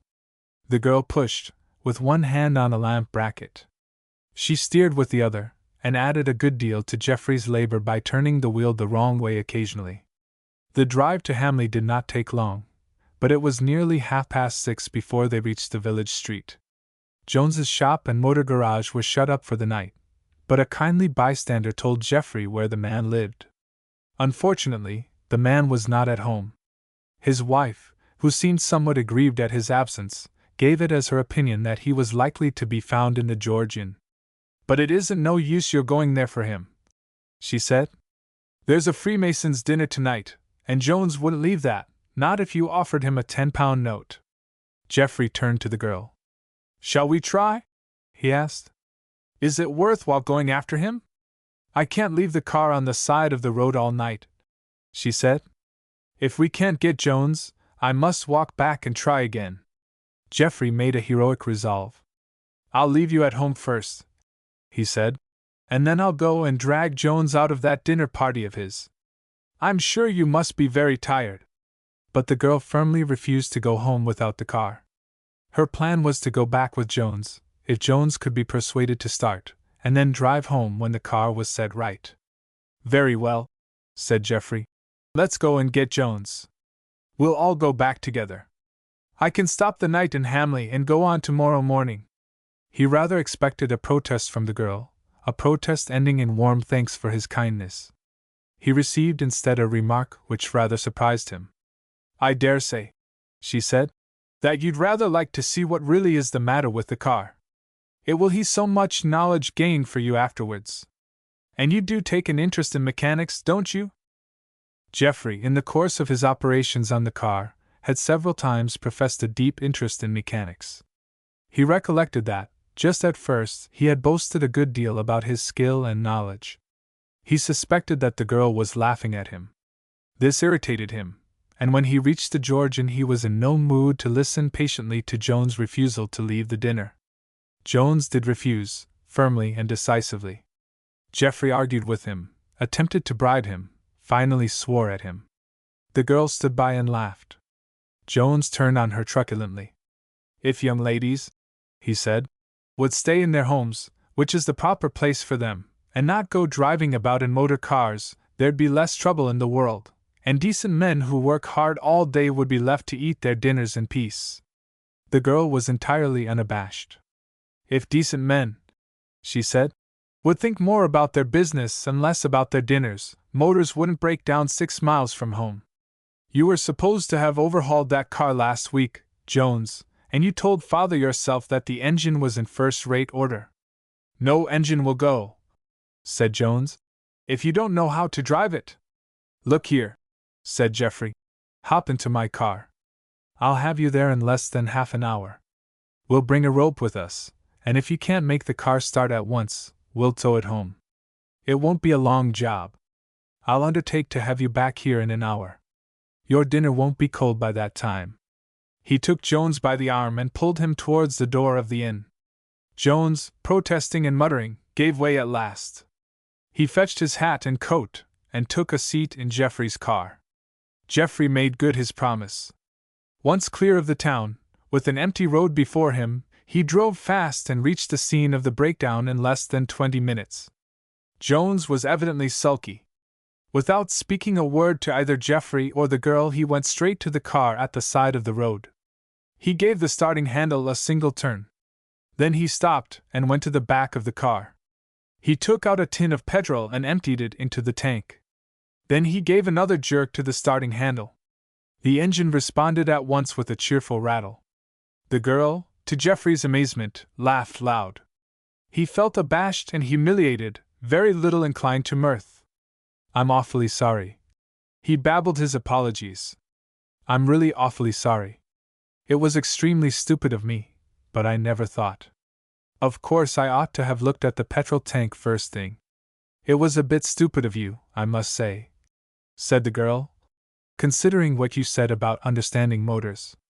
Geoffrey felt inclined to remind her that she, too, had boasted some knowledge of cars and that she had been at fault even more than he had, and that in fact she ought to have guessed that her petrol had gone. He was saved from making his retort by Jones. Ignoring the girl completely, as if she were beneath contempt, Jones spoke to Geoffrey. "I dunno," he said, "how you expected the engine to work without petrol." His tone was full of scorn, and Geoffrey felt like a withered flower. The girl was in no way abashed. "It's just like asking a man to work without his dinner," she said. "But they sometimes do, you know." Then she turned to Geoffrey. "If you promise faithfully," she said, "not to tell father what happened, you can come and have dinner with us tonight." It was the only sign of gratitude that the girl had shown, and Geoffrey's first inclination was to refuse the invitation definitely. But he caught sight of her face before she spoke. She was standing in the full glare of one of the lamps. Her eyes were twinkling and very bright. On her lips was a smile, impudent, provocative, extremely attractive. Geoffrey Dane dined that night with the doctor and his daughter. He described the breakdown of the motor in the vaguest terms. 13. My niece Kitty. I consider it fortunate that Kitty is my niece. She might have been my daughter, and then I should have had a great deal of responsibility, and lived a troublous life. On the other hand, if Kitty had not been related to me in some way, I should have missed a pleasant intimacy. I should probably very seldom see her if she were the daughter of a casual acquaintance, and when I did see her she would be shy, perhaps, or pert. I should almost certainly be awkward. I am, I regret to say, 50 years of age. Kitty is just 16. Some kind of relationship is necessary if there is to be real friendship between an elderly man and a young girl. Uncles, if they did not exist in nature, would have to be invented for the sake of people like Kitty and myself. I see Kitty twice a year regularly. She and her mother come to town at Christmas time for shopping. They stay at my house. In summer I spend my 3 weeks' holiday with my sister, who lives all the year round in a seaside place which most people regard as a summer resort. She does this on account of the delicate health of her husband, who suffers from an obscure nervous disease. If I were Kitty's father, I should probably have a nervous disorder, too. In December I am master of the situation. I treat Kitty exactly as an uncle ought to treat a niece. I take her to theaters and picture houses. I feed her at irregular hours on sweet, unwholesome food. I buy her presents and allow her to choose them. Kitty, as my guest, behaves as well as any niece could. She is respectful, obedient, and always delighted with the entertainments I provide for her. In summer, Kitty being then the hostess and I the guest, things are different. She considers it her duty to amuse me. Her respect for me vanishes. I am the one who is obedient, but I am not always delighted at the entertainments she provides. She means well, but she is liable to forget that a stiff-limbed bachelor of 50 prefers quiet to strenuous sports. One morning during the second week of my last holiday, Kitty came down late for breakfast. She is often late for breakfast, and she never apologizes. I dare say she is right. Most of us are late for breakfast, when we are late, because we are lazy and stay too long in bed. It is impossible to think of Kitty being lazy.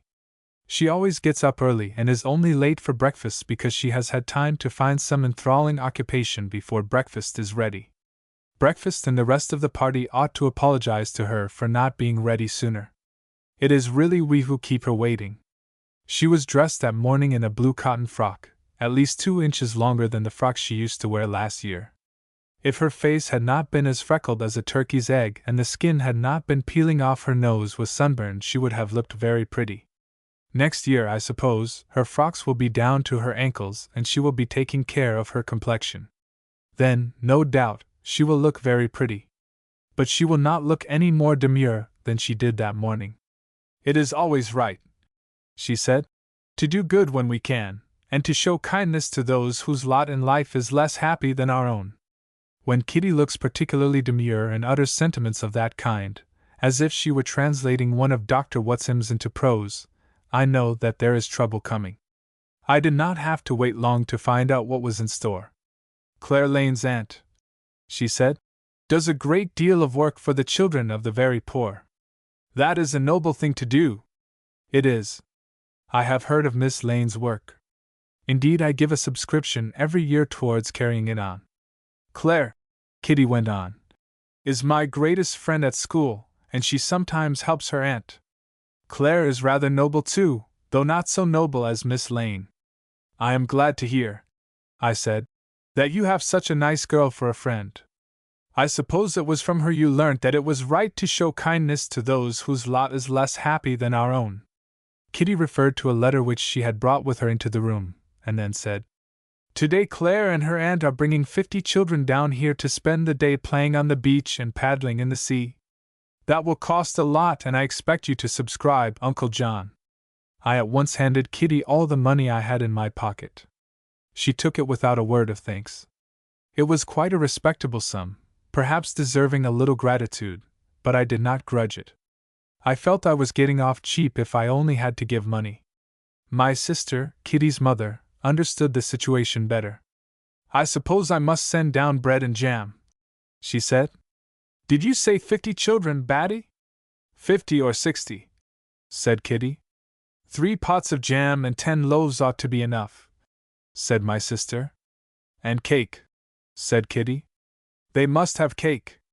Uncle John," she turned to me, "would you rather cut up bread and jam or walk over to the village and bring back 25 pounds of cake?" I was not going to get off so easily as I hoped. The day was hot, far too hot for walking, and the village is 2 miles off, but I made my choice without hesitation. I greatly prefer heat to stickiness, and I know no stickier job than making bread and jam sandwiches. "If you start at once," said Kitty, "you'll be back in time to help me with the bread and jam." I regret to say I was back in time to spread the jam out of the last pot. Miss Lane's party arrived by train at 12 o'clock. By that time I had discovered that I had not bought freedom with my subscription, nor earned the title of noble by walking to the village. I was expected to spend the rest of the day helping to amuse Miss Lane's picnic party. Kitty and I met them when they arrived. Miss Lane, the aunt, is a very plump lady with nice white hair. Her face, when she got out of the train, was glistening with perspiration. Claire, the niece, is a pretty little girl. She wore a pink frock, but it was no pinker than her face. Her efforts to show kindness to the children in the train had been too much for her. She was tired, bewildered, and helpless. There were 56 children, all girls, and they ranged in ages from about 18 years down to toddling infants. Miss Lane, the aunt, asked me to count them for her. I suppose she wanted to make sure that she had not lost any on the way down, and that she would have as many to take home as she had when she started. Left to my own resources, I could not possibly have counted 50 delirious children, not one of whom stood still for a single instant. Kitty came to my rescue. She coursed up and down among the children, shouting, pushing, occasionally slapping in a friendly way, and at last corralled the whole party in a corner between 2 sheds. I have seen a well-trained sheepdog perform a similar feat in much the same way. I counted the flock, with some difficulty even then, and noted the number carefully in my pocket book. Then there was a wild rush for the beach. Miss Lane headed it at first, carrying one of the smallest children in her arms and dragging another by the hand. She was soon overtaken and passed by Kitty and 6 lean, long-legged girls, who charged whooping straight for the sea. Claire and I followed slowly at the tail of the procession. I was sorry for her because one of her shoes was beginning to hurt her. She confided this to me, and later on in the day I could see that the pain was acute. We reached the beach in time to see Kitty dragging off her shoes and stockings. 8 or 10 of the girls had walked straight into the sea and were splashing about up to their knees in water. Kitty went after them and dragged them back. She said that if they wanted to bathe they ought to take their clothes off. Kitty is a good swimmer, and I think she wanted those children to bathe so as to have a chance of saving their lives when they began to drown. Fortunately, Miss Lane discovered what was going on and put a stop to the bathing. She was breathless but firm. I do not know whether she shrank from drowning the children or held conventional ideas about the necessity of bathing dresses for girls. Whatever her reasons were, she absolutely forbade bathing. The day was extraordinarily hot, and our work was most strenuous. We paddled, and I had to wade in several times far above the part of my legs to which it was possible to roll up my trousers. We built elaborate sand castles, and enormous mounds, which Kitty called redoubts. I was made to plan a series of trenches similar to those used by the armies in France, and we had a most exciting battle, during which Kitty compelled me to become a casualty so that 6 girls might have the pleasure of dragging me back to a place of safety. We very nearly had a real casualty afterwards when the roof of a dugout fell in and buried 2 infants. Kitty and I rescued them, digging frenziedly with our hands. Miss Lane scooped the sand out of their mouths afterwards with her forefinger, and dried their eyes when they had recovered sufficiently to cry. We fed the whole party on buns and lemonade and became sticky from head to foot. We ran races and had tugs of oar with a rope made of stockings tied together. It was not a good rope because it always broke at the most exciting moments, but that only added to our pleasure, for both teams fell flat on their backs when the rope gave way, and Miss Lane looked particularly funny rolling on the sand. At 6 o'clock the gardener and the cook, sent by Kitty's mother, came down from the house carrying a large can of milk and a clothes basket full of bread and jam and cake. We were all glad to see them. Even the most active children were becoming exhausted and were willing to sit down and be fed. I was very nearly done up. Poor Claire was seated on a stone, nursing her blistered foot. Only Miss Lane and Kitty had any energy left, and Miss Lane was in an appalling state of heat. Kitty remained cool, owing perhaps to the fact that she was soaked through from the waist down, having carried 20 or 30 dripping infants out of the sea in the course of the day. My sister's gardener, who carried the milk, is a venerable man with a long white beard. He is greatly stooped from constant digging and he suffers from rheumatism in his knees. It was his appearance, no doubt, which suggested to Kitty the absolutely fiendish idea of an obstacle race for veterans. The veterans, of course, were Miss Lane, the gardener, the cook, who was a very fat woman, and myself. Miss Lane agreed to the proposal at once with apparent pleasure, and the whole 56 children shouted with joy. The gardener, who has known Kitty since she was born, recognized the uselessness of protest and took his place beside Miss Lane. The cook said she never ran races and could not jump. Anyone who had looked at her would have known she was speaking the truth. But Kitty would take no refusal. She took that cook by the arm and dragged her to the starting line. The course, which was arranged by Kitty, was a stiff one. It took us all over the redoubts, castles, and trenches we had built during the day and across a tract of particularly soft sand, difficult to walk over and most exhausting to anyone who tried to run. It finished up with what Kitty called a water jump, though no one could possibly have jumped it. It was a wide, shallow pool, formed in the sand by the flowing tide, and the only way of getting past it was to wade through. I felt fairly confident I should win that race. The gardener is 10 years older than I am and very stiff in the joints. The cook plainly did not mean to try. Miss Lane is far past the age at which women cease to be active, and was badly handicapped by having to run in a long skirt. I started at top speed and cleared the first redoubt without difficulty, well ahead of anyone else. I kept my lead while I floundered through 3 trenches, and increased it among the castles which lay beyond. When I reached the soft sand I ventured to look back. I was gratified to see that the cook had given up. The gardener was in difficulties at the second trench, and Miss Lane had fallen. When I saw her she was sprawling over a sand castle, surrounded by cheering children. It did not seem likely that she would have strength enough to get up again or breath to run any more if she did get on her feet. I felt that I was justified in walking quietly over the soft sand. Beyond it lay a tract of smooth, hard sand near the sea, and then the water jump. My supporters, a number of children who had easily kept pace with me and were encouraging me with shouts, seemed disappointed when I dropped to a walk. To please them I broke into a gentle trot when I reached the hard sand. I still felt perfectly sure that the race was mine. I was startled out of my confidence by the sound of terrific yells, just as I stepped cautiously into the water jump. I looked round and saw Miss Lane. Her hair was flying behind her in a wild tangle. Her petticoats were gathered well above her knees.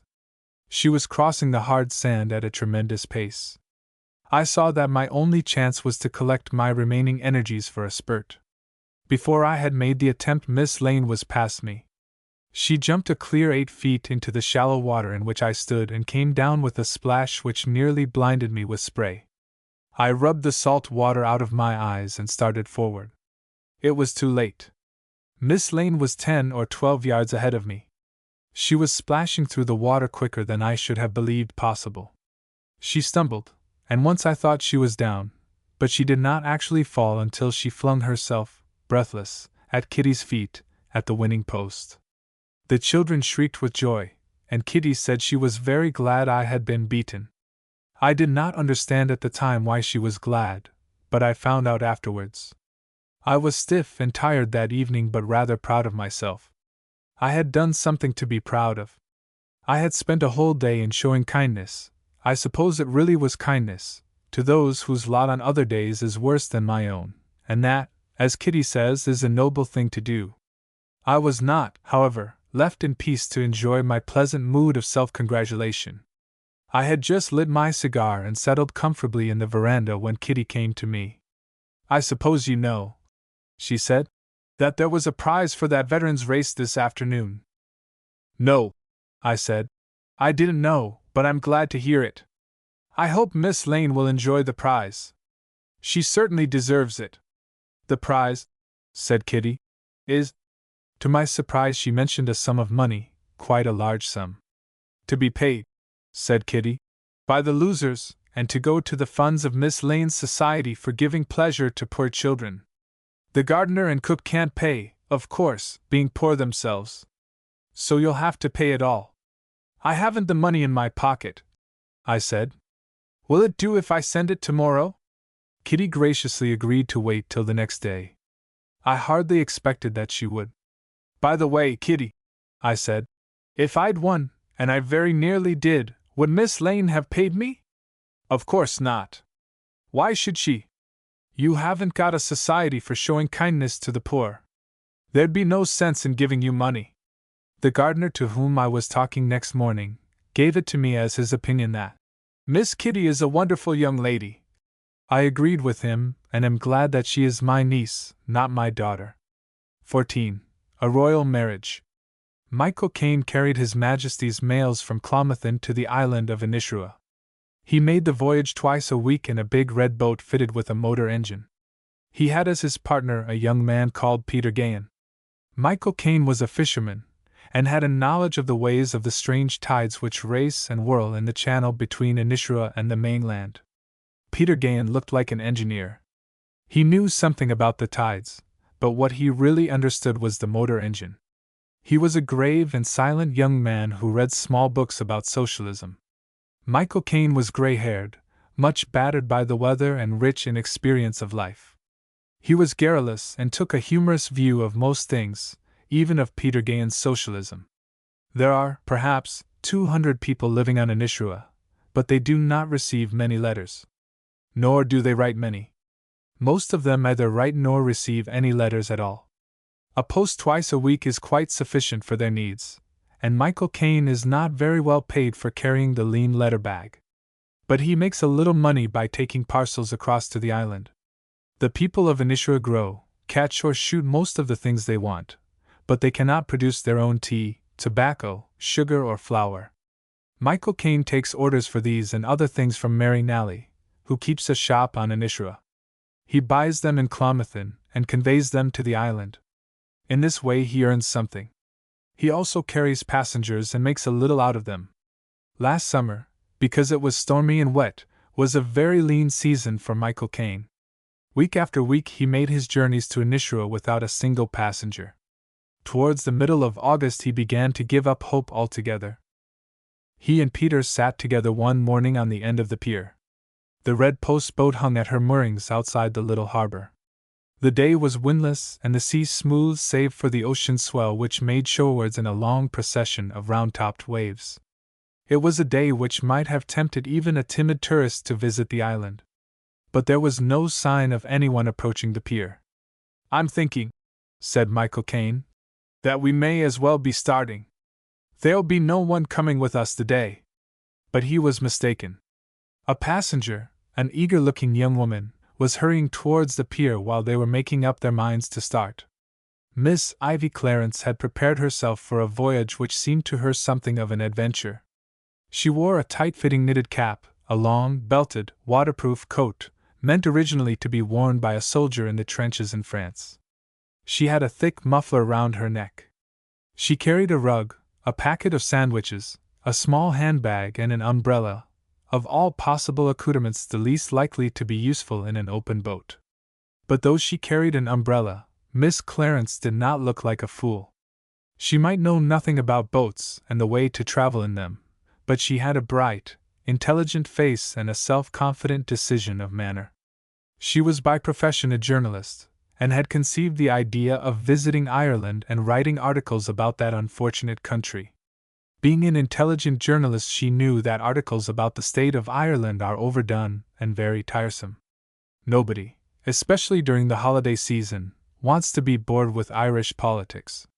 But for bright, cheery descriptions of Irish life and customs, as for similar descriptions of the ways of other strange peoples, there is always a market. Miss Clarence determined to exploit it. She planned to visit 5 or 6 of the larger islands off the Irish coast. There, if anywhere, quaint customs, picturesque superstitions and primitive ways of living might still be found.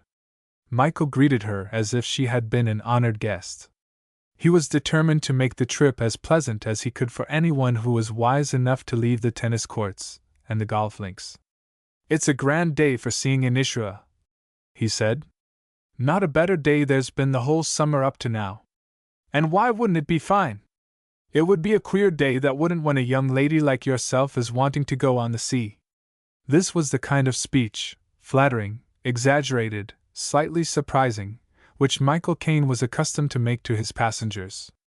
Miss Clarence did not know that something of the same sort was said to every lady, young or old, who ventured into Michael's boat. She was greatly pleased and made a mental note of the words.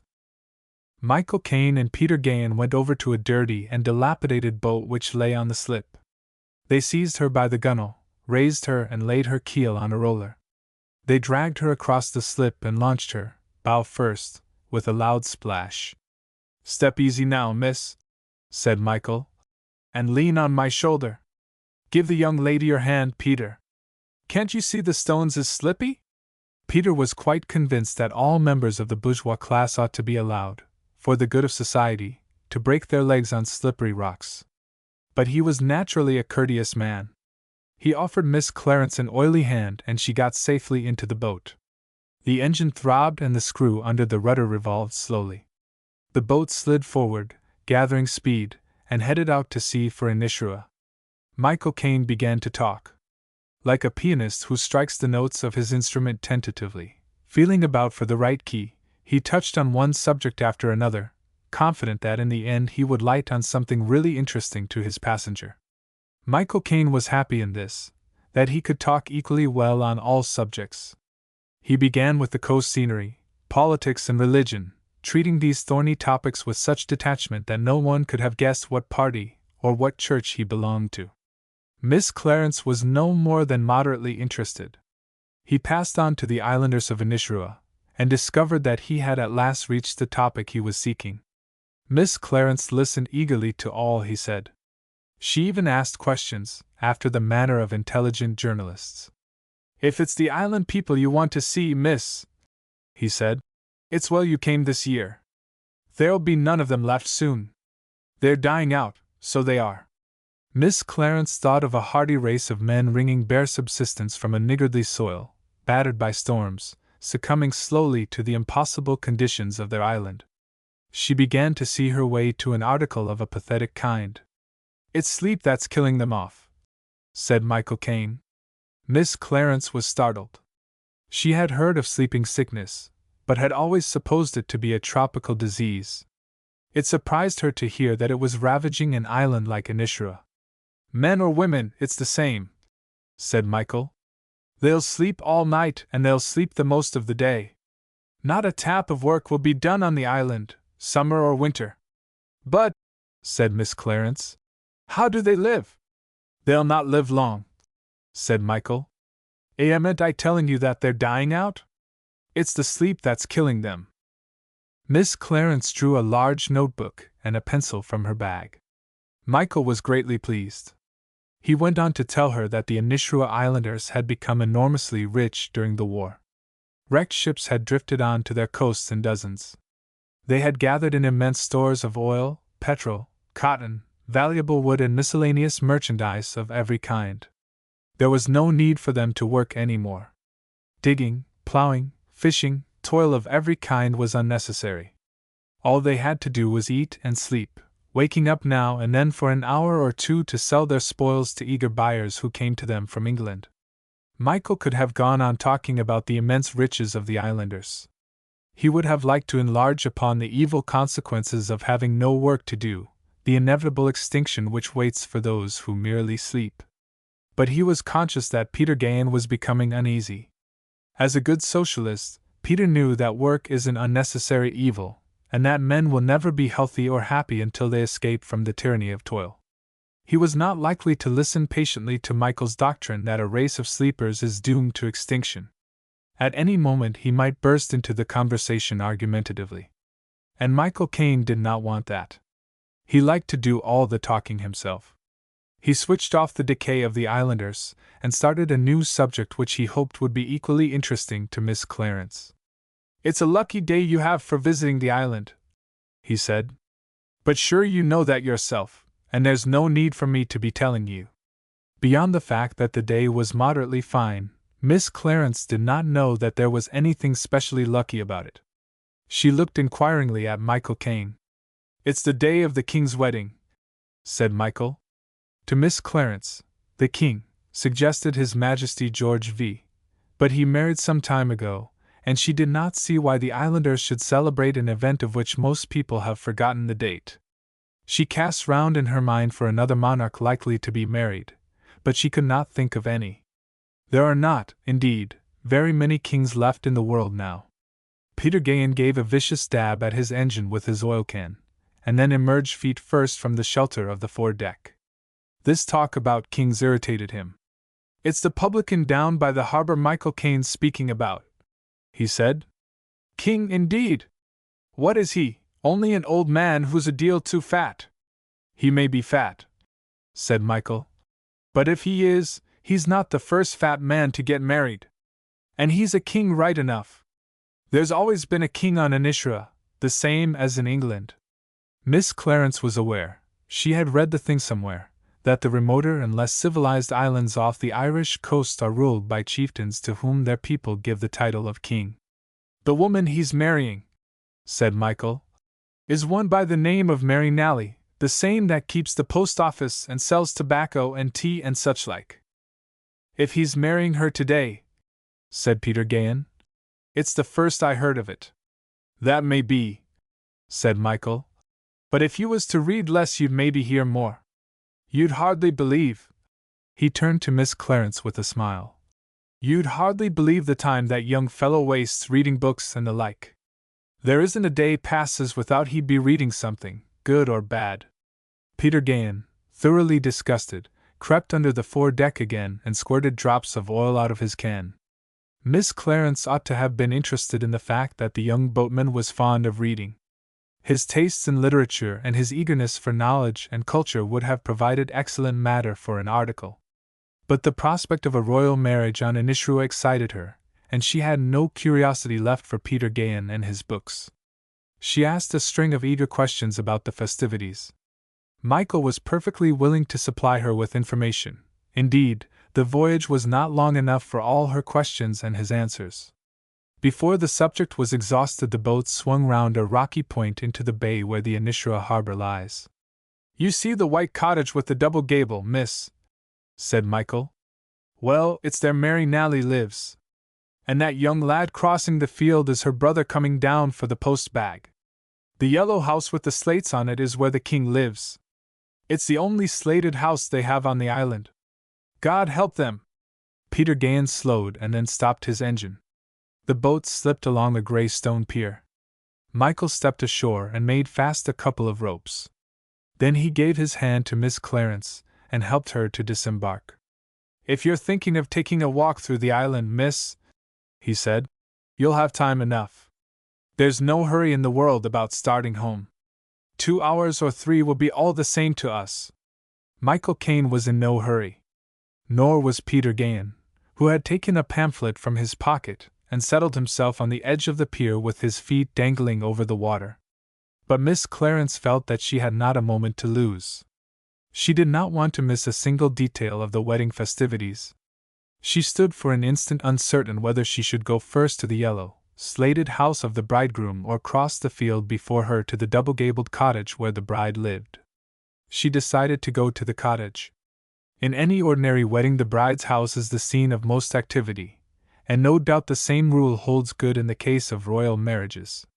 The door of the cottage stood open, and Miss Clarence stepped into a tiny shop. It was the smallest shop she had ever seen, but it was crammed from ceiling to floor with goods. Behind the counter a woman of about 30 years of age sat on a low stool.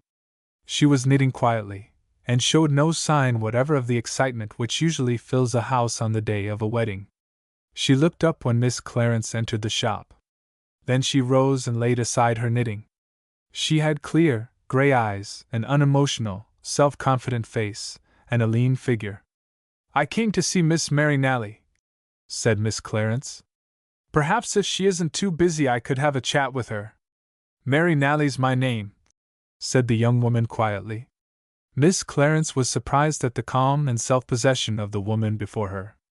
She had, in the early days of her career as a journalist, seen many brides. She had never seen one quite so cool as Mary Nally. And this woman was going to marry a king! Miss Clarence, startled out of her own self-control, blurted out more than she meant to say. But aren't you going to be married?" she said. Mary Nally smiled without a sign of embarrassment. "Maybe I am," she said.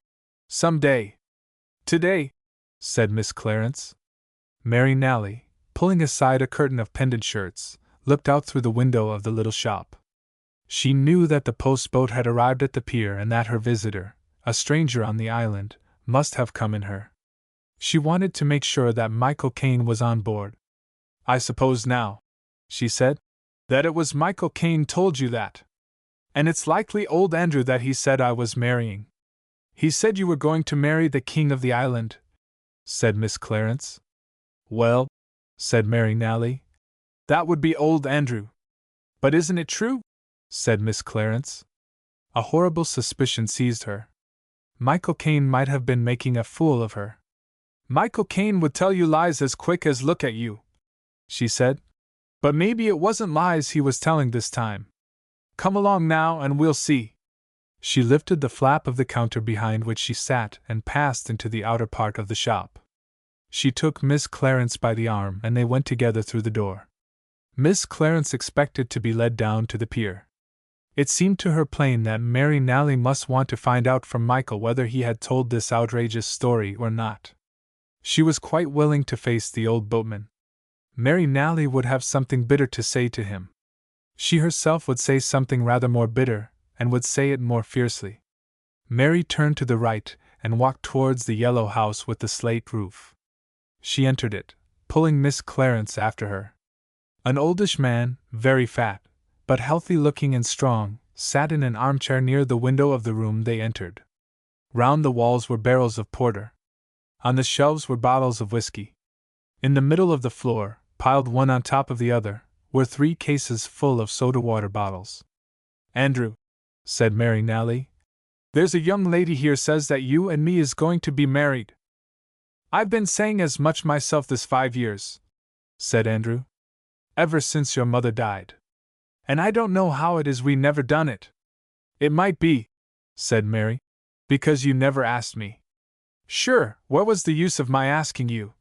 said Andrew, "when you knew as well as myself and everyone else that it was to be?" "Anyway," said Mary, "the young lady says we're doing it, and what's more, we're doing it today. What have you to say to that now, Andrew?" Andrew chuckled in a good-humored and tolerant way. "What I'd say to that, Mary," he said, "is that it would be a pity to disappoint the young lady if her heart's set on it."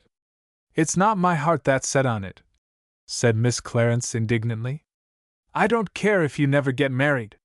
It's your own hearts, both of them, that ought to be said on it. As a journalist of some years' experience, she had, of course, outgrown all sentiment. But she was shocked by the cool indifference of these lovers who were prepared to marry merely to oblige a stranger whom they had never seen before and were not likely to see again. But Mary Nally did not seem to feel that there was any want of proper ardor in Andrew's way of settling the date of their wedding. "If you don't get up out of your chair," she said, "and be off to Father McFadden to tell him what's wanted, it'll never be done either today or any other day." Andrew roused himself with a sigh. He took his hat from a peg, and a stout walking stick from behind a porter barrel. Then, politely but firmly, he put the two women out of the house and locked the door behind them. He was ready to marry Mary Nally, and her shop. He was not prepared to trust her among his porter barrels and his whiskey bottles until the ceremony was actually completed. The law requires that a certain decorous pause shall be made before the celebration of a marriage. Papers must be signed or banns published in church. But Father McFadden had lived so long on Inishra that he had lost respect for law and perhaps forgotten what the law was. Besides, Andrew was king of the island by right of popular assent, and what is the use of being a king if you cannot override a tiresome law? The marriage took place that afternoon, and Miss Clarence was present, acting as a kind of bridesmaid. No sheep or heifers were killed, and no inordinate quantity of porter was drunk. There was, indeed, no special festivity on the island, and the other inhabitants took very little notice of what was happening. They were perhaps, as Michael Caine said, too sleepy to be stirred with excitement. But in spite of the general apathy, Miss Clarence was fairly well satisfied with her experience. She felt that she had a really novel subject for the first of her articles on the life and customs of the Irish Islanders. The one thing that vexed her was the thought that Michael Caine had been laughing at her while he talked to her on the way out to the island. On the way home she spoke to him severely. "You've no right," she said, "to tell a pack of lies to a stranger who happens to be a passenger in your boat." "Lies?" said Michael. "What lie was in it? Didn't I say they'd be married today, and they were?" Miss Clarence might have retorted that no sheep or heifers had been killed and very little porter drunk, but she preferred to leave these details aside and stick to her main point. "But they didn't mean to be married," she said, "and you told me." "Begging your pardon, miss," said Michael, "but they did mean it. Old Andrew has been meaning it ever since Mrs.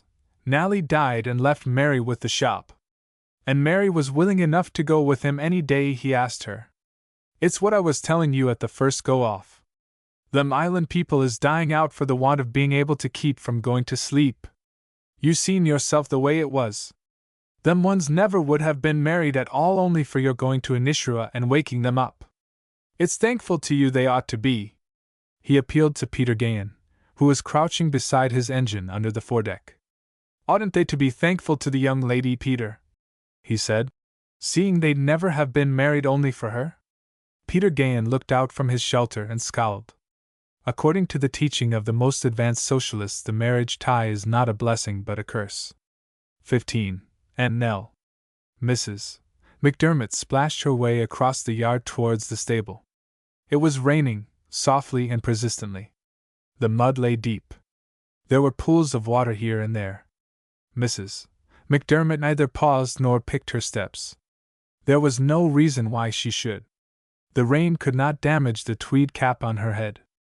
Her complexion, brilliant as the complexions of Irish women often are, was not of the kind that washes off. Her rough gray skirt, on which raindrops glistened, came down no further than her knees.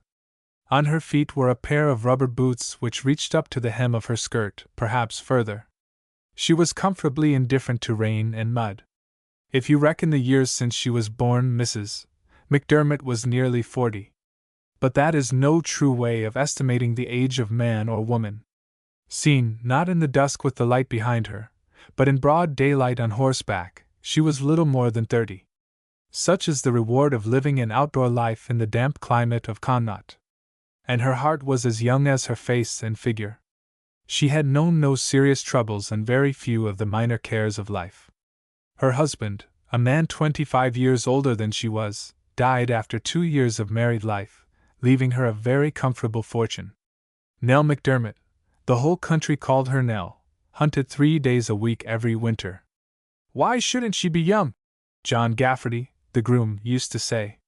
Hasn't she 5 good horses and the full of her skin of meat and drink? The likes of her never get old. Johnny Gafferty was rubbing down a tall bay mare when Mrs. McDermott opened the stable door and entered the loose box. Johnny, she said, you'll put the cob in the governess' cart this afternoon and have him round at 3 o'clock. I'm going up to the station to meet my nephew. I've had a letter from his father to say he'll be here today. Johnny Gafferty, though he had been 8 years in Mrs. McDermott's service, had never before heard of her nephew. It could be, he said cautiously, that the captain will be bringing a horse with him, or maybe 2. He felt that a title of some sort was due to the nephew of a lady like Mrs. MacDonald. The assumption that he would have a horse or 2 with him was natural. All Mrs. McDermott's friends hunted. He's not a captain, said Mrs. MacDonald, and he's bringing no horses and he doesn't hunt. What's more, Johnny, he doesn't even ride, couldn't sit on the back of a donkey. So his father says anyway. Glory be to God, said Johnny. And what sort of a gentleman will he be at all? He's a poet, said Mrs. MacDonald. Johnny felt that he had perhaps gone beyond the limits of respectful criticism in expressing his first astonishment at the amazing news that Mrs. McDermott's nephew could not ride. Well, he said, there's worse things than poetry in the world. Very few sillier things, said Mrs. McDermott. But that's not the worst there is about him, Johnny. His health is completely broken down. That's why he's coming here. Nerve strain, they call it. That's what they would call it, said Johnny sympathetically, when it's a high-up gentleman like a nephew of your own. And it's hard to blame him. There's many a man does be a bit foolish without meaning any great harm by it. To be a bit foolish is a kindly, west of Ireland phrase which means to drink heavily. It's not that, said Mrs. McDermott. I don't believe from what I've heard of him that the man has even that much in him. It's just what his father says, poetry and nerves. And he's coming here for the good of his health. It's Mr. Bertram they call him, Mr. Bertram Connell. Mrs. McDermott walked up and down the platform waiting for the arrival of her nephew's train. She was dressed in a very becoming pale blue tweed and had wrapped a silk muffler of a rather brighter blue round her neck. Her brown shoes, though strong, were very well made and neat. Between them and her skirt was a considerable stretch of knitted stocking, blue like the tweed. Her ankles were singularly well formed and comely. The afternoon had turned out to be fine, and she had taken some trouble about her dress before setting out to meet a strange nephew whom she had not seen since he was 5 years old. She might have taken more trouble still if the nephew had been anything more exciting than a nerve-shattered poet. The train steamed in at last. Only one passenger got out of a first-class carriage. Mrs. McDermott looked at him in doubt. He was not in the least the sort of man she expected to see. Poets, so she understood, have long hair and sallow, clean-shaven faces. This young man's head was closely cropped, and he had a fair mustache. He was smartly dressed in well-fitting clothes. Poets are, or ought to be, sloppy in their attire. Also, judged by the color of his cheeks and his vigorous step, this man was in perfect health. Mrs. McDermott approached him with some hesitation. The young man was standing in the middle of the platform looking around. His eyes rested on Mrs. McDermott for a moment, but passed from her again. He was expecting someone whom he did not see. "Are you Bertram Connell, by any chance?" asked Mrs. McDermott. "That's me," said the young man. "And I'm expecting an aunt to meet me. I say, are you a cousin? I didn't know I had a cousin." The mistake was an excusable one. Mrs. McDermott looked very young and pretty in her blue tweed. She appreciated the compliment paid her all the more because it was obviously sincere. "You haven't any cousins," she said. "Not on your father's side, anyway." "I'm your aunt." "Aunt Nell," he said, plainly startled by the information. "Great Scott! And I thought—" He paused and looked at Mrs. McDermott with genuine surprise. Then he recovered his self-possession. He put his arm round her neck and kissed her heartily, first on one cheek, then on the other. Aunts are kissed by their nephews every day as a matter of course. They expect it. Mrs. McDermott had not thought about the matter beforehand. If she had, she would have taken it for granted that Bertram would kiss her, occasionally, uncomfortably, and without conviction. The kisses she actually received embarrassed her. She even blushed a little and was annoyed with herself for blushing. "There doesn't seem to be much the matter with your nerve," she said. Bertram became suddenly grave. "My nerves are in a rotten state," he said. "The doctor, specialist, you know, tip-top man, said the only thing for me was life in the country, fresh air, birds, flowers, new milk, all that sort of thing. Your father wrote all that to me," said Mrs. McDermott. "Poor old Dad," said Bertram. "He's horribly upset about it." Mrs. McDermott was further puzzled about her nephew's nervous breakdown when she suggested about 7 o'clock that it was time to dress for dinner. Bertram, who had been talking cheerfully and smoking a good deal, put his arm round her waist and ran her upstairs. "Jolly thing to have an aunt like you," he said. Mrs. McDermott was slightly out of breath and angry with herself for blushing again. At bedtime she refused a good-night kiss with some dignity. Bertram protested. "Oh, I say, Aunt Nell, that's all rot, you know. An aunt is just one of the people you do kiss, night and morning." "No, you don't," she said. "And anyway, you won't get the chance tomorrow morning. I shall be off early. It's a hunting day." "Can't I get a horse somewhere?" said Bertram. Mrs. McDermott looked at him in astonishment. "Your father told me," she said, "that you couldn't ride and had never been on a horse in your life." "Did he say that? The poor Dad! I suppose he was afraid I'd break my neck. If you're suffering from nervous breakdown." "I am. Frightfully. That's why they sent me here." "Then you shouldn't hunt," said Mrs. McDermott. "You should sit quietly in the library and write poetry. That reminds me, the rector is coming to dinner tonight. I thought you'd like to meet him." "Why? Is he a sporting old bird?" "Not in the least, but he's the only man about this country who knows anything about poetry. That's why I asked him." Johnny Gafferty made a report to Mrs. McDermott when she returned from hunting which surprised her a good deal. "The young gentleman, ma'am," he said, "was round in the stable this morning, shortly after you leaving. And nothing would do him only for me to saddle the bay for him." "Did you do it?" "What else could I do?" said Gafferty, "when his heart was set on it." "I suppose he's broken his own neck and the mare's knees," said Mrs. McDermott. "He has not, then." "Neither the one nor the other. I don't know how he'd do if you faced him with a stone wall, but the way he took the bay over the fence at the end of the paddock was as neat as ever I seen. You couldn't have done it better yourself, ma'am." "He can ride, then?" "Ride," said Gafferty. "Is it ride? If his poetry is no worse nor his riding, he'll make money by it yet." The dinner with the rector was not an entire success. The clergyman, warned beforehand that he was to entertain a well-known poet, had prepared himself by reading several books of Wordsworth's Excursion. Bertram shied at the name of Wordsworth and insisted on hearing from his aunt a detailed account of the day's run. This puzzled Mrs. McDermott a little, but she hit upon an explanation which satisfied her. The rector was enthusiastic in his admiration of Wordsworth. Bertram, a poet himself, evidently suffered from professional jealousy. Mrs. McDermott, who had looked forward to her nephew's visit with dread, began to enjoy it. Bertram was a cheerful young man with an easy flow of slangy conversation. His tastes were very much the same as Mrs. McDermott's own. He smoked, and drank whiskey and soda in moderate quantities. He behaved in all respects like a normal man, showing no signs of the nervousness which goes with the artistic temperament. His politeness to her and the trouble he took about her comfort in small matters were very pleasant. He had large, handsome blue eyes, and Mrs. McDermott liked the way he looked at her. His gaze expressed a frank admiration which was curiously agreeable. A week after his arrival, Mrs. McDermott paid a high compliment to her nephew. She promised to mount him on the bay mare and take him out hunting.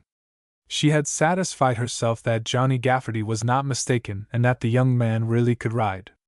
Bertram, excited and in high good humor, succeeded, before she had time to protest, in giving her a hearty kiss of gratitude. The morning of the hunt was warm and moist. The meet was in one of the most favorable places in the country. Mrs. McDermott, drawing on her gloves in the hall before starting, noted with gratification that her nephew's breeches were well cut and his stock neatly fastened. Johnny Gafferty could be heard outside the door speaking to the horses which he held ready. A telegraph boy arrived on a bicycle. He handed the usual orange envelope to Mrs. McDermott. She tore it open impatiently and glanced at the message inside. She gave an exclamation of surprise and read the message through slowly and carefully. Then, without a word, she handed it to her nephew. "Very sorry," the telegram ran. "Only today discovered that Bertram had not gone to you as arranged. He is in a condition of complete prostration. Cannot start now. Connell." "It's from my brother," said Mrs. McDermott. "But what on earth does it mean? You're here all right, aren't you?" "Yes," he said. "I'm here." He laid a good deal of emphasis on the I. Mrs. McDermott looked at him with sudden suspicion. "I've had a top-hole time," he said. "What an utterly incompetent rotter Connell is! He had nothing on earth to do but lie low. His father couldn't have found out." Mrs. McDermott walked over to the door and addressed Gafferty. "Johnny," she said, "the horses won't be wanted today." She turned to the young man who stood beside her. "Now," she said, "come into the library and explain what all this means." "Oh, I say, Aunt Nell," he said, "don't let's miss the day. I'll explain the whole thing to you in the evening after dinner. You'll explain it now if you can." She led the way into the library. "It's quite simple, really," he said. "Bertram Connell, your nephew, though a poet and all that, is rather an ass." "Are you Bertram Connell, or are you not?" said Mrs. McDermott. "Oh Lord, no, I'm not that sort of fellow at all. I couldn't write a line of poetry to save my life. You simply can't imagine how frightfully brainy he is. All the same, I rather like him. He was my fag at school and we were up together at Cambridge. I've more or less kept up with him ever since. He's more like a girl than a man, you know. I dare say that's why I liked him. Then he crocked up, nerves and that sort of thing. And they said he must come over here. He didn't like the notion a bit. I was in London just then on leave, and he told me how he hated the idea." "So did I," said Mrs. McDermott. "I said that he was a silly ass and that if I had the chance of a month in the west of Ireland in a sporting sort of house, he told me you hunted a lot, I'd simply jump at it. But the poor fellow was frightfully sick at the prospect, said he was sure he wouldn't get on with you, and that you'd simply hate him. He had a book of poetry just coming out and he was hoping to get a play of his taken on, a play about fairies. I give you my word he was very near crying, so, after a lot of talking, we hit on the idea of my coming here. He was to lie low in London so that his father wouldn't find him. You either of you thought about me, apparently," said Mrs. McDermott. "Oh, yes, we did. We thought as you hadn't seen him since he was a child that you wouldn't know him. And of course we thought you'd be frightfully old.